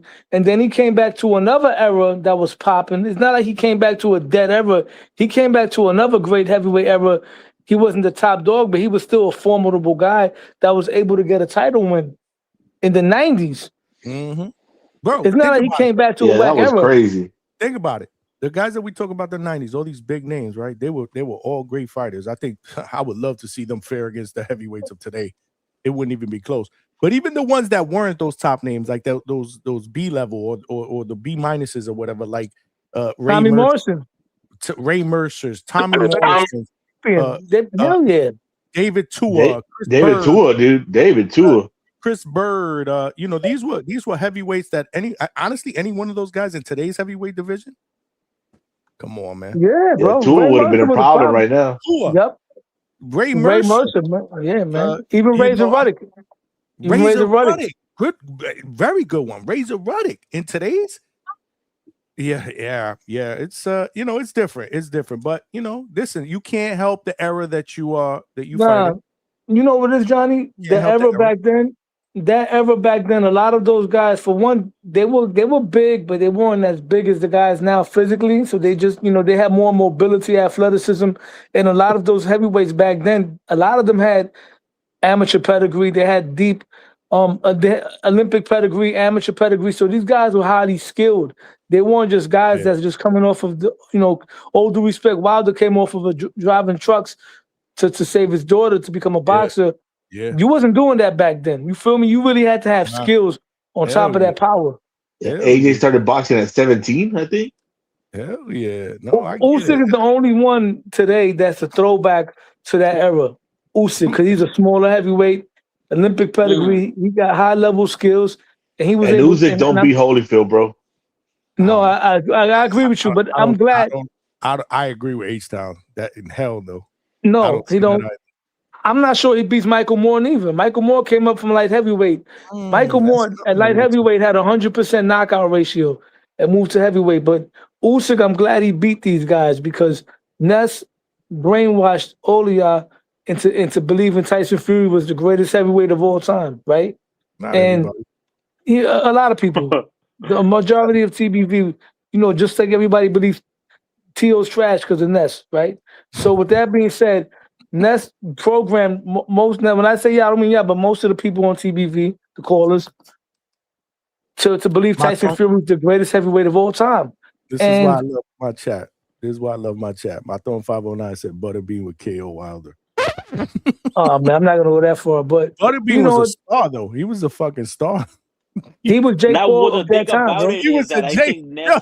Lowe's nailed it, bro. He was Jake Paul back then, bro. He was. He fought. Listen, he did what Jake Paul did. He was fighting tough man guys. He was fighting WWE. Remember, he fought a WWE guy in the ring and knocked him out. Also, he was bringing up his little. You know what I mean? Yeah. That's classic. You right. Butterbean was Jake Paul. He was Jake Paul before Jake Paul. Yeah, man. That's epic shit. That's the bar, man. That's good. No, that was good. I don't know if you that was just freestyle, but that came off the top right now. But yeah, that bro. just came off the top. That's good. That's good. Look. Even Ryan said, "Hell yeah, he was, bro." That was good shit. Yeah. Good shit, Lo. Good shit. Stock Chaser was good, my brother. Let me guess. You outside, right? Nah, I stepped out real quick. Yo, out like a robbery. What's up? Yo, Merry Christmas to the DHS fan. Merry Christmas, my brother. What's good? Merry Christmas. Ain't shit. Yo, listen, man. I'm over here listening to Low capping his ass off, and John, you letting him live with that bullshit. Why? What did I do? What did I let him live? Yo, Low talking greasy. Yo, Low talking. He talking about T.O. knocked Devin out in sparring, that Bill Haney confirmed it. Where you pulling this shit out from, bro? Where you getting this shit from? Yeah, stop cook. On Punch's channel, they talked about it, and you know when Bill gets questions, he dances around it. He said, "Yeah, what happened to sparring? Happened to sparring." Even Rolly confirmed it. They sparred twice. Yeah, The first time they sparred, Broly confirmed that Devin was washing your mans. What you talking about? but then he confirmed that Tio rocked him, and they had to stop the sparring. Tio hit him with a right uppercut that had him wobbled, and he let off a 30 piece, and they stopped it. He was sitting on the edge of the ring with his headgear off, depressed and frustrated because what happened? He got hit with an uppercut and he was rocked all over that ring. And after the round was over, Bill didn't let the sparring continue. That was it. Yo, Lo, can I say something though? Let me say something real quick. The night of the Jake Paul fight, they showed Tio on screen eating popcorn at the fight while Shakur Stevenson is running miles with Keyshawn Davis in the middle of that night. What the fuck is going on with your mans, bro? He's already at weight. That's facts. We don't got to worry about that with Tio. No, we don't got to worry about that with Tio. That man's already in weight. He always does that. He goes to the fights every now and then. Stock. Good call out. Good observation. No, because Two-Tone that's said the my same dog. thing. That's my dog. I gotta hold him accountable. Yeah, Yo, man, Tio better get on his game, bro. Cause Shakur, I ain't never seen him this focused, bro. Your man's he's cooking. He's cooking right now. He ain't playing no game. Tio disappeared from social media for a while. Fanboys up in here on the panel now. Remember, Tio, real quick, speaking of fanboys, what happened when you were in HLD? That you messaged me about HLD. What happened with y'all, man? I told HLD if he's coming to the Tio fight, when I see him, I'ma slap him. That's what I said. Oh Lord, you guys. What panel was this on, man? Beef. What the hell happened now, bro? What's wrong with y'all? What panel was this Listen, on, I'm tired of HLD. He's always on the internet talking hella shit. Bro, if I see him in the fight, I told him I'ma smack him if I see him, bro, because he's disrespectful, bro. But at the end of the day, at the end of the day, he knows what it is, man. He is mad disrespectful though. Stop. Today was the first time we ever seen H-Town. And nah, so man, I've been on the panel before, bro. You missed it, yo. I saw H-Town. I was tapped in. I saw H-Town. H-Town, we saw you, bro. You on camera, nigga. Somebody got to clip it. Yo, did you see? I clipped that. I clipped H-Town. Bro, I got H-Town. I used to be on the back all the time. I keep telling y'all, I just stopped getting on camera. Not on this fucking back call you wasn't, or whatever the hell you talking about. This ain't no back call. Yeah. You on live YouTube. We used to be on the back call talking shit. I just showed everybody on the TBV. I just showed everybody the pistols and all that shit back in the day. That's what you talking about. Ask Tim Bolsky. Stock. Yo. Did you see me with the Santa Claus outfit, bro? I held up my I did. I saw Malcolm had it like as his profile pic. You had the beard on and all that. I had the Hey, Stock, what you thinking about that Junto Inoue? Hold on. Before Stock does that, Stock, you ain't see this shit that they already meme me on? Look at this shit. Hit that like button because we family. Look, my God. Santa Claus. Yo, bro, I'm telling you, bro. Everybody got to be on point when y'all be jumping on these panels. This should live forever, man. That's Polo Buck. That's Yo, Stock, real quick, Stock. What panel y'all was on? But that shit happened when you and this nigga, you and HLD. Bro, I'm done with HLD. That was on Marco's channel. Somebody got hella feedback. Yeah, you got a lot of back. Somebody mute your mics, That's please. not me. Yeah, but I mean, I'm be real with you, man. I don't know. He sound like he an older dude, whatever. I wouldn't pay no mind to that. You know what I mean? You know, he just be on the internet, man. You know. Oh nah, I ain't paying no mind. But if I run into him in that fight, he better hope I don't hear, yo, HOD, what's up? The only way you can catch him if you recognize his voice. That's the only way you're gonna catch him. If you recognize the voice. You know what I mean? Look at what somebody else sent me, bro. This is what somebody else sent me. I'm trying to slam some yams. Yeah. Gorgeous. Yo, you about to get kicked out of the house with that one, bro. That's nasty, bro. Look at two. Yo, I'm not gonna hold you, man. That's the hottest song on the streets right now, Yamson. Lord have mercy, bro. Look, Big Money said had to be. Y'all all fight. This was funny. Y'all all fight on Marco's channel. All of y'all. because he allows like 20 people to go in there and fight with each other, and then then you bring it to to this channel. Everybody It'd be else, chaos over there though. It'd be chaos over there. yeah, That'd be bro. real Like, shit. what's wrong with y'all? Y'all all fight They over run there. over the show. Yeah, I told Marco too. You gotta start, putting your foot down. Like nobody does that over. Sometimes we all get excited, but Johnny be like, "Yo, chill, one at a time." We all get Yeah, one excited. at a But time, man. Marco sit This is there. a Man, I ain't got no podcast, problem bro. with At the end of nobody, the day, dog. This is listen. just the internet. Yeah, Yeah, but no, yeah, me neither. no. But at the end of the day, this is also, I got people watching. People that are watching, and okay, it got to be structured, man. You got to enhance the viewer and listener experience. Let me tell you about Musty Marco's channel, bro. Every time I jump on over there, he wants to mute me.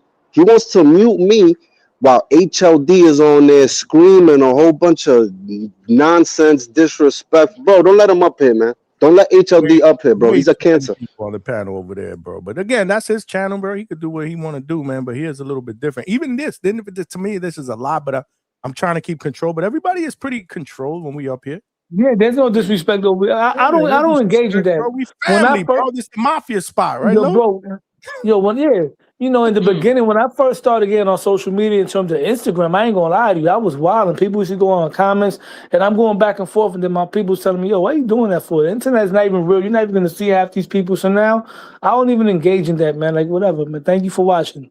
It's all love, man. Let's just Yeah, talk yeah, I mean- boxing, bro. Let's have a good time. Like we chilling. Like, well, so let's say hypothetically we were all together, right? In whatever, right?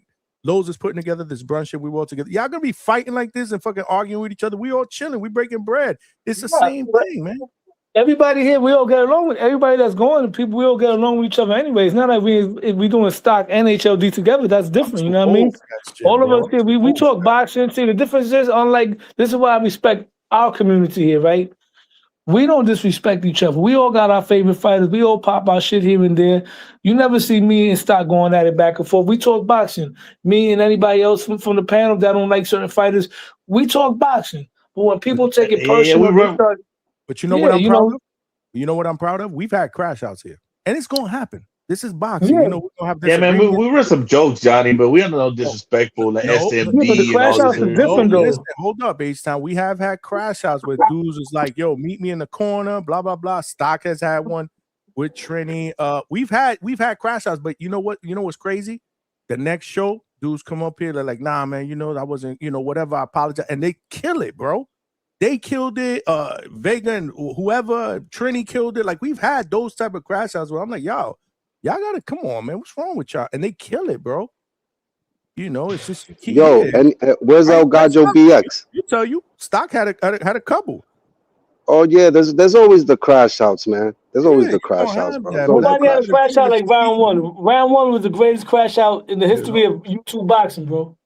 Yeah, I mean, Vegas had crash outs with people, but that at the end of the day, we move on. And they on the panel today. They're still chilling, whatever, showing each other love. This is what it's all about, man.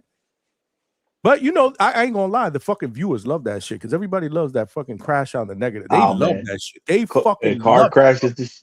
Oh my god, bro! Oh my god! You want me to be honest? My daughter be watching every now and then, bro, with her boyfriend. You know what she told me? I love Stock chases as crash outs. Wait, who said that? Who said that? My daughter be watching with her boyfriend. They said they love your crash outs. Oh Lord. When you crash out, they were like, man, he crazy. But yeah, but at the end of the day, we all family, man. We all family, man. Let's just keep it boxing, man. Have a good time. We having a good time. It's Christmas Eve. We having a good time here. Yo, so what's up with the fight card this weekend, man? Who's gonna be? Well, you guys are on the East, so it'll be easier for you. But we gave the times earlier, bro. I was trying to catch the last three fights. I was trying to catch the potential next opponent for Bam Rodriguez, which is going to be Wilfredo Garcia or the other. I think he's the IBF champion, isn't he? Yeah. He got that last strap easy. If not, my recommendation for Mr. Bam Rodriguez will be to go up to 118 and challenge Naoya Inoue's brother. Tacoma what's his name? What's dude's name? Let me pull up his box real quick. Tacoma Inoue for that WBC green prestigious belt, man. Knock that dude off and make his brother come down to 118 and get that revenge for his brother. But hopefully, where's full thinking? Huh?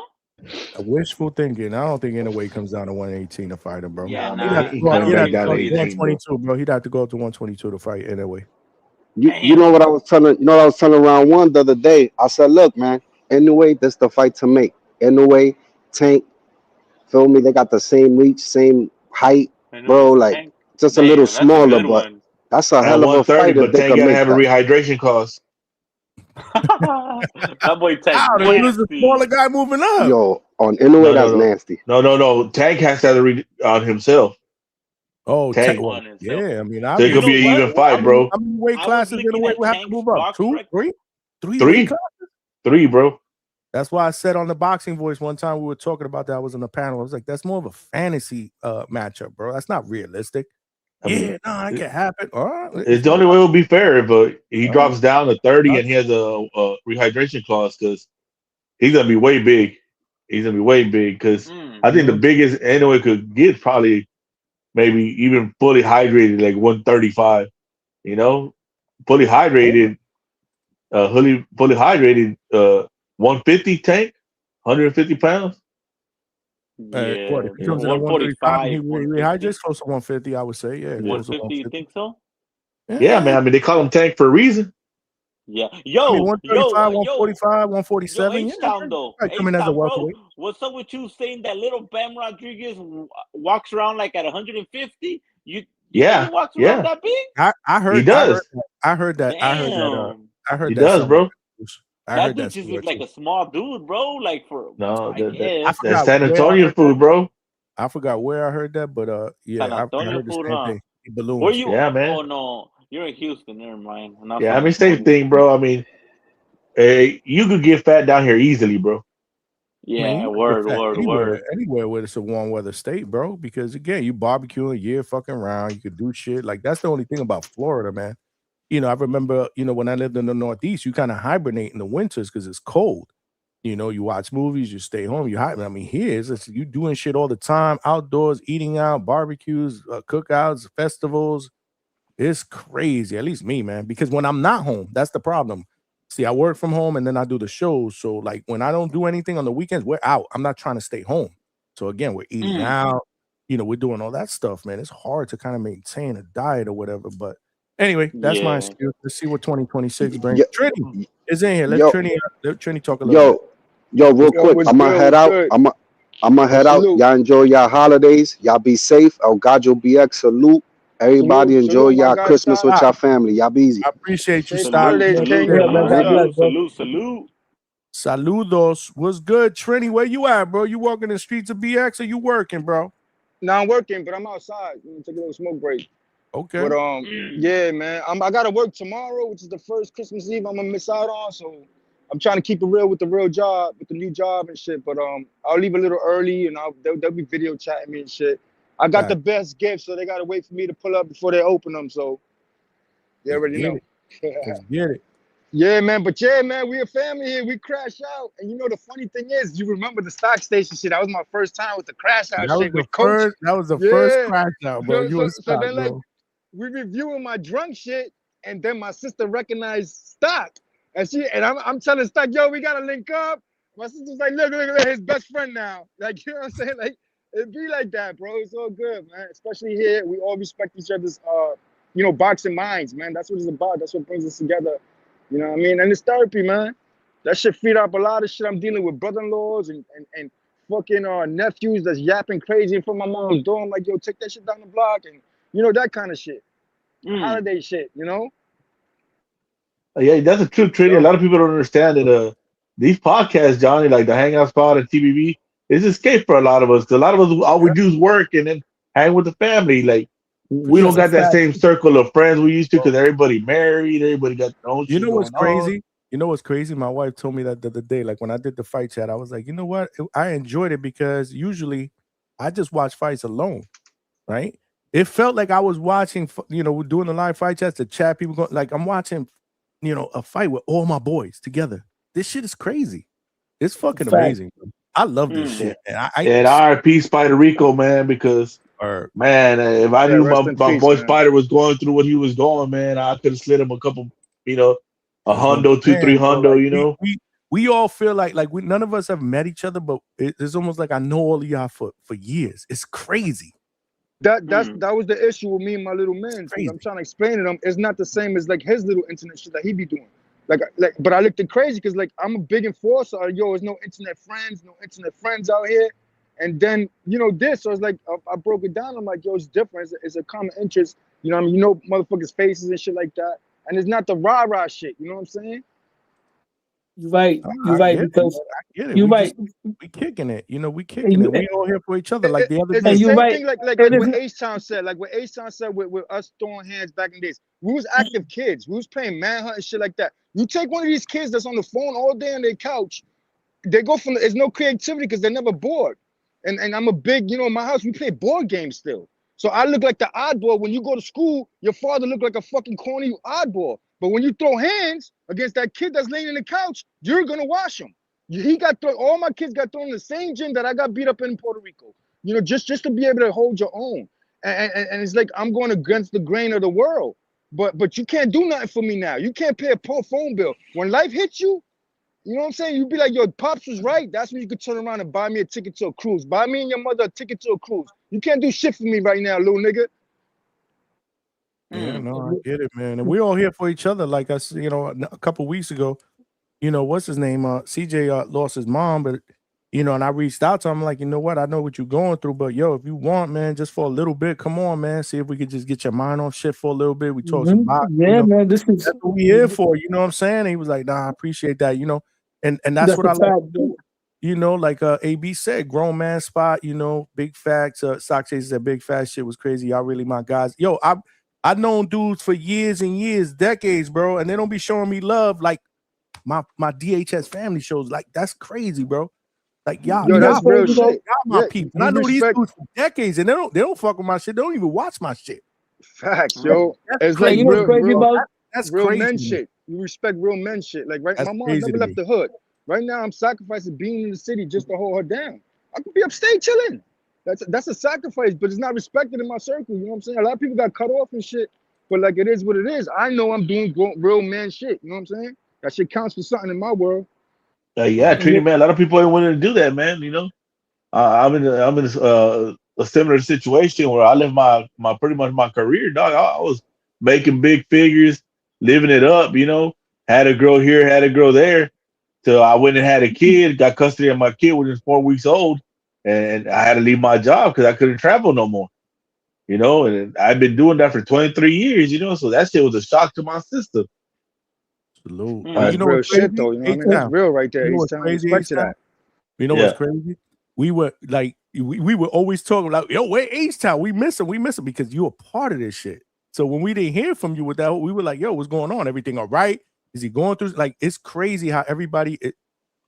I don't know. It's just. I don't know. Yeah, man. It's just like when the old man was in corner for a while. in the Norman campaign. Yeah, We lost a but we big wasn't. soldier for We was Norman like, yo, camp. where's H-Town? We need him We back. needed that Yeah. soldier there, boy. We needed All that. right?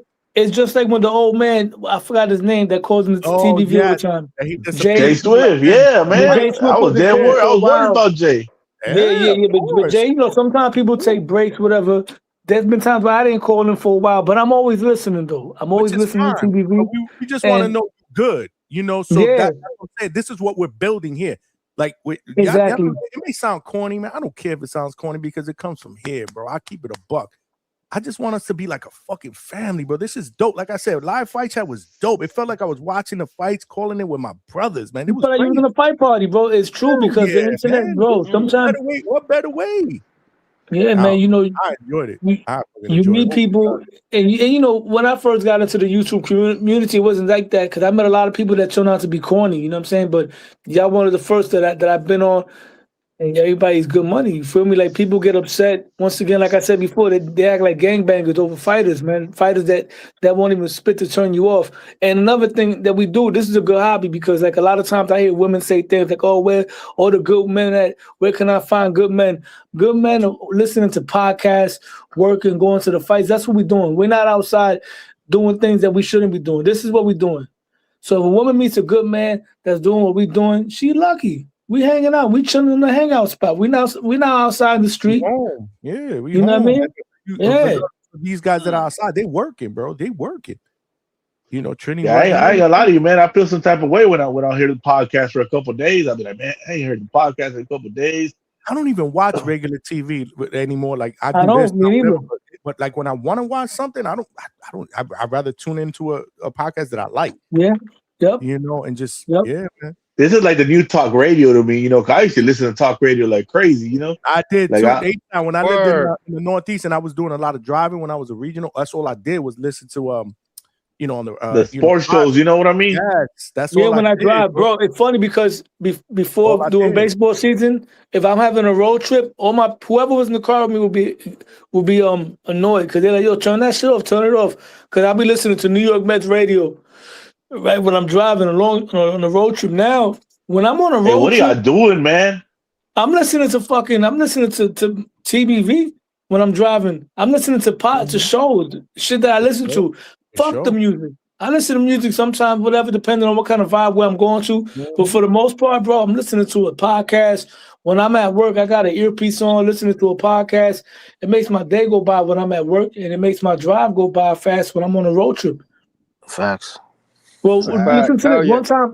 One time I was coming back from my brother's house, right, from Thanksgiving, and I had my niece with me in the car. So I'm listening to TBV, and I remember my niece is like, "What do you listen to?"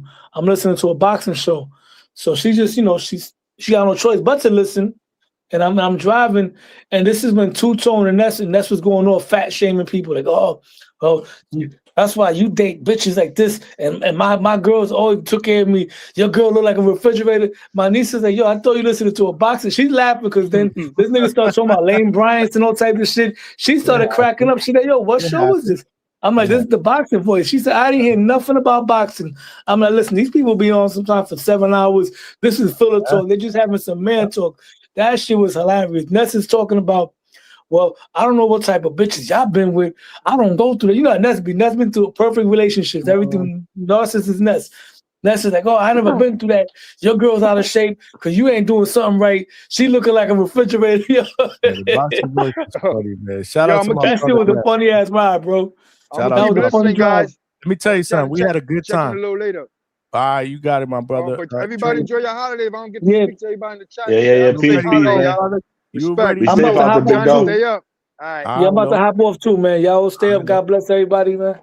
You already know, my Yeah, brother. Let's go. T.O. Salute. Me and Ness had a really we had a blast in that live broadcast. That shit was amazing. Man, y'all did great, man. That shit felt like professional, bro. It was but it was an amazing experience, man. I just wish it wasn't that cold. Who started complaining about the temperature though? Because I was hearing the people complain about temperatures and shit like that. Juice, I ain't gonna lie, it was freezing in there, and I had my sweater, but I was toughing it out. I was I've been to all these events. See, I knew the deal. I brought my sweater. I knew the deal because I've done Pro Box is worse. When you go to a Pro Box event live in Plant City, this shit is like a freezer. It's like an ice box, the AC or whatever. So I went with my sweater, and he did it. He wasn't up with the program, but I didn't put it on because I was like, damn, I put on my sweater. I'll make it. I'm gonna tough it out with him. But I was freezing, and he was cold. Hey, you should have gave your sweater to him, dog. That would have been hilarious. I know, right? We cut it short. We could have did the entire card. That would have made him your girl, though. Yeah, right. Exactly. That's why it would have been hilarious. Big money was good, my brother. Hold on, before I turn it over to you, let me just tell the story. So again, I was like, we originally when we got there, they were saying, you guys can do a couple of, I think they said 2 or 3 of the prelim fights live. We were like, all right, whatever. And obviously we bring up, Antonio Vargas in. That's interviewed him. Great interview. We had Antonio Vargas here tonight. That was a great interview as well. If you did not check it out, make sure you check out the playback. But then they were like, yo, you guys were cooking. So like they kept we could have did the entire card, the main card and everything. But Ness was like cold. I kept looking at him like, yo, you good? Like, oh, it's freezing, man. Damn, I'm like, I'm man. good. We can walk around. So, so the main card, again, it was good for me to be able to walk around, make contacts, get people. We got a Cordell Booker. I was talking to him and but whatever. But yeah, we doing that again. That shit was phenomenal, bro. It was an amazing experience, bro. I felt like a real broadcaster, bro. Like it was special. No, yeah. I tapped into that one. for a little bit, but I seen the scenery, and yeah, you guys weren't facing like the boxing fights though. You guys were like facing like you guys had your back to the boxing ring, right? Yeah, they set us up, Box Lab and whatever set us up like that. We had a monitor, but it was delayed. So I had my iPad or whatever, but it was delayed. But we also had they had on the side, they had a big screen for the people that were in the arena, and that was more of real time. So that's why we were like this, which kind of sucks because we were looking this way instead of looking regular. And What then happened, Johnny? They had y'all on punishment? What's going on? I don't know, but again, this was the first time, so we got to, the whole logistic thing.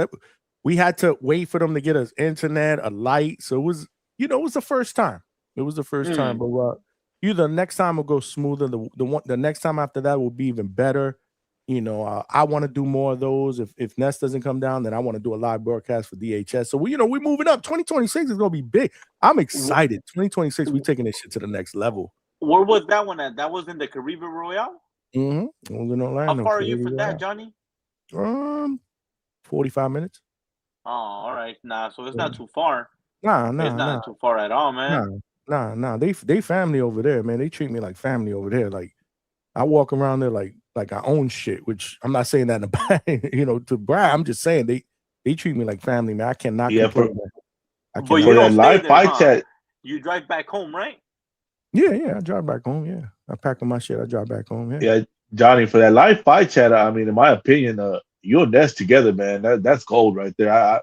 I'll be I like it. I'll be a kind of question to add somebody else to it because y'all work very well off of each other. Y'all both got good knowledge on the sport, and yeah, no, we got good feedback. We got good chemistry. I'm gonna be doing Border Wars. with the rest of the crew. It's gonna be good, man. It's gonna be good. Tom fits real good in with Border Wars because he's the color commentator. The color, color commentary. So me and he Tone probably fit good in with you. And no, me and Tone did a couple of fights with Border Wars. You Yeah. missed that. We did. I think we did 2 fights. We did Marvin and Quan. We did the Marvin and Quan fight, and we did, which I thought was crazy, the Rocky. The Darian the Barbarian. We did the Darian the Barbarian, and Right. yeah, we did that one. And let me tell you something. Both of them reached out. They were like, "Man, your commentary," because we were calling them Rocky and Apollo. Yeah. They were like, "Oh, Rocky," and then at the end of the fight, it was like, "Adrian, Rocky moment." So yeah, man, you get into it, but it's the energy. But I love this. This what I do. I love this. I love the interviews. The interviews is my bread and butter. But I also love to commentate, man. So I want to do more of that in 2026. For Yeah, sure. and Tone's got really good with his commentating too, man. Like from the beginning of the year till now, We all growing, man. man. We all growing, man. All of us, man. Like I said, He's got real good, man. Baby. We It's a good cooking, man. mesh. We cooking, man. But happy Christmas Eve was good, Big Money. Ain't nothing, man. I just, came up here to hang out, man. That's it. What I'm you saying? I think don't about know- this weekend, though? You gotta break down what you think about this weekend, bro. Well, I don't know nothing about these Japanese fighters, man. You know what I'm saying? Yeah, Just because man. they in my favorite sport, don't mean I'm gonna forget Pearl Harbor. You know what I'm saying? Fuck that shit. and I don't accept the PlayStation as a formal apology either. You mercy. wrong, Fuck brother. that shit. This man You brought wrong. up Pearl Harbor. You do know that shit was like how many? Like maybe a century ago, and you were not around for that. Lord have mercy. Yeah. No, I don't really know the guys that like I know, of course, I know Junto. I know See, this is Inoue. the problem. You know We what I'm need saying? more people to get to know Junto Inoue. But these dudes are special fighters, bro. The fact that you say that just proves what we were saying earlier. These dudes, I don't know. I mean, and it's not even us talking about it. They got to fight in the States, man. Yeah, true. And they need to move up, man, and wait. Because I know 130, 135 and up. I'm Somebody not said that around to for me. the little guys. And You made it's not somebody that I spit won't their be. drink out. You made somebody spit their drink out with that Pearl Harbor comment, by the way. Well, I'm saying I ain't forget that shit, nigga. They bombed the shit out of us. Then you gave us some video games a couple years later. Get the fuck out of here. I ain't forget that shit. Now I'm fucking You around. sad, brother. What's that soundbite Two Tone got? Yeah. So Super Mario wasn't enough for you. Now, the hell no. That's not. They didn't Give put me that some, on a level playing field. What they give us I, with video games. give me some free downloadable content or some shit. Now I'm Okay. fucking around. I'll fuck with that. Was good. Yeah, no, but listen, man, I get it. But yo, I mean, let me tell you something. I bet this card is gonna be super, super entertaining. I bet. It will. It will, because the little dudes, I know Yeah. the one thing I do know when I do watch the little dudes is that they scrap. You know what I'm Yeah. saying? 1,000 punches a fight. You know, they really be going at it. And you do get knockouts. So, you know, I watch it for pure entertainment value. I'm not very good at assessing the talent and the skills and who's better than who and what division with the little dudes. I just know they kick ass and they beat the shit out of each other, and I love it. That is I mean, those fair. guys be so fast. You got to slow it down. Sometimes you got to play that shit back in slow motion to catch some of the shit. They just nonstop. Yeah, they're like the Energizer Bunny. Hell yeah. These dudes. Look, you got everybody talking about Nintendo now. You done woke up. Holy smokes, bro. I love it. You know, you got to have some color commentary on here sometime, man. For sure. Everybody be so seriously trying to prove all their fucking boxing knowledge. And, you know, I remember, and he does the left uppercut and blur. It's like, nigga, don't nobody give a fuck about all that shit. It's fucking 1 o'clock in the morning. Word, what the fuck is up? Yeah, what the fuck? Yeah, exactly. No, I get it. I get it. You my guy. Why did you change your name to the Cooler?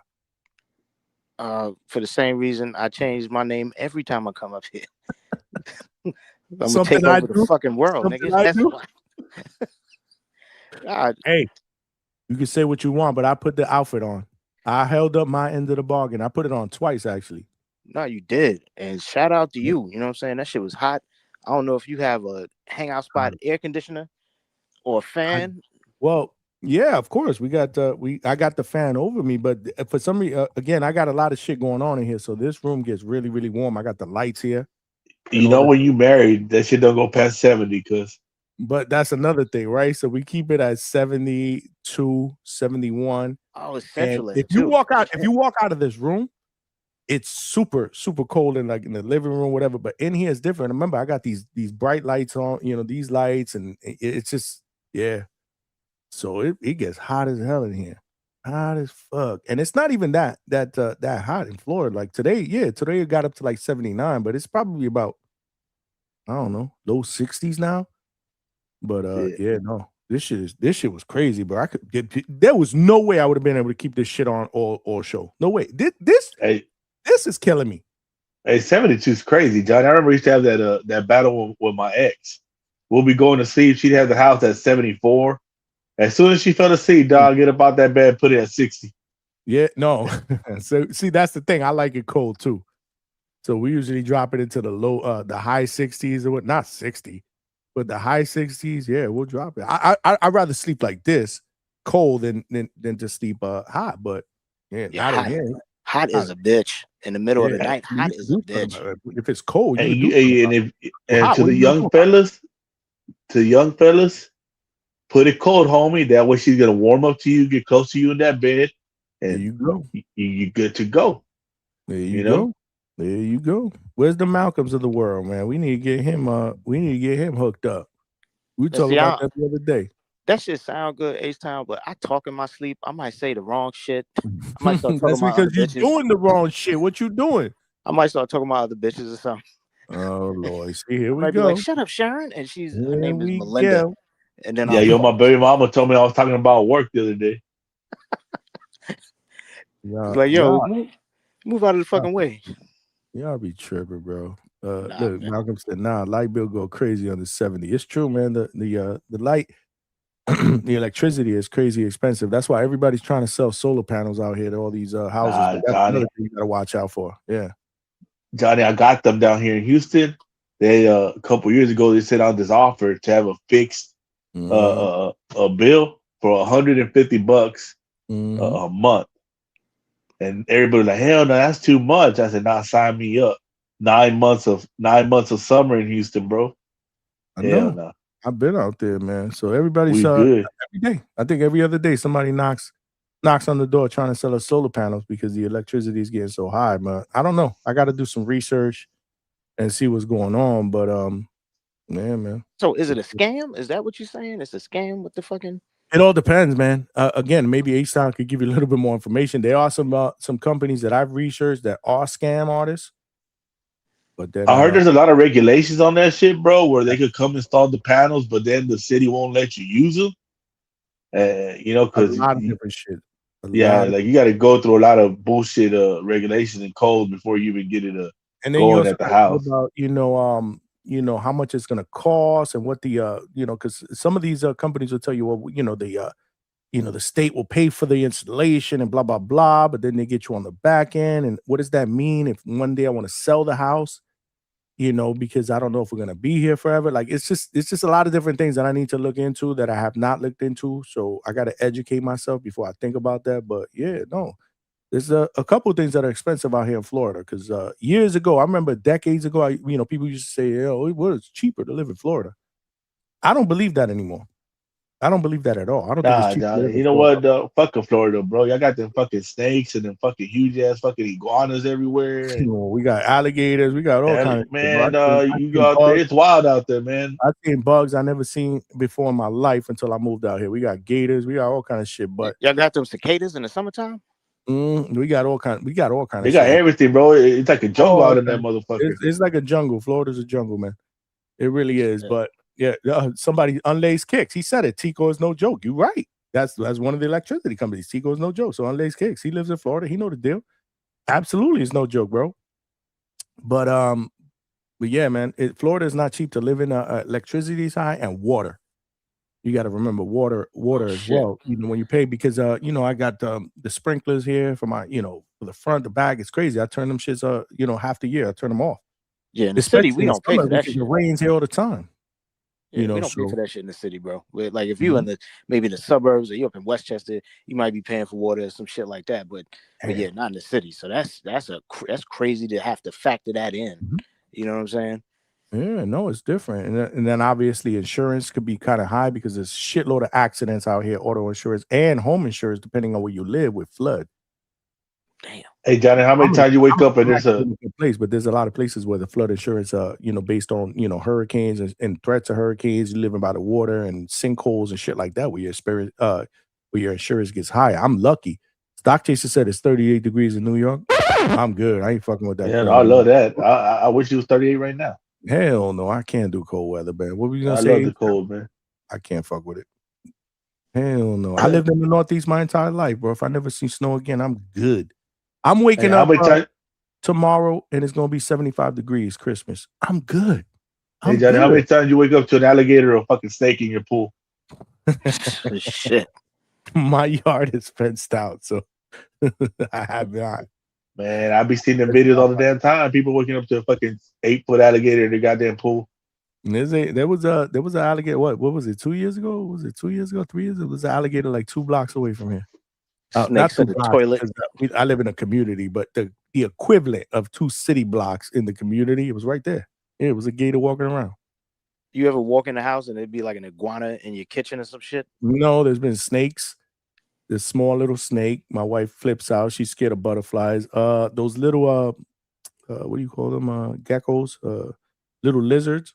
They come in the house all the time. Well, salamanders and all that shit. No, they're small. Yeah. They're all over Florida, in the houses everywhere. But they're in. I've seen those in the house. And we got the dogs. The dogs chase them out. I don't even know if the dogs ate one of them before.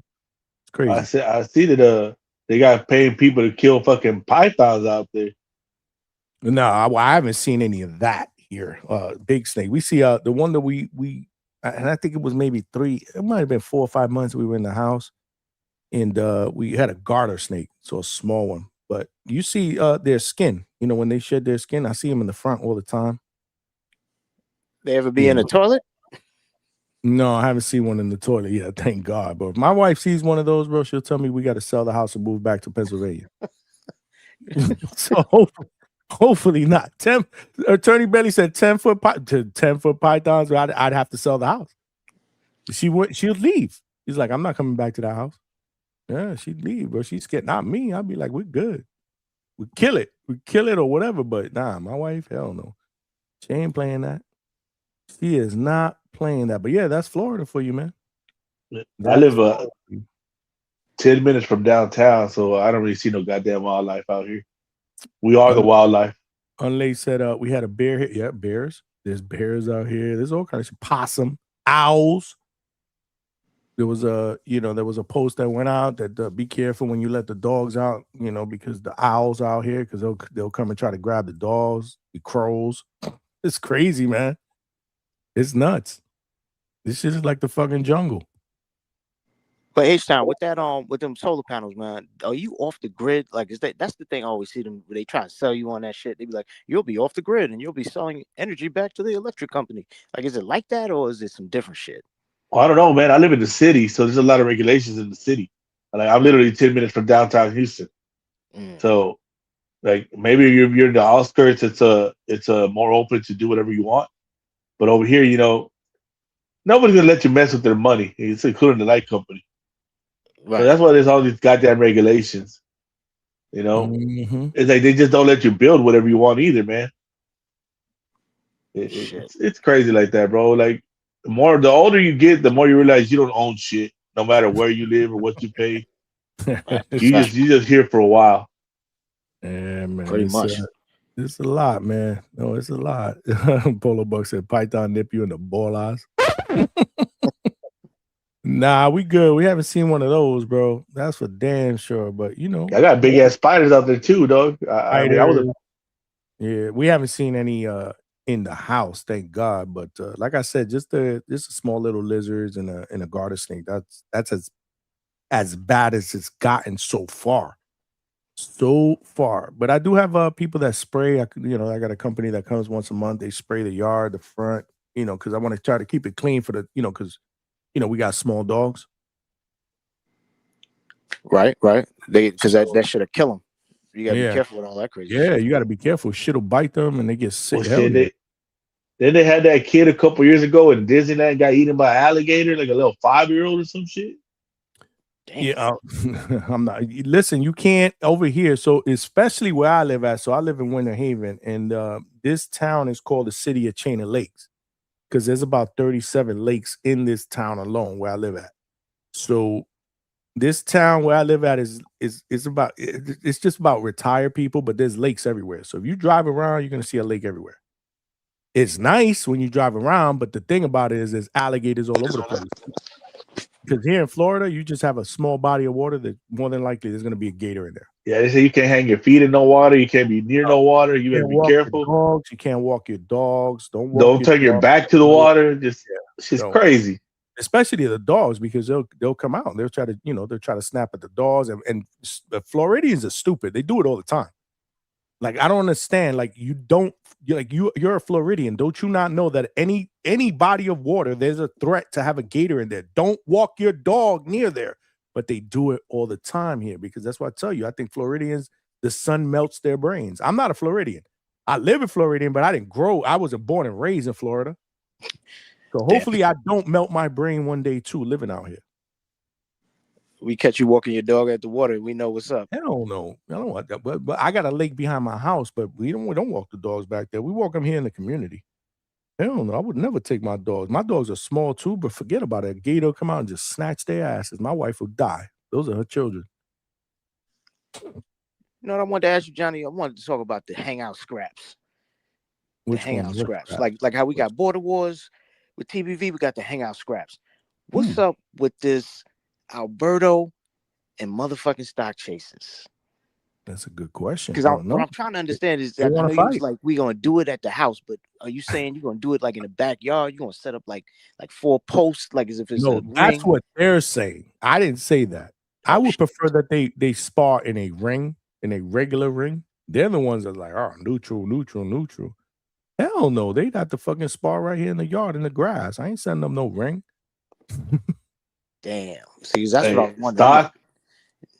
Stock and Alberto, both my guys. Unless we can record that and go live or something. But hell no, that's too much work. Money. Have to figure it out. Yeah. Hey, those are my guys. Both those guys are my guys. And respectfully, either one of them motherfuckers ain't fighting nobody, dog. They ain't fighting each other, bro. They ain't fighting nobody. That'll be Stock, too crazy. Stock is too fly for all that shit. You see Stock, man, he got on the cool little beanie. He got the North Face on. Stock, my boy Stock a pretty boy thug, bro. Come on, man. Yo, hold up. He ain't fighting nobody. Sidebar, real quick. Yo, Trinity, that was Antoine and Drew Hamilton. He raised that Siberian tiger, Ming. Yeah, that was way back in the day, bro. Yes, Yeah, that shit came out in the news. Yeah. I remember that. I remember that year because that summer, somebody like he got hurt. Like talking about Antoine. He came back from the hospital he was bringing one of his other animals to the hospital, and the tiger took a swipe at him, and he got hurt. So they brought him out, took him to the hospital, and then the tiger was in the window. It was like a lot of crazy shit. They had the firemen come up there. That tiger was like 425 pounds or whatever. Yeah. They said the tiger only swiped at him because it hadn't been fed in like a week, right? I forgot what it was particularly, but I just like Antoine had a lot of animals, a lot of exotic animals up there in the projects. So he just was, he was just that dude. Like people outside knew who he was because he would always have them animals. But when Ming got too big to bring outside, he just kind of kept Ming in the house. And I think it was more like being stir crazy, like being locked up all the time. You know what I'm saying? I forgot. Oh, down here in Galveston, it's south of Houston. Somebody owned a lion, and during the goddamn hurricane, they brought the lion to the hotel where everybody was evacuating. Shit. Yeah. How you pull that shit off? I don't know, man. Hey, Texas is wild, bro. These motherfuckers be owning all sorts of shit out here. What part of white people. You at? I'm in Houston, bro. But there's little outskirts like Sugarland, Humboldt, Katy. You got Texas City, Galveston. All those they're all like on the outskirts of Houston. So you got like farms and stuff like that. Still close to the city. And you got these people who got their own private little zoos. They be having tigers, lions, zebras, antelope. I mean, hey man, white people love owning shit that could kill them, bro. They definitely like making friends with all type of shit, like fucking Bigfoot. And they want to. Hey, motherfuckers be swimming with the sharks, and they be like, "It's a tragedy that Ben got eaten by the shark." No, the motherfucker was swimming with a shark. There ain't no fucking tragedy, you idiot. It's like if you walk your dog by a lake and then comes out and the alligator comes and snatches it. Whose fault is that, bro? Don't be bringing your dogs out there. They say it all the time. It's just crazy. I mean, unless you don't want that dog no more. Out here. During COVID, they weren't wearing masks out here. They hell no, ain't nobody wearing no mask in Texas out here, bro. They crazy out here. Texas is very. We were still eating barbecue, riding our bikes in the park. It was. They don't listen to directions out here. The only thing they shut down was the work because it's a professional setting and people didn't want to get sued. So work slowed down big time. Trini, that shit was wild out here for COVID, bro. And I moved. I ended up buying my house during COVID, which was good because I got a good deal. But it was crazy out here in Florida, man. Florida is crazy, man. So you're not gonna have them fight in the yard because I was about to say if they're gonna fight in the yard, then you got to build out a whole card. It can't just be one fight. Oh, so now you want to have seats, fans? Yeah, nah, that ain't happening. Just like, nah, we're not doing that shit. I'm not hosting. Doing that. Yeah. We can do a barbecue. We could do a barbecue or whatever. A few of us hanging out, but shit, you talking about seats or whatever? These dudes, they want to scrap. But I think it's Birdo that wants to scrap more than Stock, though. Yeah, but Birdo wants that smoke. I don't know about you putting them in the jacuzzi afterwards. That's just weird, Johnny. I know. I did say that shit was. I was like, but you know what? I got one out there, so I was like, you know what? After they fight, they could just get in there and just have a beer in there. But I know it sounded bad. It didn't. I didn't mean it that way, but it sounded bad. I ain't gonna lie. Hey, Michelangelo and Alberto been sounding like they want to fight anybody. I sit in my hot tub with a beer all the time. Right, they don't got to sit knee to knee in the pool and the jacuzzi. Yeah, they don't got to sit knee to knee or hug each other in there. Hey, speaking of knee to knee, man, we didn't have an intervention from our boy Tone. Our boy Tone down bad. He over here talking about he wants what's best for her. The power couple be good for her career. Hey, come on, man. Just the other day, you were talking about how much you love the woman. Now you trying to set her up with AJ. That man, I don't know. My boy down bad. I don't know. He down bad. My boy is down bad, man. I mean, I ain't fighting AJ for that. I'll go get me some other cheeks. There's plenty of Alicias out there. For real, Plenty man. of Alicias out there. Yep. But Tone is he's hilarious, but I love his shows, man. It's so entertaining and funny, man. He's I tell him all the time, you're the Kevin Hart of boxing podcasts. I tell him all the time, there's something wrong with you. There's something wrong with you. There's something seriously wrong with you. He be laughing when I tell him that. There's something seriously wrong with him. But nah, I like when Tone starts going off about relationships, man. That shit makes me laugh every time. He fucking fam. Today he went in, bro. I was like, damn, tell him how you really with the relationships. Go watch The Hatrix today. That shit was crazy, bro. That shit was hilarious. I was dying, man. That shit was. He was crashing out on relationships. He was just schooling everybody. Because I know Tony a little bit of both. No, a little bit of both. But I'm saying there was a lot of TMI in there. I'm like, damn, bro, TMI. Tell him how you really feel. But you know, that's how he do. There's no filter in Tone. That's what makes him good at what he does, man. He's entertainment, man. He's entertaining, bro. He's great at what he does, man. What's good, Frank? Movement. Yo, what's up? What's good? It's all good, man. It's the holidays. Yes, sir, man. It's Christmas Eve, baby. Even if you don't celebrate Christmas, you're included. That's okay. That's all right. It's everybody. That's all right. Yeah, that's all right. If you don't celebrate it, Christmas, Kwanzaa, all of it, homie. With us. You can still chill at DHS with us. We talking boxing, baby. What's good? Yeah, man. Shit. I guess I'll make it boxing again. I know we kind of veered off. I know. No, it's cool though. I heard there was this comedian. Do you know him? Daniel Tosh. Him, I don't know. You never heard of Daniel Tosh? No, he's like the white boy. Yeah. He was like, man, if you end up in the Midwest, if you move from the West Coast or the East Coast to the Midwest, you fucked up. You know what I'm saying? Like, how do you leave New York or Los Angeles and go live in fucking, no disrespect, Texas or anything? You know what I'm saying? Arizona. That is a culture shock. It's different. But like here in Florida, it's so laid back that. Luckily, I moved to, because I remember I was born and raised in New York, so I was always, moving. And luckily, I moved to Pennsylvania for 7 years before I got here, which was much more slower. So it prepared me for life in Florida because this is a different type of slow pace. Yeah, like, but isn't Florida the retirement capital of the world? Like, it's just that's what it's known for. People like move to Florida when it's over. It's like it's over. Let's go. Well, I'd like to think I did it when it was over, but you're probably right. I ain't lying. Especially where I live at in Winter Haven. That's all you have is retirees here. But what I'm saying is there's no such thing. You need to start selling insurance. That's the come up. No such thing as fast food. Start scamming.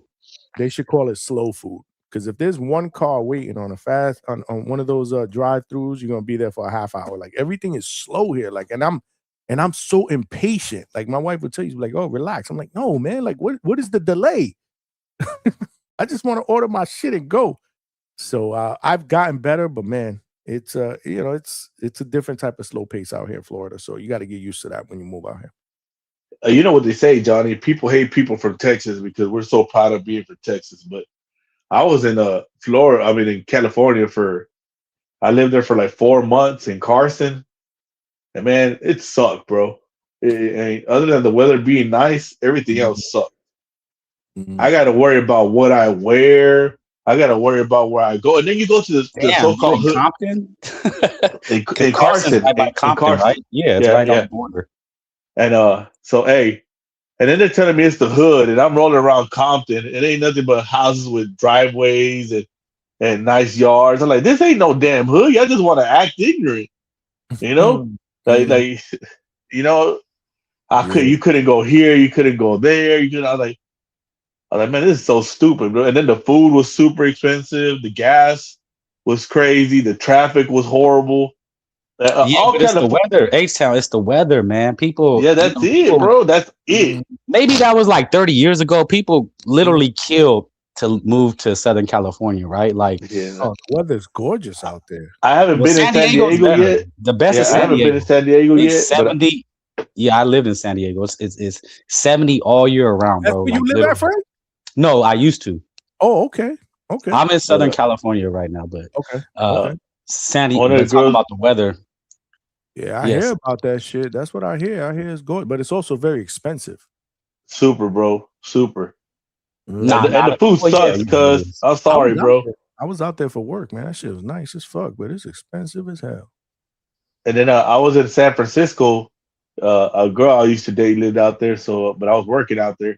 So the good thing is I was with her up there, but San Francisco is nice. It's beautiful, but expensive as hell too. The food sucks. Like people keep telling me all this good food everywhere, bro, but nah, they got to be taking you to spots. You can't just stop anywhere. Like the Asian food is good, like like the Japanese food and Vietnamese food, but like the Mexican food was trash out there, bro. They keep telling me, "Nah, you got to go further south." I go further south. I'm in Mexico. You know what I mean? Can't get no further south than that. It's still the Golden State, though. It's still the Golden State for a reason. State, man. Yeah. But you got Stanford out here, USC. I mean, people still give their left. Like these Chinese students, they paid triple just to come here. Yeah, I can imagine. Our Absolutely. junior the weather's colleges, beautiful. Our junior colleges, the Indians and the Chinese. I can say that, right? Those students paid triple, bro, just to come to a community college, just so they have a chance at coming to a Stanford, USC, Pepperdine, or is it Pepperdine? I believe, or Cal State. Yeah. Hey Johnny, you know how they tell you, I wish they called me California girls, but then you go to California and you realize that all the bad bitches ain't from California, bro. They're from somewhere else. They just moved to California? Yeah, they just moved to California. It's true. That's what's up, man. That's what's up. Somebody said, "Let's go Dodgers." Yeah, some weird stuff going on in the chat right now. Oh my God, the chat is just on fire. It's all over the place, man. We done left boxing, bro. We done left boxing. Boxing. Hey, I was about to ask Lowe's about the Mets. I was like, what the hell are they doing? They done got rid of everybody. Who? The Mets. They got rid of Diaz. They got rid of oh my God! Now we're going baseball. Oh, yeah, man. Yeah, you don't want to get into it with baseball with me, bro. Because I'm not a big baseball guy like I used to. That's my first love, man. Baseball, boxing. Yeah, I'm not a baseball guy like I used to growing up. It's just a different game, man. It's just again, all sports, man. It's different, even boxing. But you got to understand, Johnny. In the late '80s and the '90s, all we watched was boxing and baseball because remember the NBA was pre-taped. Well, listen, you man. know, I was playing baseball since I was 9 years old. So you could say boxing and baseball were my first true loves too. So you're right. We have something in common, but it's just a totally different game. Like when I grew up watching baseball, they were real hitters. That hit, 360, 370. They hit the ball, they hit the ball where it was pitched, the opposite field. Here now, everybody's a launch angle, power. These pitchers, Johnny, these pitchers are different, bro. You got 6'6", 6'6" monsters, bro, on the hill. But again, they're throwing 102 miles per hour. They're only pitching 103. They're pitching 4 innings, bro. There's no more complete games. If you don't have good relief. Yeah, it's analytics. You're talking about the analytics change the game. Absolutely, the analytics changed the game. But Nolan Ryan pitched how many fucking no hitters and threw how many fucking games? Bro, that doesn't. But real talk, these kids, these people, they're smarter than us. Because I'm gonna give you a case in point, right? One of my good friends, he has sons. And when I grew up playing Little League and baseball, my parents didn't give a fuck. Like nobody's parents gave a fuck. They just stopped the game. We kind of just showed up to practice. Our coach was drinking a beer on his, on his phone. Like my peer group, their sons got like 3 coaches. They got like a hitting coach, a pitching coach, and they're all paid privately. Like you see how these kids, were you guys talking about the NIL college sports? Oh, bro, select baseball is crazy, bro. In Texas too. I think the chat was talking about that. Earlier. Like these kids are raised different on these sports. They're like in these things in it to win it from like a young ass age now. And their parents are paying thousands for travel ball, city ball. They're trying to get the next $500, $600 million fucking player. Yeah, hey, my niece is a little beast, bro. Like she already got LSU and other colleges coming to see her play. Now listen, bro, if you want to make money, you play baseball. Play baseball. Absolutely. Don't box. Go play baseball, man. Baseball, basketball, football. Yeah, my little niece. I would say baseball and basketball first. But boxing, don't box. I mean, you're gonna make billions of dollars in fucking baseball, bro. How much does Ohtani make now? $1 billion. $500 million. On a fucking $500 million or more than a Yeah, $500 like million 500 contract. million or some shit. And talk to me in 5 years, the next player that is as big as him, how much is he going to be worth? Baseball is where it's at. And there's, if I'm not mistaken, there's guaranteed contracts in baseball, meaning you could just be out. Baseball and soccer, bro. Yeah, it's not like fucking football.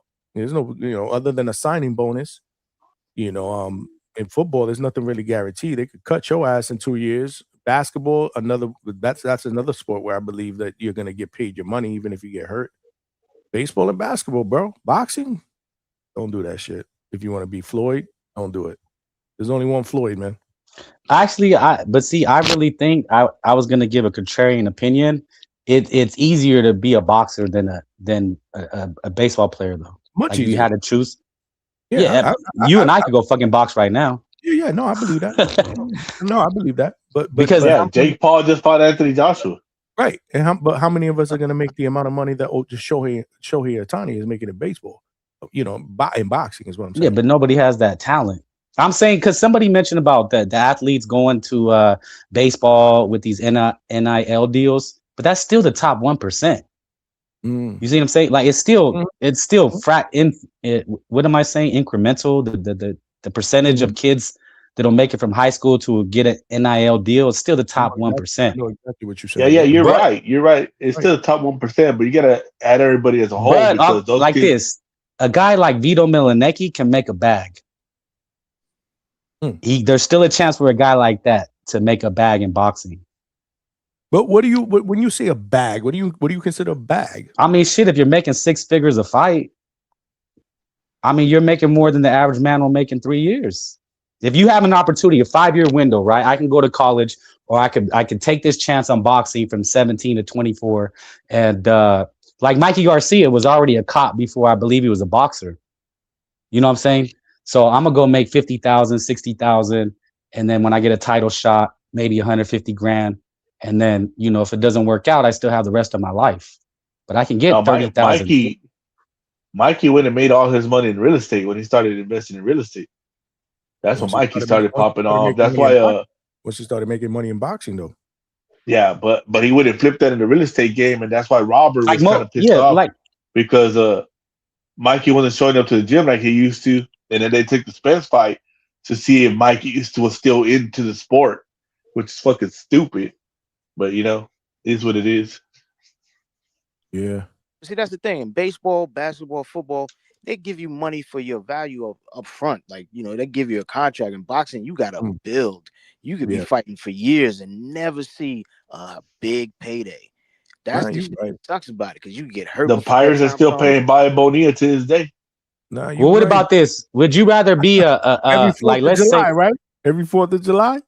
Every 4th of July. Until what year? I don't know, bro. It was some stupid, crazy year. Shit. Yeah, right. 2030 or something like that. Bobby Bonilla Day. Yeah. Go ahead, Frank. I'm sorry. Oh, no, I was just saying, what would you rather be? A baseball player, right? And go through like 300 rounds of drafts and then go into the minors where there's like 500 levels. There's like A ball, single A, double A, and you could be super talented. And even if you're a number 1 draft pick, there's no guarantee you make it to the big leagues. Unless you're that's who that guy. Remember, Kyler Murray did that. He was like, "Look, they call it the show, baby, the show." Unless you're a pitcher that throws 100 miles per hour, bro, in college, you can still blow out your arm though. Those guys blow out their arms every single day. Yeah, but that Tommy John actually. Right. There's kids that are blowing out their arm on purpose now because after surgery they throw harder.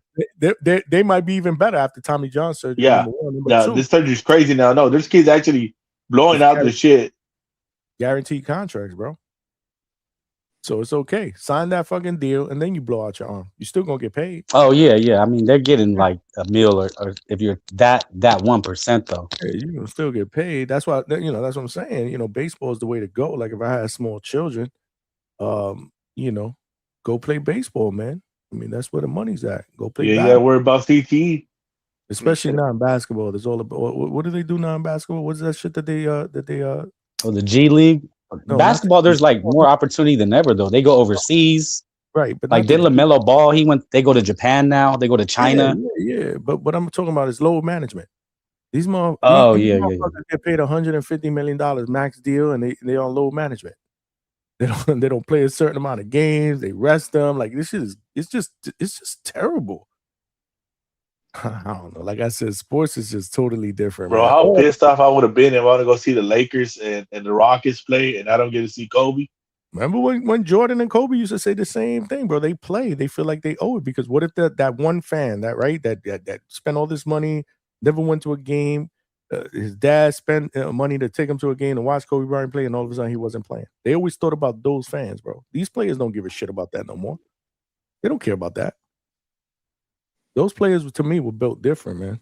That's again. This is why sports is all changing. And bring it back to boxing. That's exactly what these fighters are the same way. They don't care about the fans. Absolutely. Back then, the fighters were giving us wars. That's why they were stars. That's why that's why the rankings mattered, because the guys were actually fighting through the rankings and making a name of themselves in the eye of the public. Not no more. Now they make their name at the bottom of a card somewhere. They get 30 fights in, and they're managed and moved the right way.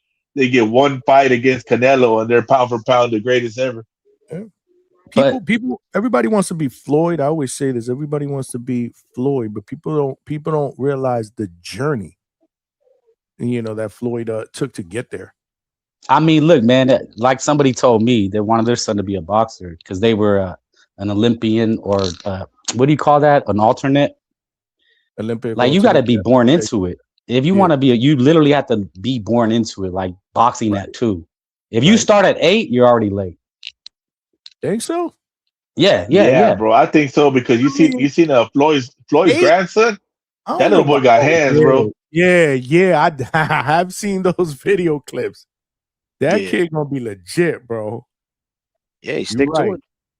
It's gonna be crazy. 8 is young though, man. It's just muscle memory, bro. It has to be ingrained in you. Guys would have said like 14, 15. Then You can that's what you basically have a 0.001 chance of being the top guy if you start at 14 or 15. Yeah, you got another thing, like start on you. The kids gotta want to do it, bro, because a lot of these parents they're pretty much forcing their kid to do it because they wanted to be a fighter or they failed to be a fighter. They're forcing their kid to do it, and their kid don't even like the goddamn sport.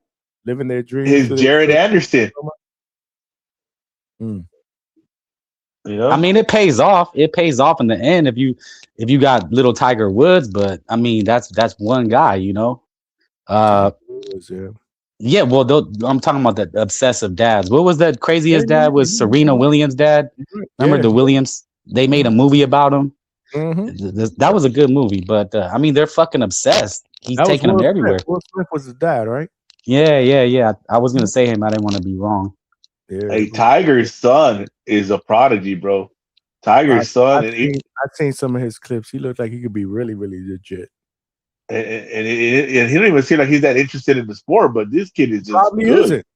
But he probably isn't. But he was probably born with that talent, like his dad, bro. That's crazy. Yeah, that is crazy. The craziest thing. Oh, go ahead.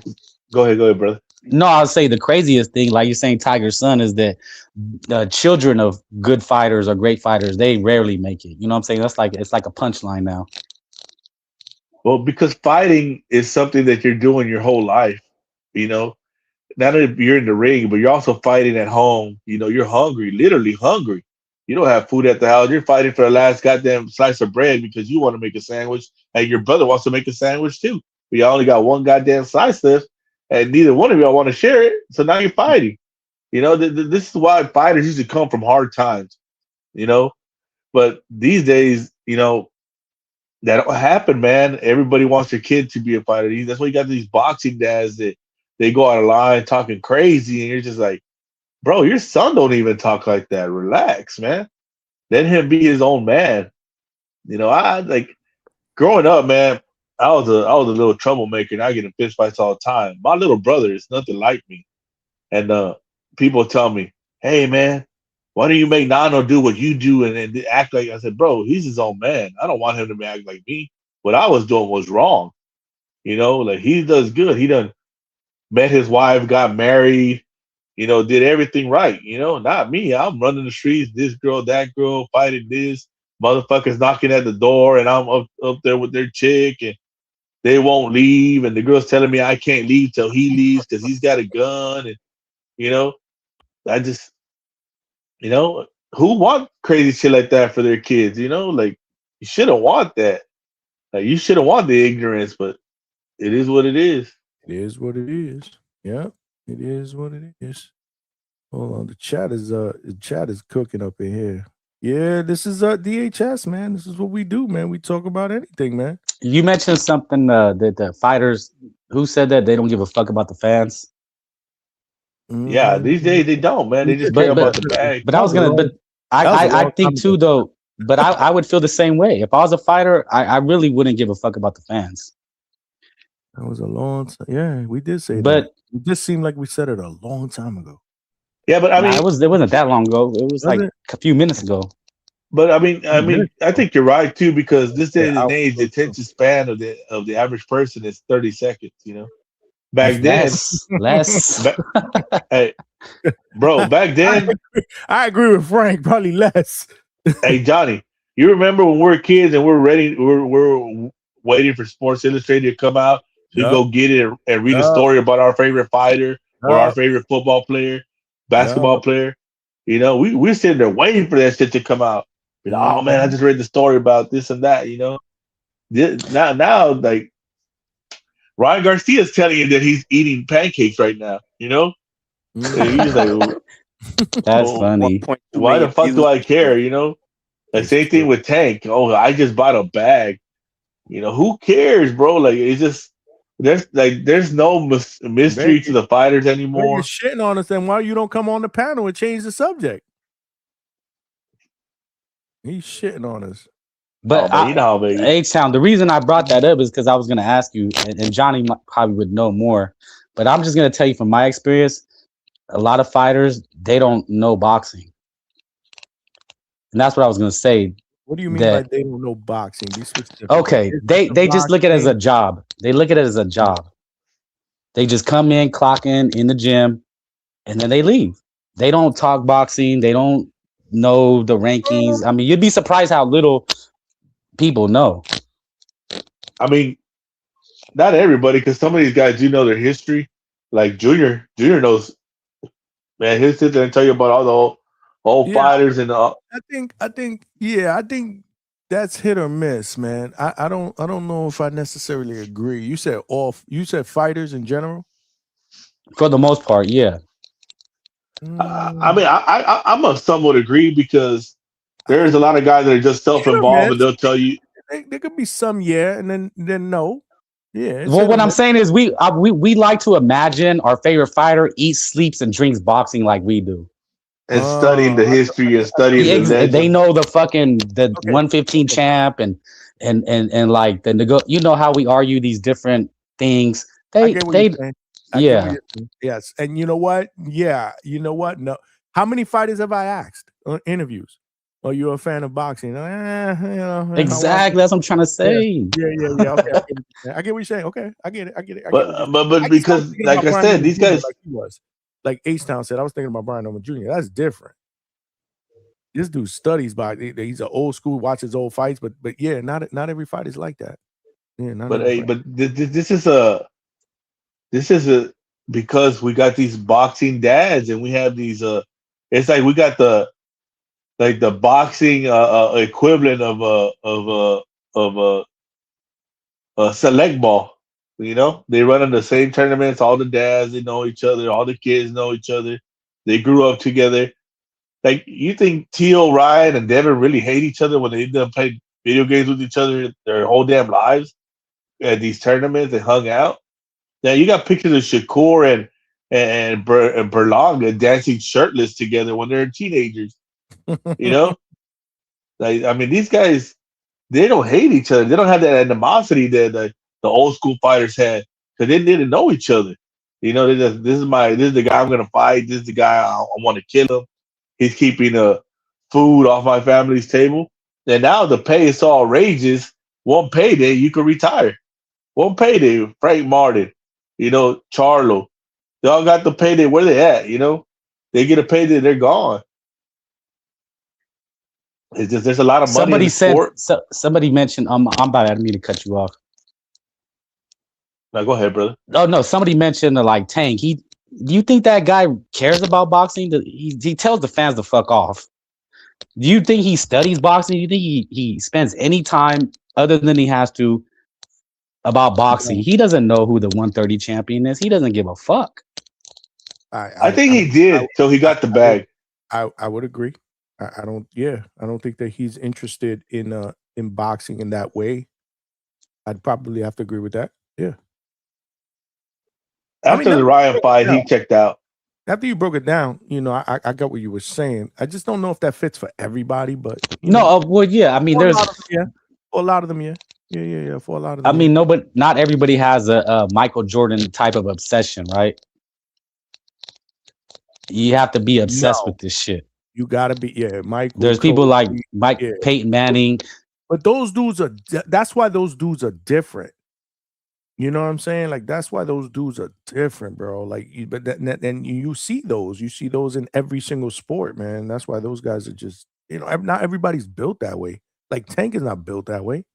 That's why Floyd is Floyd, man. I totally get what you're saying. Absolutely, I get what you're saying. What's good, Malcolm? You here? Malcolm. Bro, is my mic still ass? Yeah, it sounds a little bit better now. Not gonna lie, man. I agree with Frank on this, bro. Word. 100%. It's like these fighters, they're literally in the gym all fucking, bro, like 3 hours throughout the day. We could assume that they're in the gym, and it's like if you're doing that 5-6 days out the week, it kind of burns you out mentally. It's kind of like a dude who really get no cheeks, you know what I'm saying, and versus a guy who's really getting these women, bro. Like it's nothing to you when you just getting women, bro, and to somebody else who ain't really like getting some ass. You know what I'm saying? You get what I'm talking about, bro. I mean, the analogy is crazy, but I get it. No, it's a good analogy. But yeah, I agree. I think you should at least know your history, though, for the most part. I think they should know that shit. I'm kind of like that for, like, anything. You should know your craft. You should know the history. You should know how it was. But if you eat, breathe, and fucking sleep boxing and you're training all the time, I can understand why you wouldn't know who's a champ at 115. I 100% agree with that. Because you're like, yo, I just want to unwind. I want to watch a show on HBO. I want to go out. Nah, I agree. I mean, when he broke it down, it made sense. It made sense. Damn, what the hell happened to my? All you hear is sirens in the background, bro. You running from the cops? Malcolm. Well, I gotta be running from the cops, man. I'm outside right now. I'm on my stock chases, man. Let me be outside. I hear sirens in the background. Is that you or is that somebody? That's got to be you. Nah, that's from afar, man. It's holiday season. People outside acting crazy. You think? Yeah, you got people barbecuing right now outside of my neighborhood and drinking. Are you serious? Well, damn, now? Yeah, man. A-Town get down, bro. What's the temperature out there?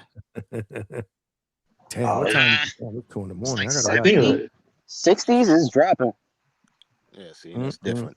Maybe like 68 right now. I'll pull the grill out. Right now?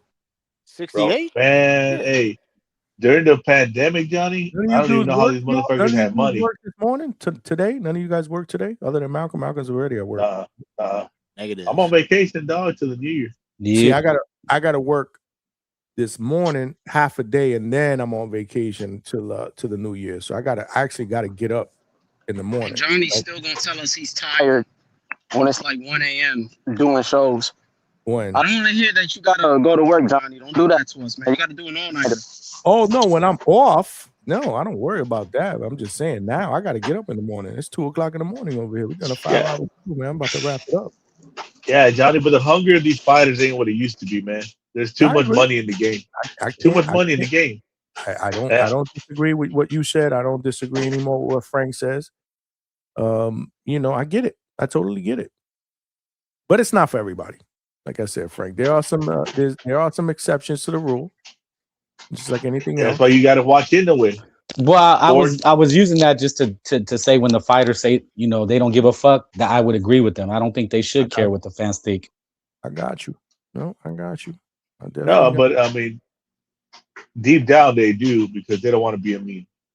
When they do, I'll agree. When the career's over or when it's nearing over, Then they all want to come back. Then they love boxing, it's just like Deontay. Now all of a sudden he loves boxing and he wants to fight another 10 years. When he was in his prime and people were on his nutsack, then he was okay with waiting, long times and cherry picking. But So most of them don't even have to even try hard because we know the deal. Most of these fighters that people hate are always appreciated when they're gone.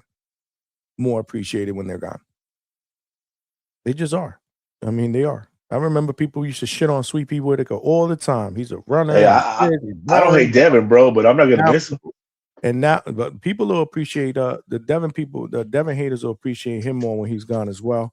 They do. I don't think so. They do it. Floyd. I remember there was a shitload of people that hated Floyd. Now you can't talk to a boxing fan that don't give Floyd his props for being one of the best that ever did it. Meanwhile, be like, what? Best that ever did it? All he did was run. Blah blah blah. Nah, they're gonna appreciate Devin. They're gonna appreciate Devin because when he was gone after that Ryan shit, everybody was asking for him, bro. Twitter was like a little dry, and then he. What are you talking about? You lying, bro? It was popping when Devin was gone. Ryan had everybody going crazy. For a little bit, Ryan had a little run, and then at some point, everybody like, yo, where's Bill? Where's Devin? They wanted them to talk that shit. No, it was where's Bill? Where's Bill? Ain't nobody care about Devin. It was where's Bill? I don't know. We'll see. Time will tell. I mean, time will tell. But guys, I'm about to wrap this up, man. It's 2:00 in the morning, man. I'm tired. Yo, which coach, man? All right, I see how this is. I jump on. Why you gotta say that? Why you gotta say that? And watch him log in. Right, he gonna call. Let Vega jump on right now. He'll be on for another 2 hours. No, Vega. Yeah, man. I want to speak to Coach. Vega went in the lobby. I didn't see him, and he got mad because I didn't see him. Well, Vega and Coach are. I got to scroll down. There's a package deal. Scroll down to see him. He said, "Oh, you left me back there. I'm out." Because if you don't notice Vega in 2 minutes, he a diva. That's it. He out. He's a star, bro. That's how stars act. Yeah, you got to give him a star treatment. Vega, sorry, I ain't see you, but you know that's Big Fish Vega, right? That's the original name. He's the Big Fish. Vega. How about that? that A show Vega. He's only on the A show. Vega left us flat the other day. Screw him. You know what I'm talking about. You're not being negative enough. I'm not being negative. It's Christmas. It's Christmas Eve. Well, there it is. I was that day. I was like, yo, get the hell out of here. Why are you on this panel? Nah, Vegas all of y'all my guys, bro. We have a good time, man. We have a good time. But yeah, man, I'm about to wrap it up, y'all. I'm tired, man. I gotta go to bed. All I ask later in the week, you got to throw that the fit back on, bro. You can't tell somebody you're going to do something and then do it for like I threw it on, bro. You did it for like 5 minutes. Man, these guys, y'all brutal, bro. Damn. Y'all just not good people, I mean, he bro. still got the hat on. I've had the hat on mostly the whole damn time. And my head is that shit is sweating. Your hairline like must be on fire. That shit is sweating like a motherfucker, like Patrick Ewing in the fourth quarter. Like Coach in Australia. Like Coach Bermuda's in Australia, bro. But I'll let you live, but I won't bring it up again, man, because it's like me and you doing a bet, and you're like, yo, you got to go outside and wear such and such, and all I do is step out the building. Hold on. But let's keep it a buck. Yeah, the bet was the whole thing wasn't the whole show. I do 5-6 hour shows. Y'all never said the whole show. You moving the goalpost? You moving the goalpost, Johnny? A-side shit? I'm just being Captain Literal right now. A-side shit. You gotta explain the verbiage on the contract, bro. That wasn't in the contract. You got to be clear what you put on the contract, brother. This guy just A-sided me. All right, you got it, Johnny. It's my show. It's my show. I can do that. I'm gonna jump on. Shout outs to y'all, man. I'm gonna recatch that interview because I missed some of the beginning. Salute to y'all, man. He breaks down that. Thank you, man. See you later. Thank you. Hope everybody's having a good time with their loved ones and their family, man. God bless y'all. Your children and mothers, fathers. Hey, if you haven't talked to your mama, call your mama. Everybody love their mama, call their mama, man. We only get one mama. No. All right, man. I'm out, Johnny. Peace. Have a good one, man. You too, brother. Money.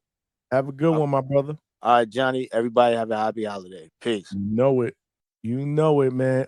Great show, y'all, man. Great show.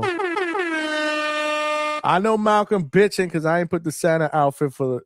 Yo, I would have had that shit on for 5 hours. I would have passed out. That shit is crazy, bro. But if you missed it, check out the beginning of the show. I had it on in the beginning, and then after my interview with Antonio Vargas, make sure you check out that interview. That interview was dope. Obviously, he is the WBA Bantamweight champion in recess, and he's got a fight coming up against Seiya Tsutsumi. But Rachel Donaire jumped on the chat, jumped on the show earlier today. Make sure you check that part out as well. And she got some news, man. This dude just went through a surgery. He may not be ready to fight.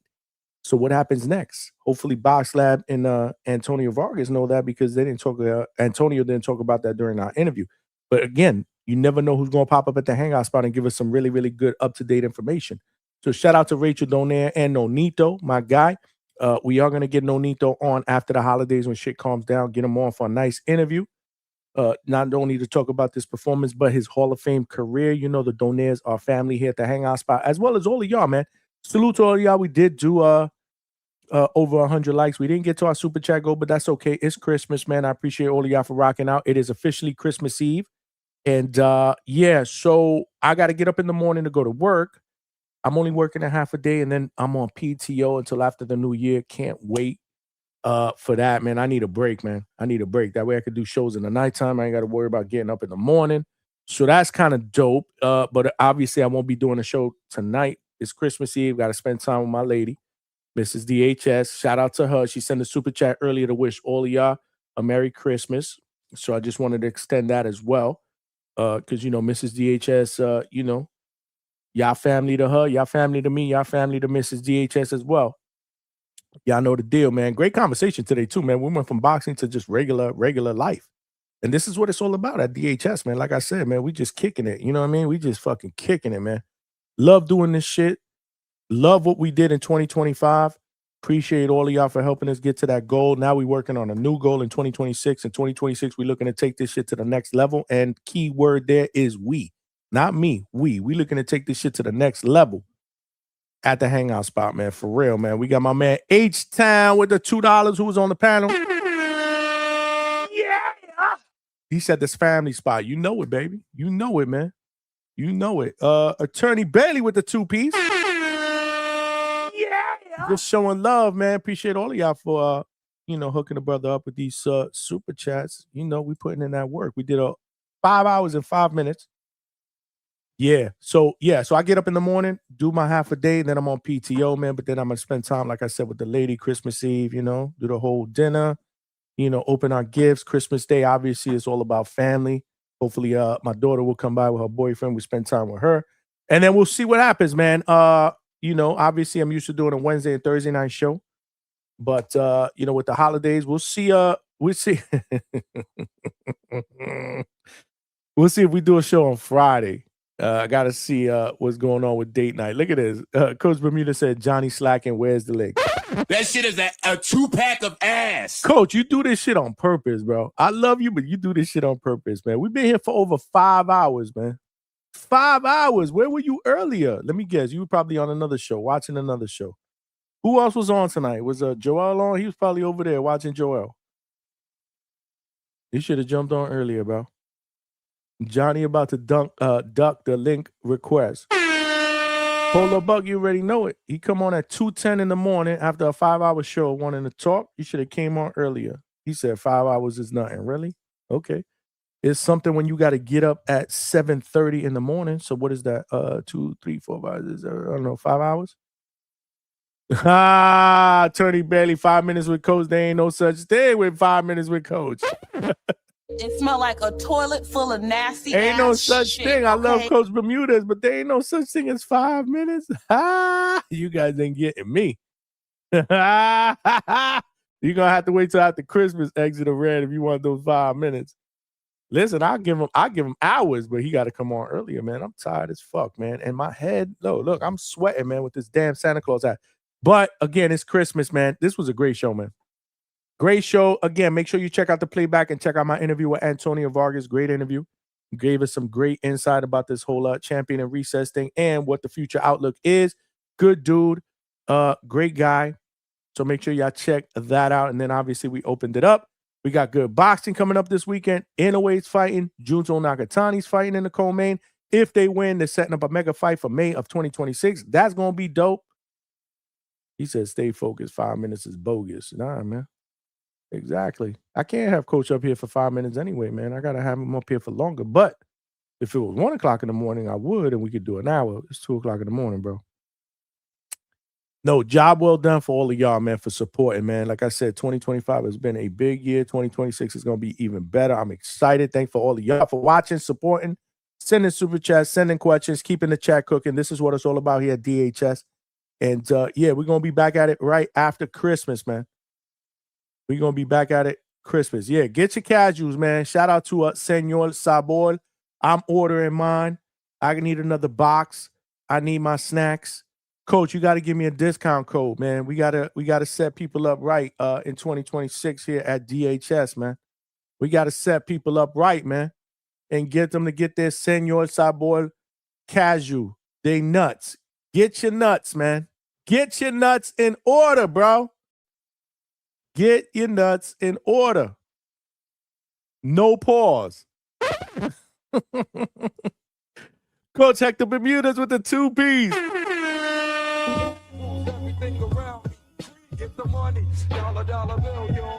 Senor Sabor, get that. Let's get your Senor Sabor, man. Y'all know the deal, man. The website, www.senorsabor.com. SENORSABOR.com. Senor Sabor. Trust me, I vouch for him. Get the box, though. Don't get one bag, bro. Get the box. Try them. The variety, they're all good, man. G-Von, what's good? Yeah, G-Von, you came in mad late, G-Von. We've been here 5 hours, bro. You missed a dope interview with Antonio Vargas and a lot of he said, hey, yo. Oh, Wizzy, you know what I mean. Get your nuts, bro. What's wrong with y'all, man? Get some nuts. Oh, you see, G-Von? You got to do that crazy shit, bro. Pair. About to order code. Yeah, definitely, man. I'm telling you, you guys won't be disappointed.